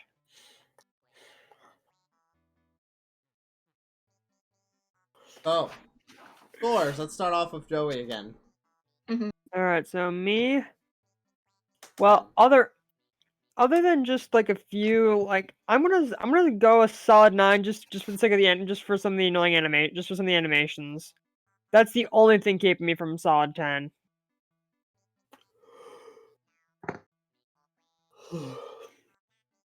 Keegan. I would love to give it a 10, but because of failed Smash attempt server, gotta give it a 9. Mm-hmm. Yeah. That's 2. Ember. Yep. Because of it's probably mostly because of some of the smashes I think could be better, like in particular, but on top of like in some of them, yeah, with there being potentially some improvement as has been explained before, but in overall being incredibly pleasing to the eye. Well, I'm a little bit more pickier. I'm giving it actually less than 8. Mm-hmm. But that's just because when I look at artwork, especially more in a game designer's perspective, I think the ideas revolving around what these final smashes are is an art of itself, as well as just the artwork that's presented when doing. I mean, it's kind of like two arts that come together to make a new art, and because the because the bad idea art kind of badly tempers with the normal art, it kind of creates a double negative, which sadly doesn't make a positive. For me personally, I'd rather like separate that. As I think it should be a separate category for ideas in a way. Because ideas just don't only go into artwork, but that's just me. But I get what you're saying. But for this kind of idea, I mean, I think No, this idea relates more to art than just. I understand. I get what you're saying. I'm just saying for me or whatever, I don't see it or believe it should be like thought of that way, but I get what you're saying. And it's your rating, so Either way, you guys outrule me. Yeah. the art style or the few that were bad or whatever don't really outweigh the masterful art, in my opinion, to give it any. Yeah. It The looks, positives definitely outweigh the negatives. there is Yeah. so much that is so pleasing. Yeah, I gotta But say, like it I said, really shatters. I'm kind of more of a nitpicker when it comes to this stuff.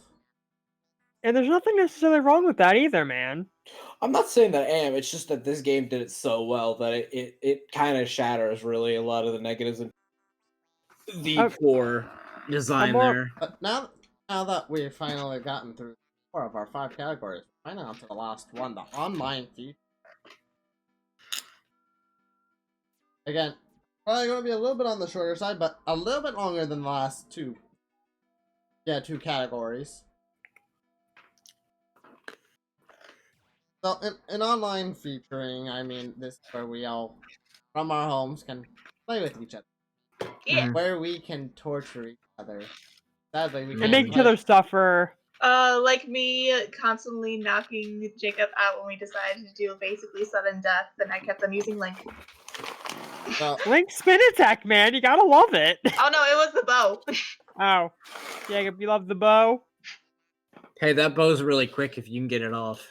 anyway, one of the cooler things is, I mean, we got an online tourney if we want to go,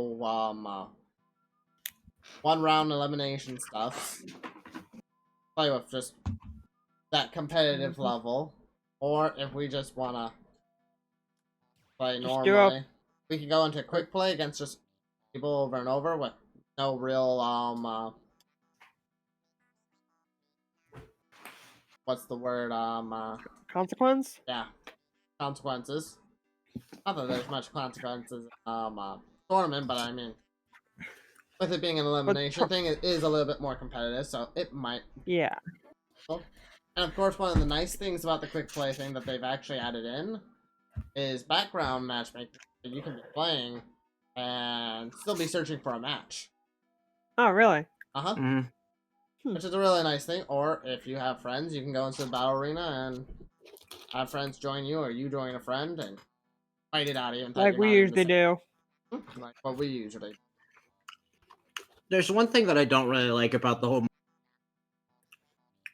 You cut out for me is a that little if you go into Yeah, you cut battle out. arena. Oh, there's one thing I don't like about like multiplayer. That's the limit to only like 4 people fighting at one time. That is slightly annoying. It really is kind of a bother. Because sometimes, like every now and again, we get like 5 or 6 people together, and you're like, I want to fight them all. We gotta take people must turns. sit out. Fuck. I heard him. But yeah. No, only being limited to like 4 people fighting at one time is kind of a bother. I want to double check something real quick with it. And the other thing that pisses me off is if a match already starts, you have to wait for them to finish before you can spectate. Oh yeah, that's kind of That pisses me off. It's kind of weird how you have to wait. I mean, you get to see their 2 little figureheads go at it. Mm-hmm. But in terms of that, I don't really have any other problems with it. I mean, the only other problem I have is that you have to have a time limit. The max you can play is 10 minutes. True. I mean, can't just. Yeah. True. And sometimes, True. I mean, we don't always reach the time limit, but there are a few times where it's like, man, I wish I had another 5 minutes to just. Well, especially if Kenny or any of us are camping, spots. Uh-huh. I mean, it does happen time to time, and it's like, oh, come on. We've all done it. I mean, you had the infinity time limit in normal Smash. Yeah. I mean, we can do it if we're at one of our houses all together. We can have an round. Yeah. No time limit, but We could do a LAN. Yeah, that's what he's saying. But that's only if we're all in the same house. Right. And that doesn't always occur. True.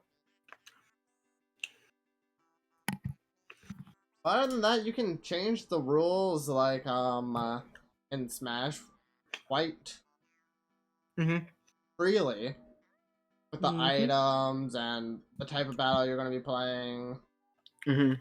There's not a lot of. I mean, you can even do team battles, 1-on-1s, 3-player Smash, or well, sadly, only up to 4 players. Like. And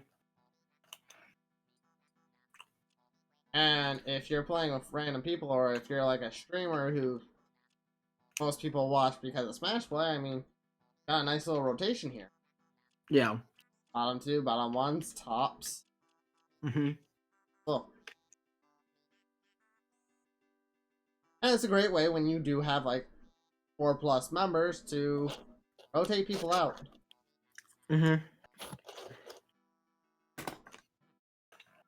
But sadly, you do need to rotate people out.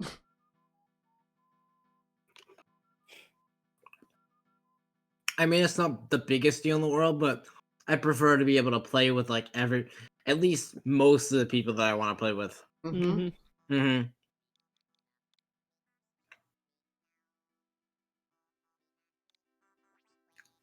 We create this arena. I mean, we can take a little quick look at just the visuals of it. I mean, it looks like a pretty nice area. I mean, everything's clearly labeled so you know what's going on where. I mean, you got the waiting room where you can choose. And I mean, I love being able to see who I have chosen is Elephant. You can save it. And then one of my favorites. Yep. So here's, I can go spectating if I don't feel like fighting for the moment. Waiting area, right into the battle arena. Everything's clearly labeled. Nice. And it all has a great theme to it going on.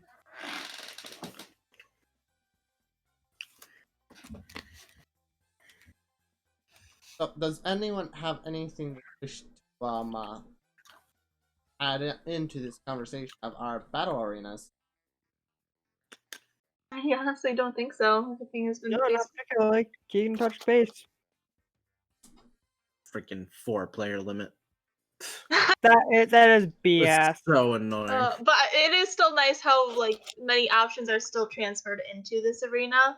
But Right. yeah, it does suck that The is one of the freaking things that isn't 4-player there. limit. Yeah, it does suck that 4-player that's not limit in and there, that but they time still have a limit. lot of options for the battle arenas. So, which is nice. And another thing you can do is you can make your music here too. Mm. Mhm. Mhm. One's in here with me. I'm gonna kick myself. Oh, I can't kick. Oh no! Oh, Darn. Aw. that's a few negative points there. Just can't kick yourself out of your own arena. And I mean, it's pretty easy to create and join arenas. Mm. Yeah. They give you a lot of different. To be honest, options. they took what's already been like really established, which is how most games do it now, which is fair game. I mean, They kept- Nintendo hasn't been really known for their multiplayer stuff, but for a game like this, I mean, just taking that base structure and solidifying it for this game, that's just a big step, and I mean, that's how they got it to work, and it works just fine. I mean, it's become like the standard that's set up now, that matchmaking thing. I love the whole entire quick play or background matchmaking. I can game if I want, and then go right into a match with a person.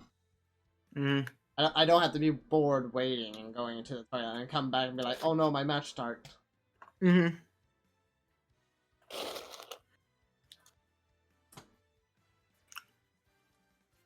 than that, yeah, we got the online thing, and we can go. Oh, I didn't even know you could watch battles and predict the winner. Really? You got like a little gambling area. That's kind of cool. That's really cool.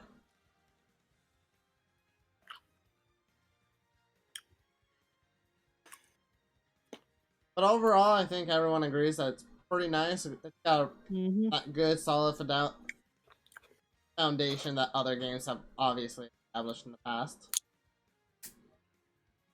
How would people rate this?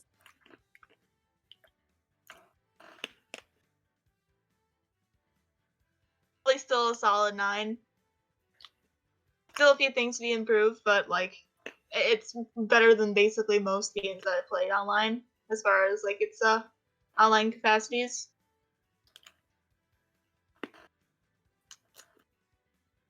I'm gonna go one step down from Ember.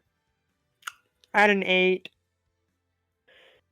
It's really just it's a few like honestly it's pretty much as she said, just a few minor changes like just increase the limit, allow us to spectate while mid match is going on, just that kind of stuff. But I'm gonna go down one step though. Agree with everything Joey just said, because I've already said that. Oh, you're going 8? And I would put myself down at an 8 for roughly the same reasoning. I mean, there's things in normal Smash that we can't have in Tourney Smash, and I don't really get that when you're playing with just friends. I mean, I can understand that if you're playing against random people online, but when you're playing against friends, and it's like, well, okay.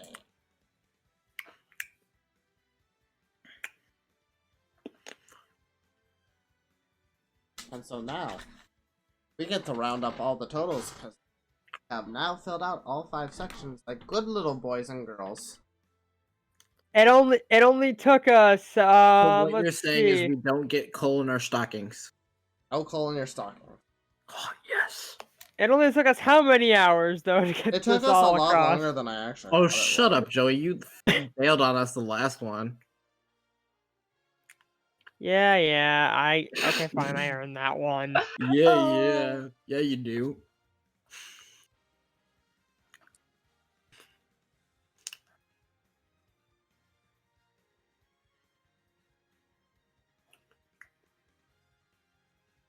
Ah, clear. 9. All right, any guesses on what it's gonna be, guys? I'm gonna guess 8.5. Yeah, I think it's either going to be an 8 or a 9, considering 8 or- that we usually roll. Well, round it. I'm Okay, gonna maybe go, 8.7. I'm gonna go 8.8. Fine, Joey. It's one up. One above me. Yeah, one up. My God. It's I'm a down. fun but a cheap tactic. I thought about going one under you, He Keegan. usually rounds up or down, depending on what is Well, I closer want to to the know number. whether I want to know the freaking decimals. Ah. Sorry, I don't care if he rounds it up or down. I just want to know if I was right. My Watch gosh. me be right by one upping you. Yes, I'm that petty. Shut up, I don't care. Dude, you kidding me? I was I was the one who one upped you. Even I can't be like if you do that to me. Even I couldn't be mad.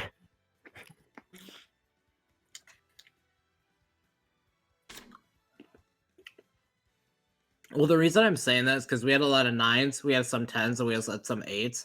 So it was like Mhm. pretty evened out, and we were up the higher end of this one. But we did, however, have a 6 and a 5. Mhm. So, Those two could be game breakers right there. Much, considering how many scores there were. Mhm.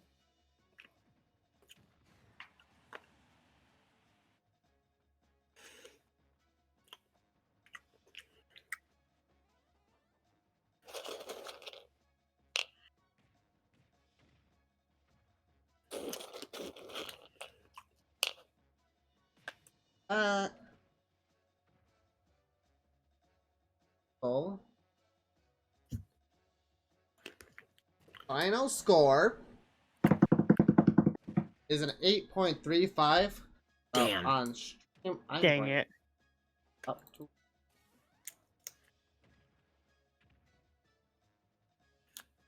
8. 2 And that points is better our than. total of Smash Bros. Ultimate. That's a good number. That means it's a good game. It's definitely worth a play. I mean, it's worth more than a play in my opinion. Mhm. It's fucking fun as hell. Well, yeah, higher than our last game. Does anybody want to play right now? Sure. I've been literally wanting to play. Too bad I have to go to work in the morning, so I have to go Yeah. to bed after this. But yeah, Okay. really, really nice, fun game, and very enjoyable. Worth every penny cent. I mean, yeah, it's got a few defaults, but every game has its defaults. But Mhm. it's something that you could lose hours with, especially if you have friends by.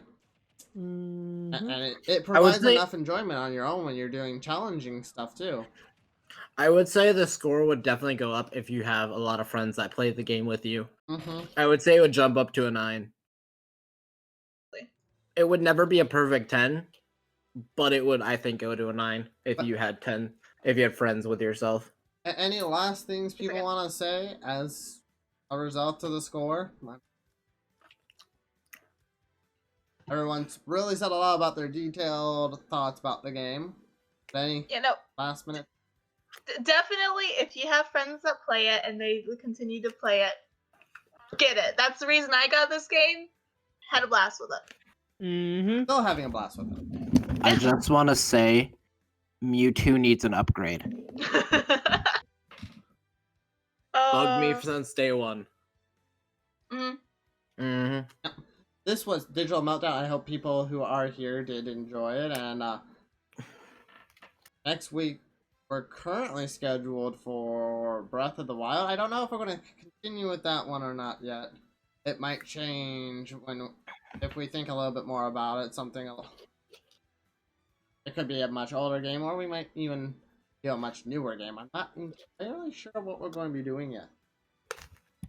But as of right now, next week, Monday, Digital Meltdown will break down and review Breath of the Wild and see if it really was worth that 10 out of 10 that it received so many sites. Or if that result was a little bit more inflated. This game I literally have to look up for. So thank you all for watching, and we'll see you next time on Digital Meltdown. I just want to